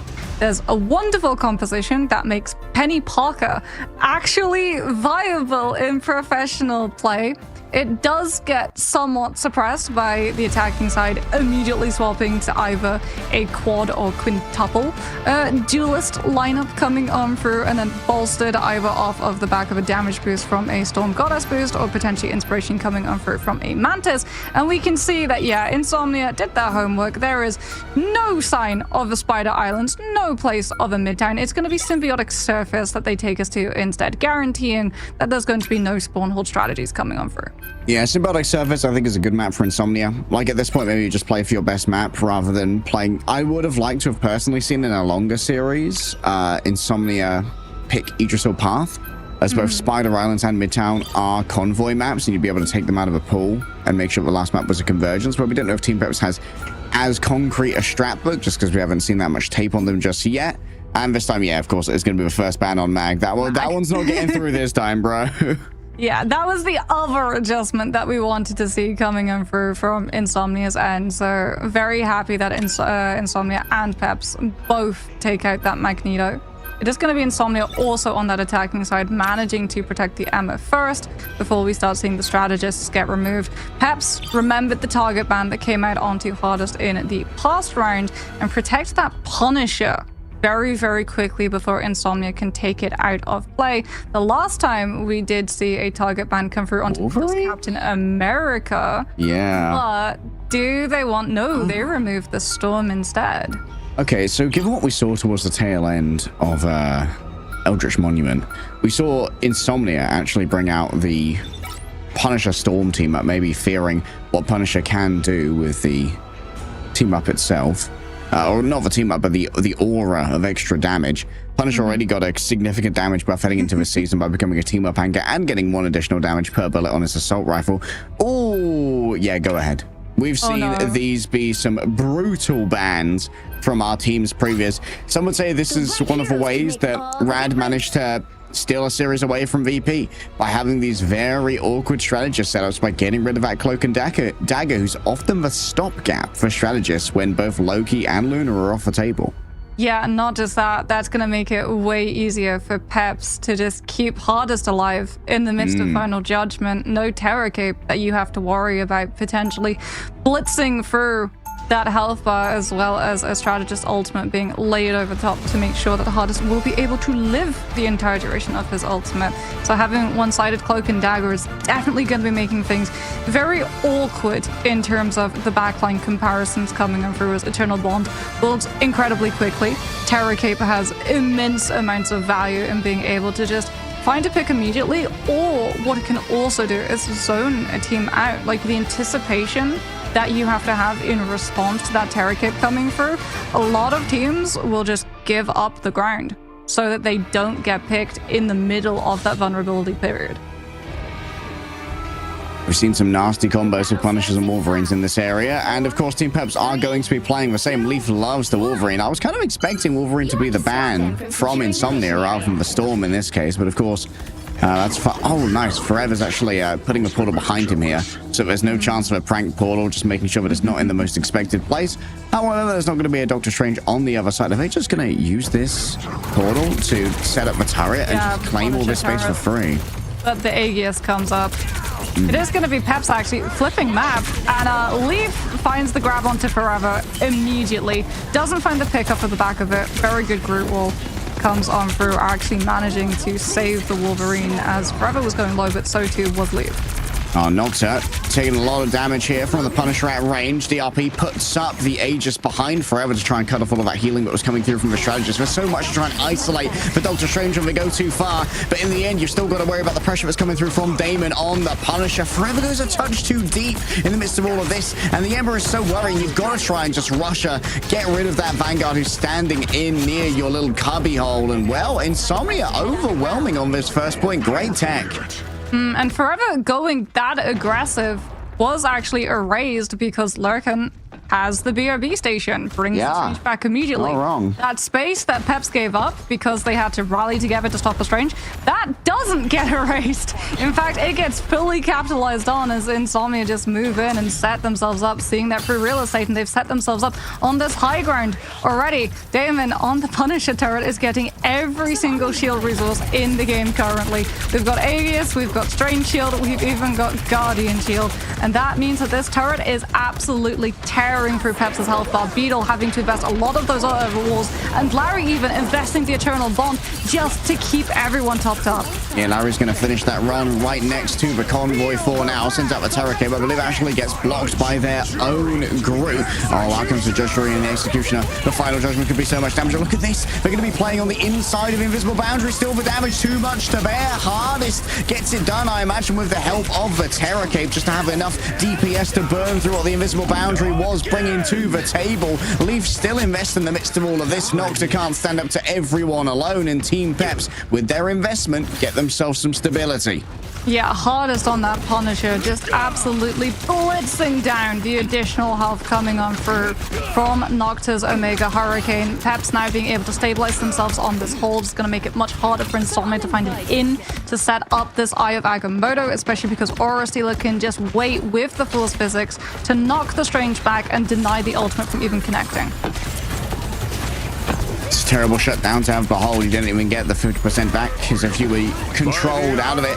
Beetle, feeling isolated, puts himself back up on the air. We can assume that Forever didn't hit anything because of a well-placed Force Physics. Leaf just slips away through a hole in the wall, and multiple players being controlled, however, means that Team Peps have no means, no recourse against Pasuo, just running it down here on the Emma. Great aggression. Yeah, wonderful Psionic Seduction, just catching everyone from the side of Peps, silencing them so we don't see a single ultimate. Larry also getting caught in the crossfire means that no Eternal Bond to keep everyone alive until that effect had ended. Peps should be able to, off of the teleport play coming in through from Leaf, come through with an overtime contest before B, but oh no, Leaf falls through the cracks, and the Strange is not with the team currently. Yeah, a little bit of portal-on-portal action right there. Complicates matters when it comes to this recontest, but it seems like Team Peps, they didn't need any help from their Doctor Strange apart from the initial commute. Moving in through here, Sentient, seized, damage being done. Invisible Boundaries drawn on up to keep everyone defended. And now moving out of a cover, you've got to try and deal with the final judgment of Damon. However, the consequences of this is going to be the hardest. Has a free final judgment moving forward. The survivability onion that has been erected in front of Hardest is so difficult to break through. Yeah, Hardest had hard appeal coming on through from the side of Team Peps. Nocta at least will get to use the Mega Hurricane later on without worrying about it being shut down either by a strategist ultimate or a final judgment ripping down his health bar. But what they are going to have to worry about is how late Lurken on that Rocket Raccoon. got picked, as Team Peps are going to be able to establish themselves onto that high ground driver, focusing down Insomnia's players. Storm going to have to go all the way around that right side, as unfortunately for the Storm, it's very easy to hit her hitbox, as you do not really get to obscure it, even with the strafe. Hardest slowing things down with the Punisher turret, ripping through the terrain, denying a lot of that cover that Insomnia are looking, but they are getting closer and closer, and that psionic seduction is becoming riskier and riskier for Peps to deal with. All the isolation, though. Damon's been left behind, and they're all going to try and run in on him. The disengagement is strong, though, using the zip line to get that additional damage done. Omega Hurricane into the back. Do you want to commit this when you know that there's going to be the Eternal Bond on the other way? Yeah, Noctis just going to instantly disengage off the back. The Eye of Agamotto only gets Passivo on the other side. So much more from Forever. Both Hardest and Aura Stealer instantly just discorporated by the Dark Maelstrom released from the Sorcerer Supreme. The Dark Arts serve Insomnia well. This is what you start to see when you don't sleep for 70 hours. The Cosmic Yawn Amplifier as well coming on through from Lurkin heals everybody up and also boosts up the damage done that Forever can find as follow-up from the Eye of Agamotto and off the back of those two ultimates. Insomnia will be able to pick up B and start brawling it out for control of the first passage into C. Out comes the final judgment from Damon. It's going to be Beetle just pushing through all of these crit walls, trying to give the team the ability to disengage, but it is not to be. Damon is ripping through them faster than they're being built, and Insomnia capitalize, collapsing onto the running away members of Peps who can't scramble for cover in time. Fish in a barrel or Peps in a cave. Either way, the end's the same, Mox. And now, Peps, they do have a wombo combo. They can come back from this. They've got the Strangling Prison into the final judgment coming on through from Hardest. Relaxing Night and Passivo can potentially try and shut this down if the Emma can find the silence onto the Punisher or the group before the CC immunity of that ultimate comes on through. And Insomnia know that they have to start the fight first. That's why Passivo is making their move first on the other side. Yet another Sonic Seduction. Instantly brought out is the Strangling Prison. Held in place, Relaxing Nights. They barely even know what happened to them. All they had were thoughts of pretty Emma Frost. They didn't know that their brain pan was being fried by hot lead. Knockouts delivered. And Team Peps sit defensively in a fantastic position. Larry has Eternal Bond to try and make sure that everyone survives the Mega Hurricane coming through from Nocta. But if you can bleed it out from the side of Team Peps, they'll be down a Strategist Ultimate to try and deal with the final judgment, and Insomnia will be able to just avoid that poke phase entirely by potentially teleporting directly either onto the objective or to the high ground itself. No, it's going to be across the ways. We have a joust between two Punisher turrets. Oh, big push there. And it manages to get blocked by the Symbiotic Bridge as well into the back. However, the Omega Hurricane's doing some substantial damage. Feeling a little bit vulnerable in the midst of all of this, though. Out comes the Kraken Impact. We've seen Hardest do big things with this, but can Leaf match the energy that their duelist partner has brought before? For now, it seems like Damon is well and truly in control. It's a full damage beam from DRP, and he's DRPing his enemies, dropping them down. Passivo managed to take out their counterpart. Only Hardest remains with half their HP. Oh, it's gone awry. The Scourge Grenade for a quick mutiny on the point, and those who come to contest get grabbed up by Passivo, beat down by Diamond Fists, and it's a hard end, a hard fate for Team Peps, drawing up Aura Stealer's ultimate here. The invisible boundary will sustain Team Peps to keep this one contested, but DRP's had to move over on to the Venom. It's not what they wanted, and you certainly don't want to be going up against Passivo over here, who's channeling the Psionic Seduction. It temporarily grabs Larry. Leaf grabs Doctor on the other side. Relaxing Nights taught out of their stealthy invisibility, not to be heard at the moment, and even with the healing of Jeff, they do not have the sustainability. Insomnia complete. Yeah, Peps are able to go for the stagger picks, but there's no win condition in sight, at least not within the time limit that they have. It feels like potentially they start gaining some of that traction, especially when Leaf is able to find that immediate opening pick with the Psylocke Dasher into Insomnia's back line. But unfortunately, the Dance of the Butterflies was not built in time, and Insomnia will be able to push through the entirety of Symbiotic Surface, though with a significant hit in terms of time bank. Oh, the time bank. Yeah, it's not looking amazing. But, completion's completion. And we have seen holds on every single part of the Symbiotic Surface map. Some would say that it's a little bit defensively favored. some might say. That's cope. Damon walking away with a vast majority of the final blows, 12 right now. Yeah, I mean, the final judgment was instrumental. Nocta, despite not getting the picks with Omega Hurricane, did what was needed to be done, and that was burning Larry out of usage of Eternal Bond, so that Damon, with the final judgment, was that burst powerhouse that Insomnia needed, so they could get multiple players from Peps dismantled, and they didn't have to worry about the closeness, the proximity of the defenders respawn on C, allowing for a much easier regroup in comparison to the attacker side, who feels like it's such a marathon of a walk away from that point when we hit towards the finish line, as Insomnia going to be on the defense, and that's an immediate portal off of the map into DRP. Someone's been watching Boga streams. Okay, a little bit silly. My prime Boga player forever. Team Peps now going to be waiting. It does eat into the numbers that they have to be able to try and contest this high ground hold coming on through. Nocta as well on that storm. Stacks with the team has to worry about the map control that Leaf is going to be able to gain off of the back of it, because who on Insomnia's side deals with the Psylocke? Well, they don't have to worry about Hardest, because Hardest is gone. Oh yeah. Hardest nowhere to be seen. Damon with the damage boost permanently on them from Nocta, just flying around them like a fairy, a companion in many cases, just making sure that Damon is always a real nuisance to deal with in these duels. Yeah, forever anchoring too, just being the bouncer that stops Peps from bypassing Insomnia's forces and going directly to point, which would force the defenders to give up that high ground. Leaf has finally been able to find an angle to flank and put pressure onto the storm. Is looking for that hit to time it with Beetle. Oh, forever isolated. Needs to be taken down. Takes to the skies instead, but Hardest with the shotgun out of range manages to connect the headshot that's needed. Should be a BRB bringing them back. The battle recall beacon, too much to deal with. Now it's going to be Punisher versus Punisher, but guess what? One of us has a damage boost. Or why not make it two? The Cosmic Yarn Amplifier just makes it too much to bear. And now Insomnia can potentially punish the fact that Peps kicked off that fight with an aggressive Eternal Bond into the space controlled by Insomnia.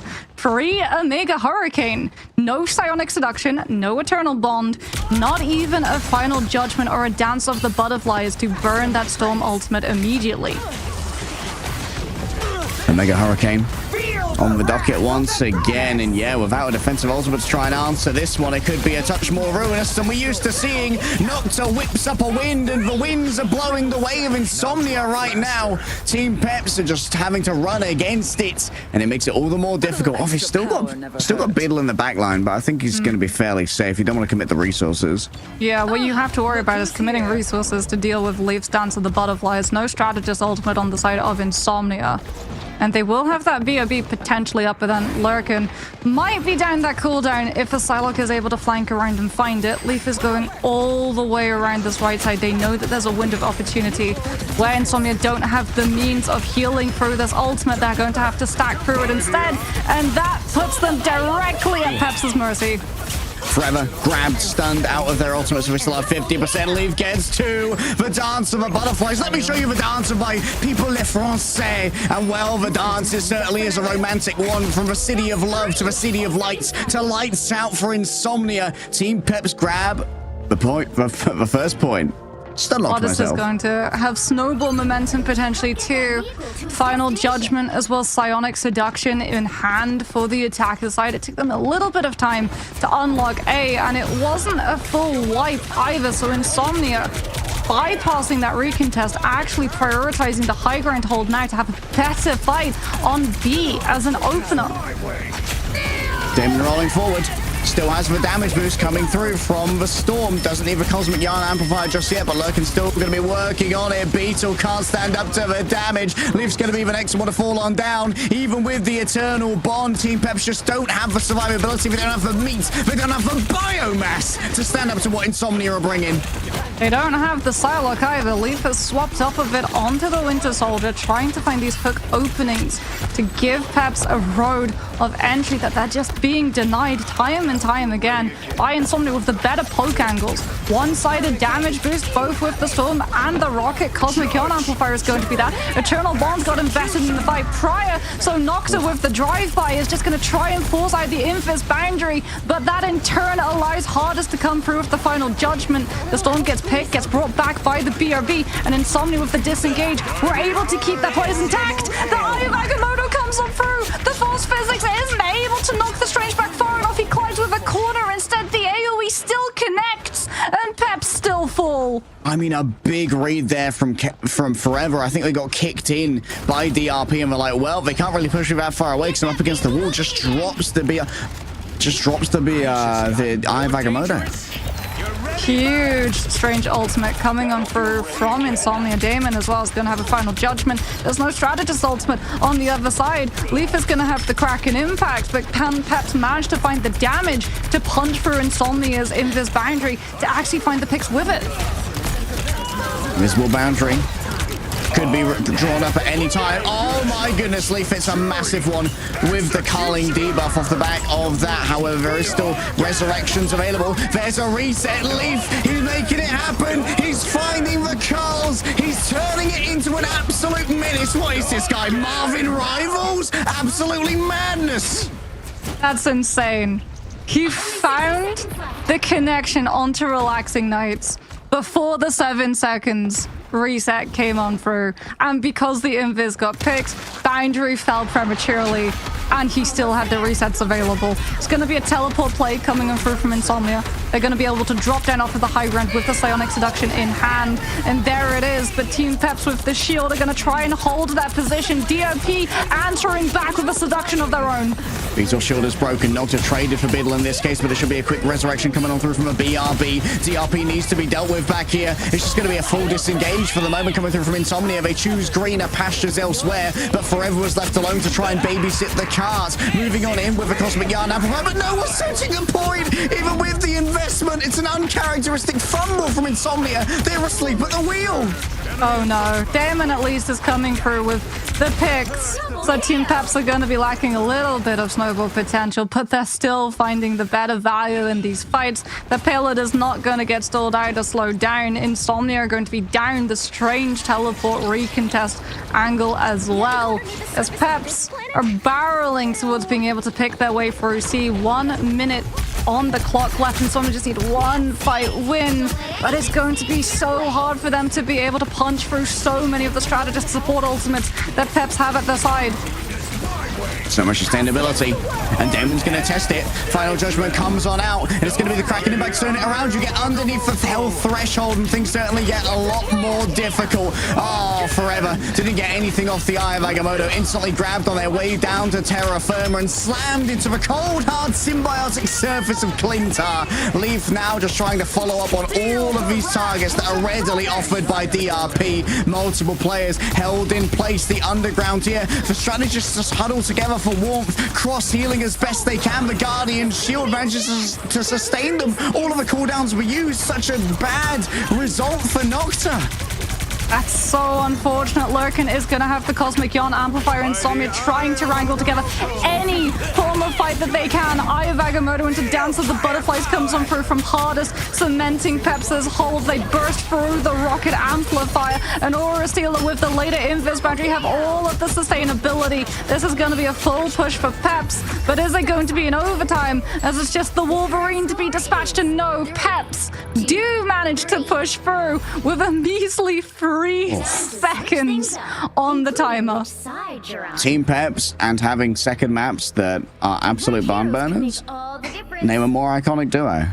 Crazy stuff thus far from Team Peps, just about winning out when it comes to the time bank, but both of these teams have certainly shown their stuff on their offenses. Just ideally identifying the fights they had to take. I think Insomnia, maybe there was a world where they could have held it on second if they hadn't, not stayed in the cart for various reasons, but Team Peps are scary. Like, you can't move towards a target you're frightened by voluntarily. It's in the debuff text. What I do worry about now is that Leaf has found his footing. He's been able to land on this Winter Soldier pick, and they've identified that this is one of the stronger ones. I'm sure we'll see it on the attack, but this time around? Ooh, that's the base. No, there we go. Hardest is going to be going onto the Winter Soldier instead. So they do put significant merit into having this particular hero in play, and especially off of the back of having CC immunity when you're going for your resets off of those Kraken impacts.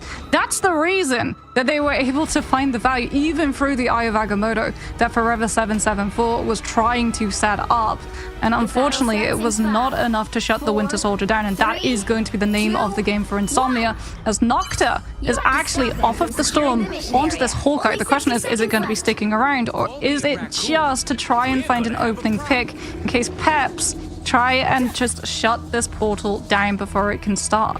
Oh, maybe they try and get one onto Beetle here while he's channeling. Try and grab him. There it is. Beetle unaware at the moment. We're still channeling. Maybe we're trying to do some kind of portal prank, and they still walk through. Like, they saw him just holding the channel, and they were like, you know what? Nah, I'd win. In a fight with gravity, only Newton wins, Moxie. That's 30 seconds left now, by the way. Yeah. So Insomnia, since it was one-sided, no ultimates charged up. Going to have to put Nocta onto the Adam Warlock so that they have the soul bond to imitate a defensive ultimate coming through. Yeah.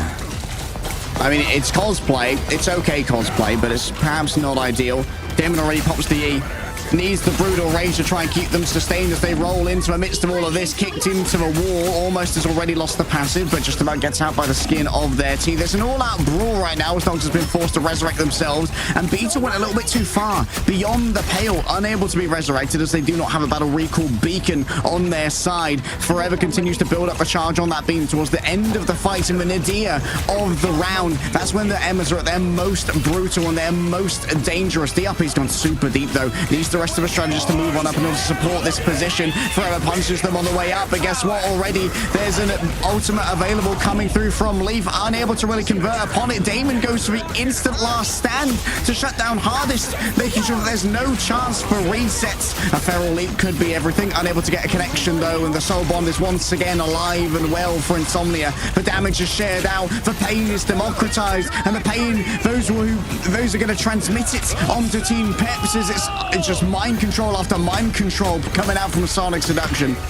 Nocta's got the Comic Revival too. Peps are on the Desperation picks. DRP on the Venom to be able to keep this point in contest as we head into overtime. Comic Revival is going to be much harder to be able to set up though, as Peps do have the means of tracing down where this Adam Warlock's ultimate is going to be invested. But Insomnia have been able to pick up one tick, potentially two. Passimo even going out a little bit further into the beginning reaches of B to scout out and see whether or not Peps are going to give it entirely or prioritize having a better position, having that high ground angle.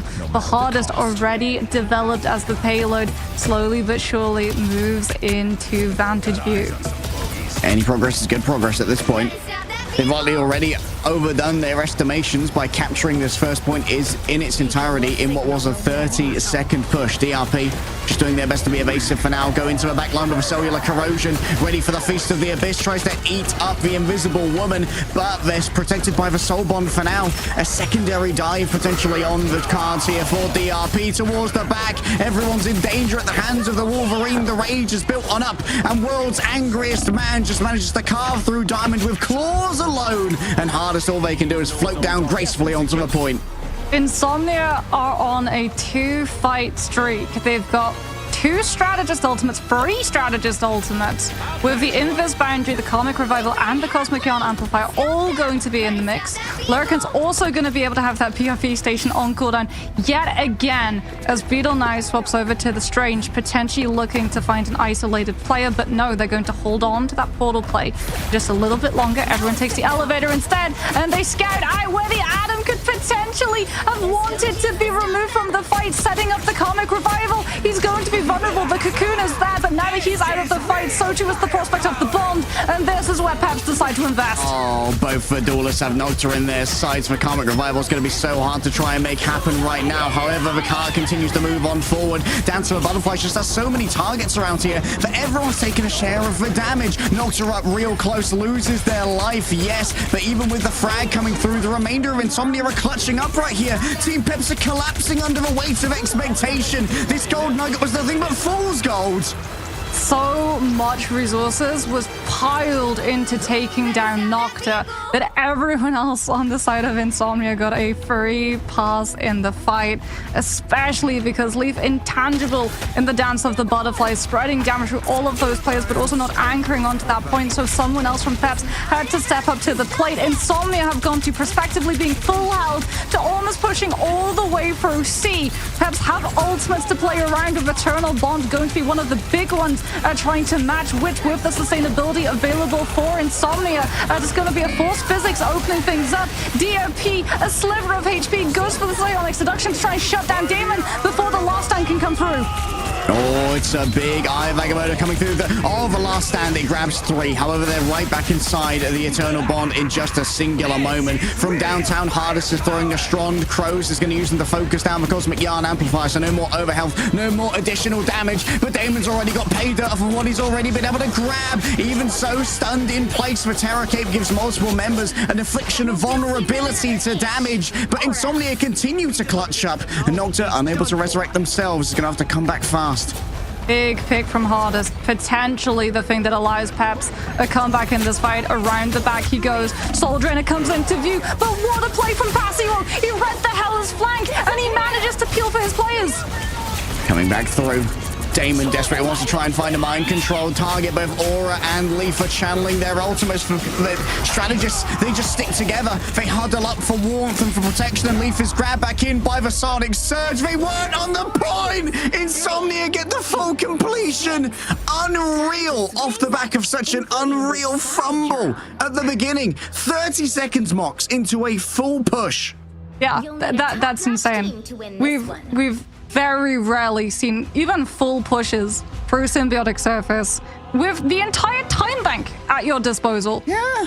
But Insomnia literally just dangle Nocta as a flashy distraction for Peps to bat around. And in the meantime, everyone's playing Chase the Adam Warlock down to the theme of Benny Hill, and everyone else on Insomnia is just getting so much space to work with. The only thing, if there had been even a smidgen of additional damage coming on through from that Dance of the Butterflies onto Lurkin and Relaxing Nights, both of those strategists topple over. But no, the attention's so split. Get ready. But Nocta Flashbang goes crazy, man. It just looks so bright in that skin. The perfect human. Damon, by the way, sitting on a 64 bomb right now with 28 final hits. It's going to be sticking to... Oh, I've got to congratulate someone on their huge car engine outside. My bad. Congratulations. Obviously, a lot of our damage was done playing on the Punisher, but it seems like Damon's kind of got their bread buttered now, playing on the Wolverine and really trying to make sure that when Beetle goes aggressive to capitalize on Team Peps' poke, that he gets punished for that. Yeah, this Wolverine has been a problem for Peps to have to deal with. They're having to split so many of their resources, tracking down the Warlock hits, meaning that they're behind those resources in being able to dispatch towards the Logan. As Hardest on the Psylocke is going to go all the way around to the left side. Peps know the task ahead of them. They need to pick up A in the first fight, and they're going to go directly to the point, forcing Insomnia in having to drop from the high ground. But Insomnia have the one-sided Adam. Out comes the Soul Bomb. There's the aggression from the defense, and Peps have nothing to stand up to it. It's just an all-out bar brawl, and in the end, Lurkin's going to be the victim of that one. Left behind in the midst of all of this, the Captain America well on top of a Psylocke. A couple of crossbow bolts were reflected, but Hardest had enough meat on the bones in order to keep on going with this one. Resurrections probably have come through in the form of the BRB, but you need more than a BRB to get through this complete team-wipe. Clinical execution from Peps. Yeah, Lurkin, unfortunately, was one of the first players to go down on the side of Insomnia, so no BRB getting to be invested there.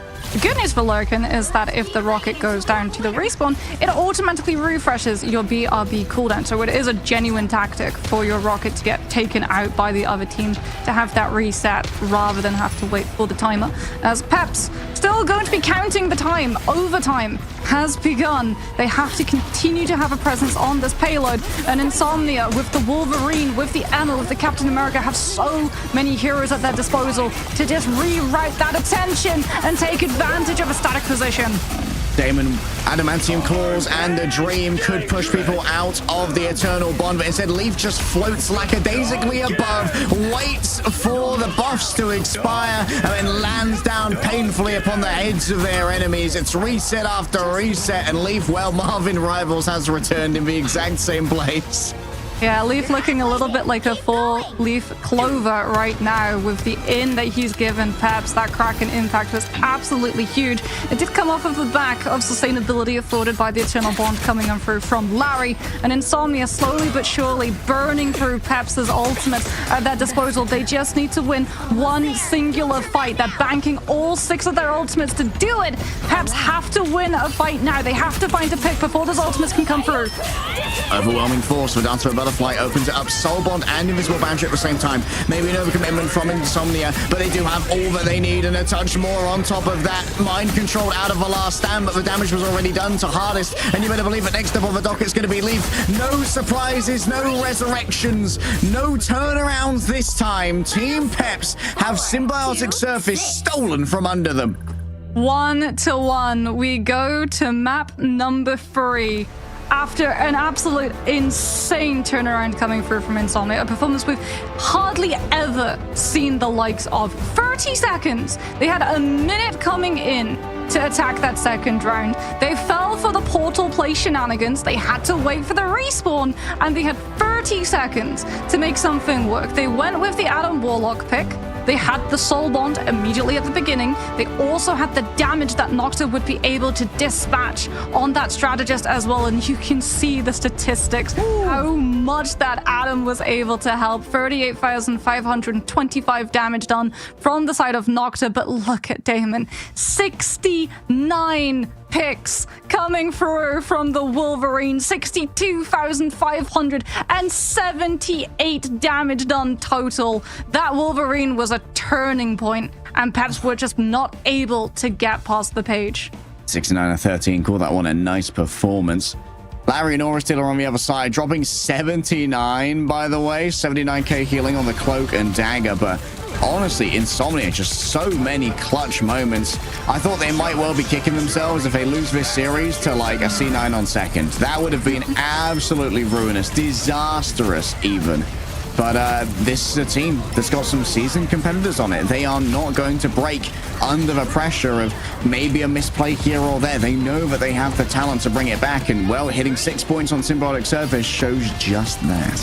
Yeah, and the macro as well, like the game sense for them to understand that because of how far they were able to push on their own overtime, they could just pressure Peps into having to part with ultimates, because if Peps lose a fight, they're done with the map. They had to commit ultimates to be able to keep the fight going, so Insomnia are more than happy of just taking fight after fight dry, of slowly removing all of the resources from Peps' side, banking up 6. They wait for all 6 of their ultimates, and then everyone, essentially not all at the same time, but in very quick tandem, use their ultimates to just shut down Peps entirely. All right, all the teams have lost to a triple strategist ban now. Let's have a second look at that rocket character, shall we? Turns out Cosmic Yarn Amplifier, not that bad. What a miraculous pick, by the way, there. Onto Relaxing Nights. From downtown, I believe hits a headshot to get them under the culling threshold. Through the invis boundary, too. Yeah, I think they may have got pushed out of it by, like, the Emma or something? Because it was visible, she must have been just pushed outside of it. And then, at a moment's notice, hitting the headshot. That's crazy. Yeah, that was an absolute insane play coming on through, but I mean, Insomnia looking really, really crazy good too. Like, it takes a lot of focus for teams to be able to win a fight in overtime, and then you have to stack multiple of those. Here you can see just them bleeding Leaf of the Kraken impact, Larry of the Eternal Bond. All the while, Insomnia didn't use a single ultimate in that engagement because they're preparing for this very moment. It doesn't matter if they give Peps B because it's an overtime push. They're not going to get more time added to the clock. Insomnia, for them, it's just a matter of winning one specific fight. That's all they need, just one, before that card can hit the finish line. And that's exactly what they do.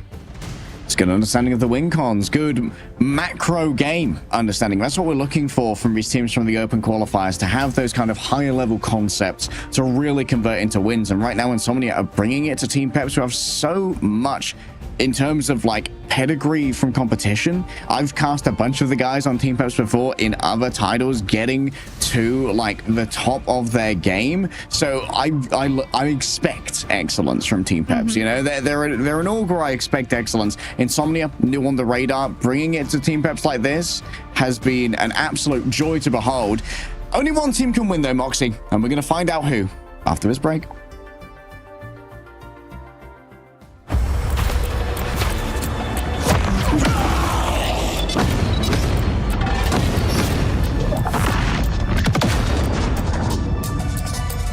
Look who just showed up.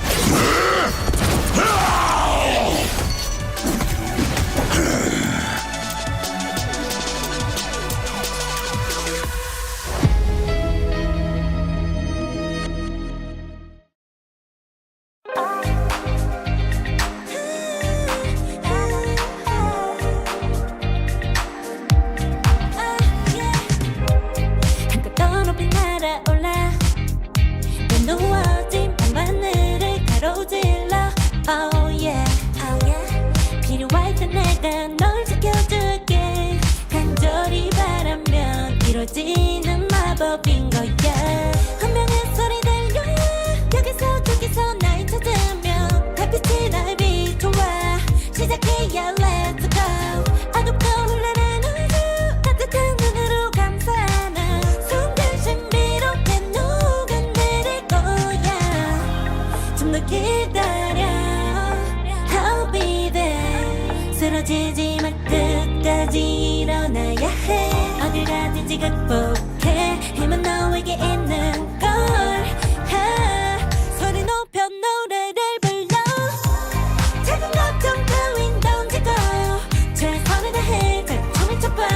어둠이 떠 날때까지 아름다운 꿈을 밝혀봐.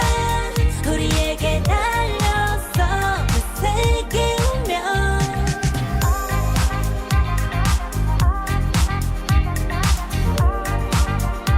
어둠이 떠 날때까지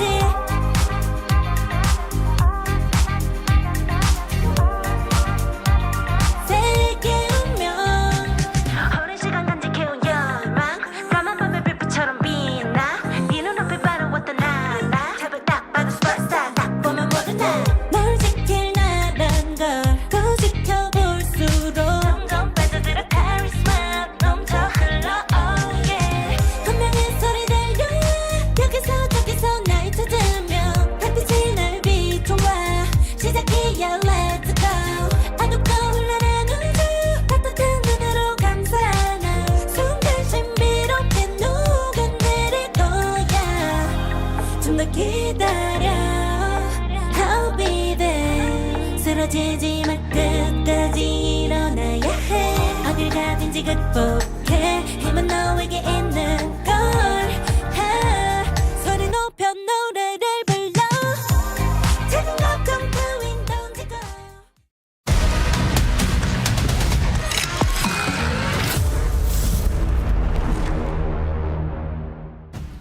You've been a very good chat and you've earned yourself a map 3, as have I and Moxie. Team Peps vs Insomnia is going all the way. Yeah, and I mean, we did not really expect that, especially given the time bank that Insomnia had access to. 30 seconds. I'm going to keep saying it until I can actually believe that it occurred. 30 seconds. They're able to just swap up the composition. We see the Adam Warlock come out. We see Demon go over to that Wolverine. And it's like a different team comes to play entirely. They do such a good job of being able to find the picks necessary. The ultimate economy control is amazing. Nocta playing on the Adam Warlock, not for the comic revival in that first fight where we see everyone just fighting on the point itself, but on the sidelines, so that he's just putting in pressure with the primary, chipping slowly through Peps' forces, trying to force a lot of their attention to divert to the Adam's direction, which would then free up things like the Wolverine to find more value. A really good seasoned macro game sense coming on through from this team. Unfortunately for them though, since Peps lost Symbiotic Surface, they are the ones that get to take us to a map of choice for round number 3, and it is no surprise at all that Spider Islands is going to be the map that they take us to, the map that they are most famously known for having their full holds over. Team Peps actually the first team ever to take a map off of Virtus Pro, winning out on Spider Islands during the Marvel Rivals Invitational. It was almost a shock to the world, as up until then they had been invincible. Up until today, they'd been indestructible. Anything can happen. Team Peps going back to their stomping ground, going to be banning out their Punisher this time. They've had enough of this. No more of that. Yeah, Punisher has been removed. It'll be interesting to see whether or not Insomnia are going to target out the Winter Soldier, a potential Punisher of their own. But it looks like they want to make a play for a one-sided Loki pick to get navigated through. No, they thought about it, but they instead prioritized the Wolverine. And I would agree with this because Demon's Wolverine has been instrumental in shutting Peps down. And especially if Peps want to try and make a play for a Groot over here, or even potentially a Captain America, that Wolverine in the mix is going to give that Vanguard serious pause for thought on whether or not it's worth committing into a fight. Wonder if you protect Punisher for yourself here as well, or if maybe you protect the Captain America. There's a world where perhaps Beetle could still receive that target ban. We saw Beetle having to play the Doctor Strange shield was getting a lot of value out of those eyes of Agamotto, but was equally vulnerable to Damon going for a bully. Decision time for Team Peps, and they are going to go for the Punisher. This is going to be very helpful for their attempted spawn holds, being able to set up on a turret elsewhere and suppress the enemy. For Team Peps, are they going to go for Captain America ban is the question.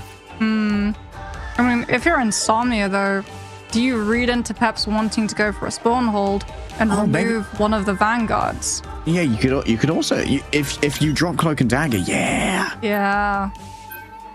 No Loki, no Cloak and Dagger, so a triple strategist lineup is definitely going to be feeling an absence of survivability in terms of that strategist lineup, as it looks like Insomnia actually are going to be opting for Nocta to go over to the Ultron. So still triple strategist, but instead of the Atom, we're going to be seeing the Ultron come on through, trying to utilize that prior position that's afforded to the defense, as well as all of the potential rooftops to play around. But no, it's over to the Atom we go instead. There's a lot of debate coming on through on the side of Insomnia. You can tell that this team are trying to figure out the best possible approach into Peps, because Peps on Spider Island is going to be a team that's very challenging to take down. Consider this, Mox. 4 fights on first point for Peps. Spawn point, TP back, resurrection, and then the final fight. Could be good. Could be good. Yeah, Peps changed how the game was played defensively. You throw in a rocket BRB over the now you're cooking. Of course, they're not going to be defending first. They're going to be attacking first. We're going to have to wait to see whether or not Peps are going to pull out the spawn hold, as it's going to be Insomnia on the defense with the triple strategist lineup coming on through. Still duo Vanguards though, Forever and Passivo, Groot and Emma, which is very good news for Damon that there's no Wolverine on the other side instead. Damon can actually get quite a bit of value here from like non-committal, menacingly walking at the Captain America, forcing him out of these melee points where he really wants to be. Yeah, you can see it. The second that you hear that Wolverine making a move, like, okay, I'm out of here, Buster. Forever already taken down, sentient seized and crushed in the hands of Emma Frost. Not the ideal grab here. Is however going to get out using that rocket jump pack. Ooh, nifty little tech there from Damon rather than using it for the extended kidnap. Am I seeing the Rocket Groot team up in real time? Yes, they are. They're utilizing the Rocket Groot team up to get the damage reduction. So when Forever 774 is getting pulled in by the Force Physics, Lurkin's immediately just propelling himself onto the Groot shoulders. Try and make sure the Forever 774 lives it. You're not going to have enough damage reduction in the world, though, to live the final judgment coming on through from Hardest on this Punisher. And Insomnia are going to be pulling out that strange TP. Nocta, who fell earlier, is going to swap over to the Vanguard and place it directly onto the payload. Yep, they're going to be pepsing on the Peps right now. Not just waiting for everyone to respawn, and they'll roll in as a 6. Like to get kicked by the Carbon Crush straight away. Oh, Pasiwo made his way in, managed to get on top of that Punisher, but the healing is good for now. Team Peps with that Soul Resurgence have a little bit of additional staying power as well. Don't forget the movement boost that Mantis gives over. Quite a multifaceted ultimate. What it doesn't have in healing, it makes up for in raw utility. And well, it's going to be forever falling down. Actually, to be Carbon Crush itself, it's a bit of a rare one in the frag feed. Might even see an attempted resurrection here as Forever drags people out. Nocta speared from there as Damon rolls on out and tries to shut Leaf down. They just don't have enough follow-up damage though. Leaf right next to the Guardian Shield from Larry, and Damon's not able to convert it onto a pick onto the Adam Warlock. Forever 774 is going to be sticking on that Strange, but Nocta is now going to be moving over to that Hela to have a pick potential. So let's potentially find a pick before an ultimate comes on through from the side of Team Peps. Beetle, though, playing havoc, disruption forces in that backline. He's getting so much scouting information about where Insomnia have positioned themselves, and onto that Hell he goes. The Soul Drainer grabs the Captain America back, but Beetle will be able to make it back to his team, gets fully healed up, and back on top of the Hella he goes. Oh, damage Mr. Cap is scary, bro. Into the invisible boundary, everyone's going to pile on in. Hardest soul bonded, so he's not taking too much damage off the back of this one. Simply tracking away onto the Cosmic Yarn Amplifier. It's an easy target for a man with 2 miniguns, and the HP can't sustain it for long. Great push coming through. Still DRP and Aura Stealer are going to be victims of that one. Favorite children chosen by Larry, and Hardest was certainly among them as this fight starts to degenerate. A quick sleep sent the way of the Rocket Raccoon, and that's easily chased on down by Beetle, slamming down from the skies with his Sentinel strikes. Oh, Nocta though. Nocta's feeling a little bit spicy. Oh, through the hole in the ceiling. Unreal play. DRP going to be able to come off most of the reinforcements here coming through from Insomnia. We'll be able to return the Punisher to the midst of this fight. Has to worry though about Damon, who's been a little bit naughty on the other side. Oh, they've been able to block off one of the approaches coming through from Insomnia, but there's the last stand. Damon doesn't manage to find the damage to convert though. It's a huge Mantis heal coming on out from Aura Seal that keeps everybody alive through that focus fire of the Wolverine, and Insomnia unfortunately not going to be able to hold on for A. Peps, just before we head into overtime, will be able to take control of the payload and move into the opening of B, starting to break away all of this terrain to just deny some of the angles, some of the ledges that Nocta can establish themselves on, and they're already looking for an early pick. Hold on a minute, someone's a little bit too far forward. Relaxing Knight was caught without any of their teammates and goes down immediately. And even the attempted punish from Damon goes absolutely nowhere. Beetle simply walks away. Has the superpower of strong legs, I'd know. Nocta's onto the Hawkeye.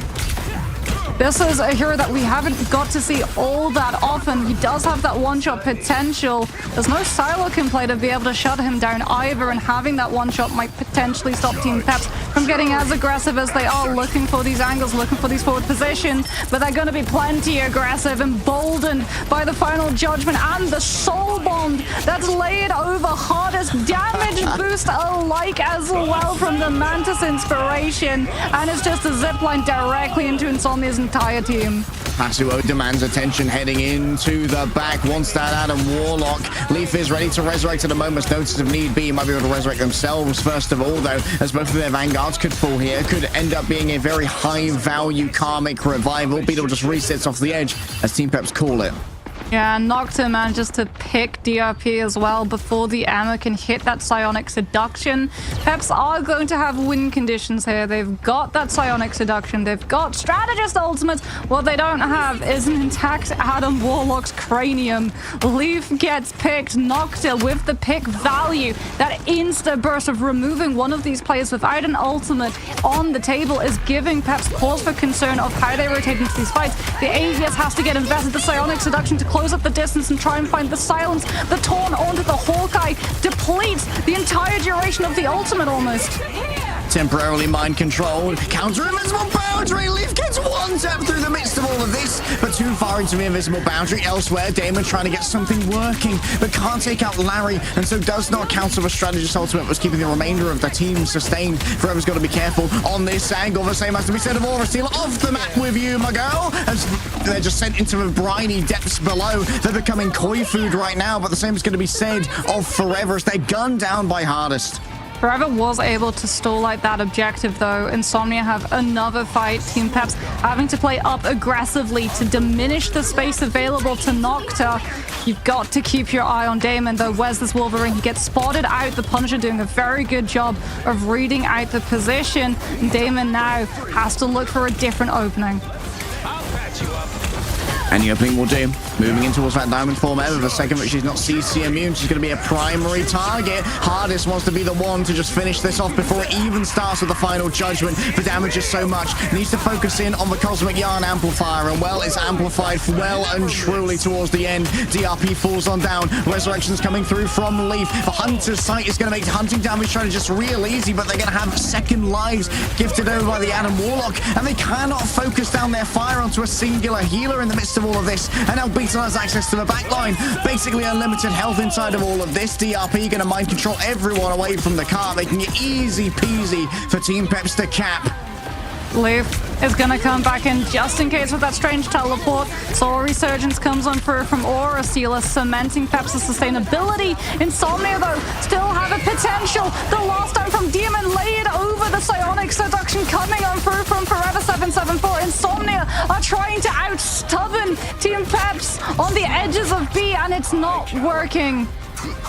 It's a big investment to lose. But Insomnia, they thought they had a spark in their eye, a fire in their heart. Team Peps quick to extinguish that, though, as we head to third. The Hawkeye is actually going to be swapped out yet again, replaced for Nocta coming through from that Hela, has control of the window angle. Hardest already moving around that corner, getting the inspiration coming in through from Aura Sealer, contesting the space that the Hela has access to, making it so much safer for Team Peps' squishy players to start maneuvering up onto main ramp. Damage done to the sentience of Hardest there by Forever, but it won't prove fatal. You can see that constant damage boost being delivered. Beetle, a small misstep is all that it takes. And now Hardest feels the need to pop the final judgment in response to losing the Captain America, just using the payload for cover as best they can inside the invisible boundary. Hardest can't find the targets, grabbed in by Damon, drags out the shotgun. Adjudication is given over to Damon as Lurkin even down on their Beetle. They didn't need their lucky scarab. They made their own luck on Team Peps. Insomnia, though, are about to hit a wealth of ultimates. Eternal Bond, Freedom Charge, Goddess of Death, Psionic Seduction, and Last Stand. You name it, Insomnia are about to have it in the back pocket. It's up for Team Peps to try and find a pick before the defenders can find an opening. Out comes Psionic Seduction, starting things off for both sides. Aura Steel is going to overlap sustainability options for Team Peps, though, and Pasawo goes down before the Captain America can ult his team to victory. The Last Stand ready to go for Damon. Needs to find some vulnerable targets that can be controlled. DRP falling low, but you're able to leave the quick clicks from the Adam Warlock and make it happen. In towards the back, DRP's already down. Maybe you can grab a strategist off the back of this one. And in comes the resurrections from Leaf. So many have been returned to the land of the living. Oh, the hellish kingdom is going to be underpopulated for a moment longer here. As wrapping around the back, the Mantis trying to make inroads off a flank. Damon catches it as it goes, and Team Peps are just shy of completing, but a very winnable distance is gained. A very winnable distance when given the context of how good Peps' holds have been on convoy maps, not convergence, because now they're going to be able to go for the spawn hold strategy.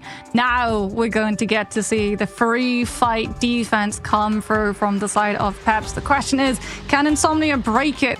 They were able to break through the entirety of Symbiotic Surface with 30 seconds in the pocket off of the back of an Adam Warlock and a Wolverine.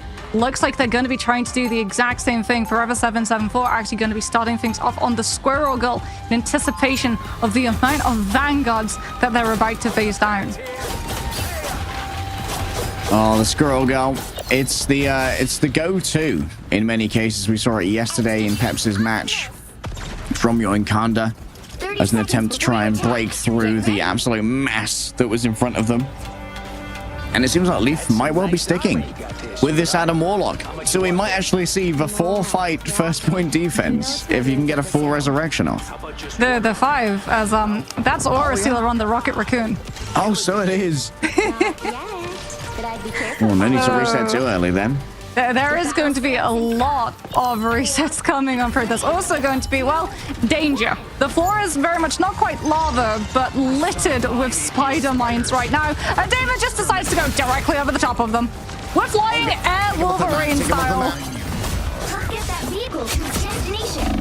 Oh, there goes Hardest. I'm not sure if the environmental drop can be resurrected. Indeed, it will be. The BRB returns Hardest, but hey, that's a 45-second cooldown already burned. I love Forever 774 picking the storm as well, because you just fly over the top of the spider nests. Coming through from DRP, you've still got that one-sided damage boost as well to better embolden the Onk bounces coming on through from Pasowo, and all of the picks are coming through from Insomnia's end. Who needs a Vanguard? We don't tussle with those over here. DRP is going to be easily carved through, I imagine. So many heals are being poured on into them, but the health pool isn't big enough. You need a more resilient spider mech here. And you can see that Beetle's already making the play for the TP of a patented Peps recontest. True, but is it going to be followed up immediately by a Hunt of Khonshu? Yes, it is! Passivo drops the Onks directly over what Team Peps teleport into. Yeah, that means Beetle is already gone. Question is, can Leaf get the resurrection in time? Cosmic Yarn Amplifier is right down. You better believe once that invisible boundary is done, the storm is going to strike where she is needed the most. And you're not too worried about burning so much of your ult economy here if you're Insomnia, because of course you're going to swap to a Vanguard later on once Team Peps' nonsense is over. You know what's crazy as well? Passivo's almost up to another ultimate with how stacked Peps are playing on top of each other. Where did Damon come Plus, the fact that they're on the triple Vanguard, which means there's so many inflated health pools for the Moon Knight to be able to chunk down. Lurkin is over towards the Strange. Team Peps going to be having Beetle Knight playing the Captain America since the teleport play has been removed. Hardest does have that final judgment. Leaf the comic revival, but Insomnia of the Hand of Khonshu forced Team Peps to move far sooner than they would like. The supposed backline safety is instantly destroyed, and guess what? Oh, they've resurrected too far away. Oh, it's going to be all so low. Larry might actually have just fed their team into a meat grinder here. They might get turned into glue, and they're still going to try and invest in this. Team Peps won't be throwing good money after bad. They need to turn this into another spawn hold. They're looking for it. They're needing to hold close, but Taman is more than happy to play in the close and personal. The Soul Bond comes through, emboldening the Wolverine to continue this onslaught, keeping up the rage on the claws, and he's just going in and scratching away. Team Peps are trying to throw every single ultimate that they can at slowing Insomnia's approach down. Larry brings up the invisible boundary. Beetle emerges from it, a hero from the darkness, moving on to his Marauders in the back. It's a nice reflect on the right click to do some significant damage to Nocta, who still has that resurrection, the karmic revival if needed, to get a little bit of additional staying power. Goodbye to Beetle, potentially falling super low. The healing is going to be good. The Soul Bond, I believe, may well have been used here by Leaf to just make sure that everyone gets that healing over time. Moving forward, so many players are going to find themselves mind controlled, and they're going to be right into the claws of Damon. Adamantium strikes true again and again, but with the Cosmic Yarn Amplifier, there's just so much danger coming forth from Team Peps. A quick resurrection from Nocta brings Damon and Lurkin back into the mix to try and turn this one around. So Hardest knows that it's time to bring on down the hammer. The damage is being done, the mines are being controlled, and the miniguns, they do be a feasting. Final judgment finally stops Insomnia's momentum. Team Peps are able to establish themselves the hold that they were looking for. Leaf does fall earlier in the fight, so invest that cocoon to bring themselves back in without having to walk all the way back from the respawn, as Hardest establishes themselves on that high ground. The Aegis directly in front of the Punisher turret as he starts firing away at Insomnia's approaching forces. Oh, they're just rushing on forward here. They seem to not care about hardest hopes, dreams, and precision. Oh, that's a great grab outside of the invisible boundary. Exactly what Damon needed. You could not have asked for a better play from your Wolverine. Maybe if you can pin the Atom off the map, that would also help us some more. Oh, no, the last stand impacts the side of a pagoda. And so here's the consolation prize. Larry dragged on in, still 100 rage to play with. And boy, when Damon goes to play, no one else is allowed in those sand pits. Just chasing around Beetle, who's doing his best to do this all day. Oh, that's so unfortunate. Peps' BRB brings back Leaf, but he gets taken out by the rocket. Coming on for Relaxing Nights finds the one needed. Comic Revival denied as an opportunity. It's going to be another fight before B gets fully picked up for Insomnia. And they don't have the ultimates to be able to play with it. Psionic Seduction comes on through first, shutting Peps down before Hardest can build up to that win condition and potentially come through the final judgment to shut everything down. 3 players grabbed a sentient as well. Damon managed to get the RP into the midst of their team. They're so far from the strategies for healing cannot be delivered. Damon might well get overwhelmed here. Another last stand towards the back. Gets Beetle slow. It's answered by the Cosmic Yarn Amplifier. Extra healing for everybody. Extra HP. But it does not last for long. Hardest finally gets the ultimate they've desperately been looking for. But it's not before losing out on Beetle. And now everyone can simply move away and try to avoid the incoming damage. An invisible boundary makes things a little bit more tough to try and deal with. As you do not know where the Punisher is, and it makes it all the more difficult to avoid them. DRP went so deep into the back line that there was no way of helping them. A fresh turret is erected in front of all of this, and it's going to lay down so much fire in front of a Seer, though. You don't stand a chance. Insomnia's damage is just so high, and Pasuo is getting everything and more done. Oh, like trying to hold back the tides themselves. Peps not going to be able to live that B push. And now we head into C. Psionic Seduction, Comic Revival has been denied time and time again. Further side of Leaf on this Adam Warlock. Hardest goes over now, off of that Punisher, over to the Bucky. We've talked it up. We've said so many times it's been the factor that's allowed Peps to turn the tide on Spider Islands. Can it be the thing that bails the defense out of this attacking side? They just used to try and block some of those mind-controlling rays coming in. Lurkin picked up on the other side. Damon does not have a good leap out, and so that's going to burn their passive. A great initial engagement here coming through from Team Peps. Noctis going to be knocked into the midst of the enemy team, but Ashley doesn't get the chance to do so as they're crushed up against the wall and turned into a perfect pancake.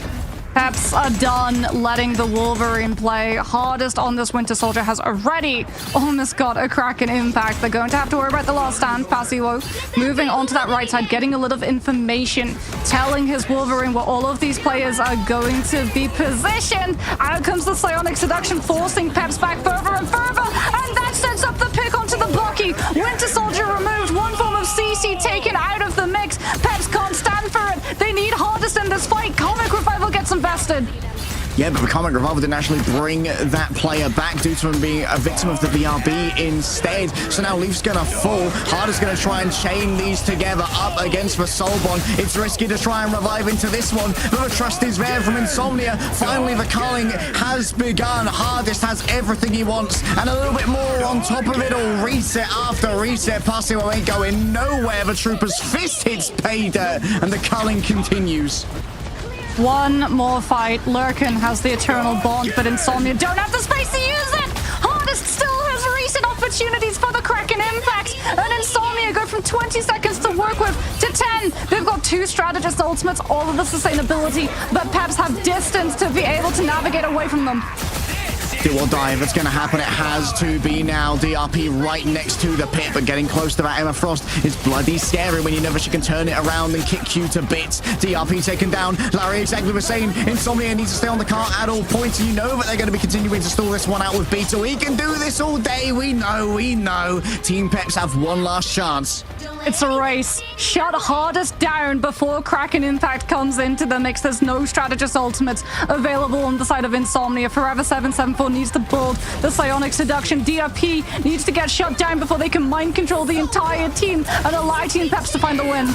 Big grab onto Beetle. Out comes the Sonic Seduction. How many people will be grabbed by it? Damon starts wandering over towards the back. The Soul Bond's already done its work in trying to sustain them against all of this. DRP falling super low. Percentage-based damage. Too much to bear. Should be resurrected here by the Battle Recall Beacon. Last stand towards the back. Larry has to try and deal with this one. I think a reset may well have already been grabbed here by Hardest. They're finally in their burst phase. This is where you can do the most. But Forever says absolutely not. The Forever is over. The Forever is now. The victory's on the horizon. And guess who's back? Adam Warlock, 5% away from a resurrection. He has the Karmic Revival. But Damon's right on top of him. Distracted for a moment. A quick return of a Doctor Strange. DRP's made it work. They're nowhere near the payload. And Beetle is getting it done with a charge himself. Knocks her on the edge of a resurrection. Just about gets it done. 2 players remain. Beetle continues with a Sentinel strike to be the Sentinel that Peps needed. And Leaf still in the back. Has a Karmic Revival. It's the cherry on top. Insomnia. They're starting to feel the cold embrace of the night. The eyes are starting to close. And while Nocta attempts to make the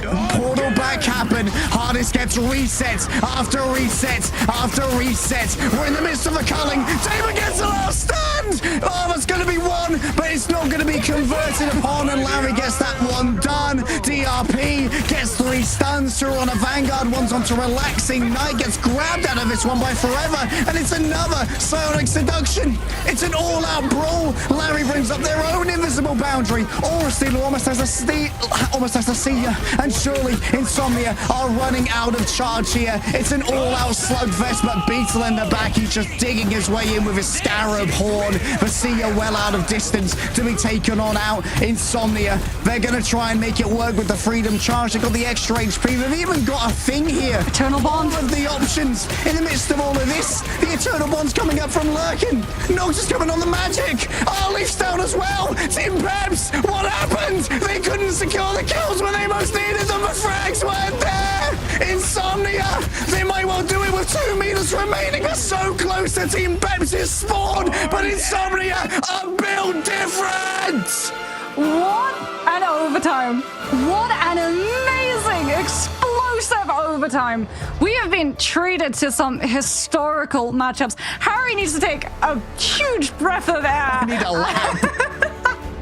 He needs like a full bottle of water after that one. Oh my goodness. Just the amount of stall that Insomnia were able to put up. Passio, by the way, MVP. There's no other way about it. The Freedom Charge being able to come on through and give everyone the sustainability to live, because Hardest gets 3 Kraken impacts in that overtime push. Jesus. And Passio is the reason why they were able to survive the first one. And then we get to see the Strange Teleport coming into play, the Eternal Bond that gets built up. Relaxing Night is able to keep everybody alive with the Invis boundary before that Eternal Bond comes on through. And Peps just don't have the damage, don't have the target focus to be able to remove all of these individual players on the side of Insomnia, who were doing such a good job of positioning around their strategists, of peeling for their strategists, but at the same time also hyper-focusing down Hardest, because they knew that if that Kraken impact came through when they were out of a sustainability strategist ultimate cycle, it was done. It was over. Never say never, Mox. I just gotta say, if you're in a comp game and you're AFK in spawn thinking that it's lost, you're already a loser. you gotta be like Insomnia and just be like, nah. If I go thing and I Yancy charge my way over there, I'm just gonna get back in time and we can make this work. That was unreal. I am in awe. Yeah. Like that minute of gameplay, it's gonna be analysis heaven if someone manages to find a replay. Oh yeah, I cannot wait to look for that one. 1 minute of gameplay, 1 hour of analysis. There was so much that was going down in that fight. And Insomnia too, like the speed that they were able to break through A is the reason that they had the amount of time to work with in 2C. It's a domino impact. Demon 2 on this Wolverine. The last stands coming on through, being able to remove, reposition Peps out of their own strategist ultimates, finding pick after pick, being able to shut down. Here we can see Hardest comes comes on out with the Kraken Impact and immediately Pasowo just there with the Freedom Charge, making sure that so many of those players got hit with that Kraken Impact opening. No one goes down, no reset opportunity is given. The 7 seconds timer burns out, and we go into just an amazing 1 minute brawl of just the best, most reactive Marvel Rivals gameplay that we have seen. I genuinely thought that nothing would top Virtus Pro from having their first defeat. And then we had that overtime.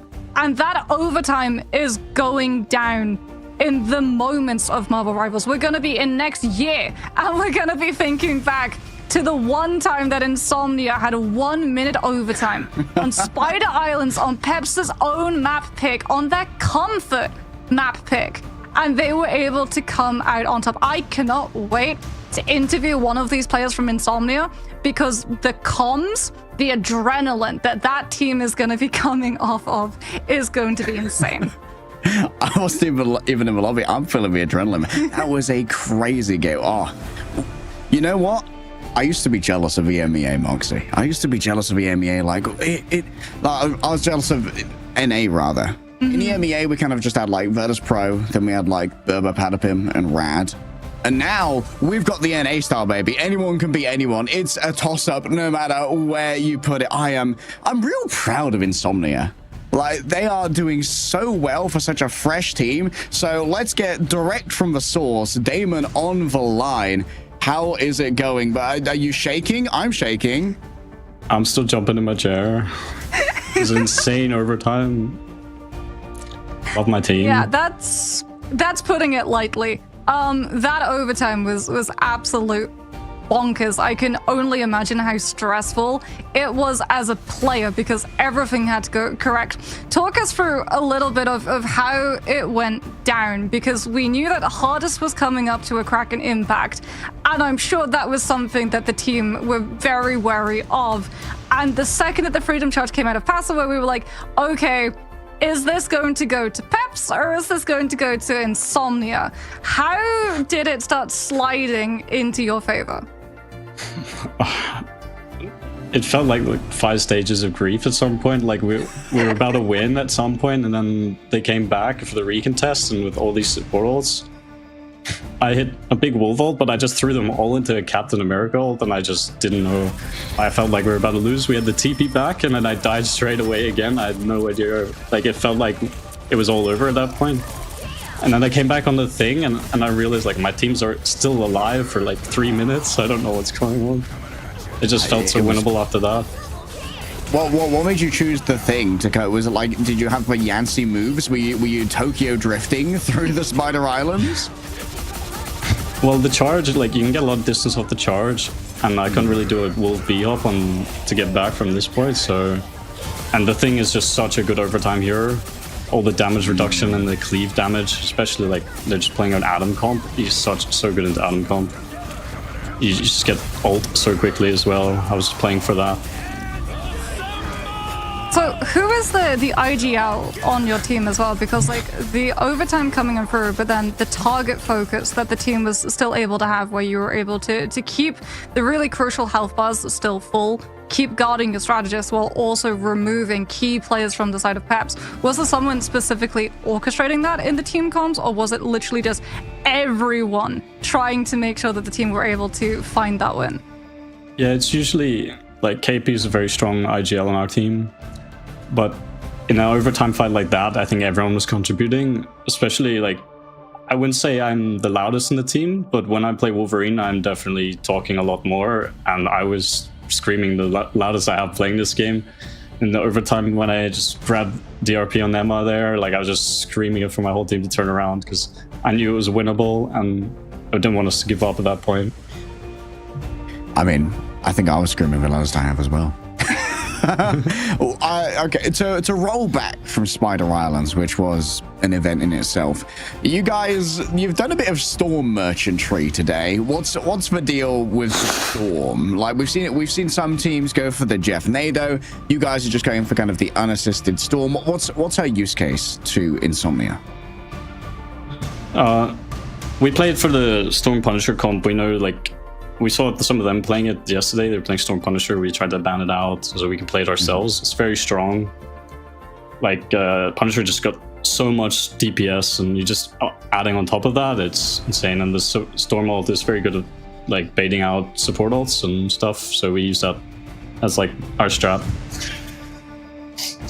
And from one crazy overtime to another, I can't believe that we're saying that a 30-second full push of Symbiotic Surface was not the wildest overtime that we saw, but give us a little bit of information, because obviously that round, that second round of Symbiotic Surface, did not open up the greatest, but then we saw the swaps come through onto the Atom and the Wolverine. Who decided to make that call to go with the composition, and why do you think that it found as much success as it did?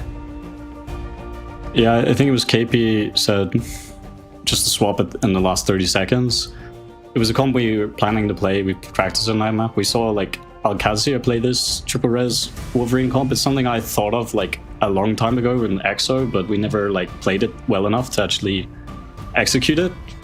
But I've been playing a lot of Wolverine in tournament games now, and I know people would say I was the Star-Lord guy when I was on EXO, and now I'm worried I'm going to get Wolverine banned every game. They don't know about your Hela, man. They don't know about your Hela. We've got to wrap up soon, Damon. Any words to the audience, to the other teams, to sponsors? Just look out for us. I think we're a bit of an underdog.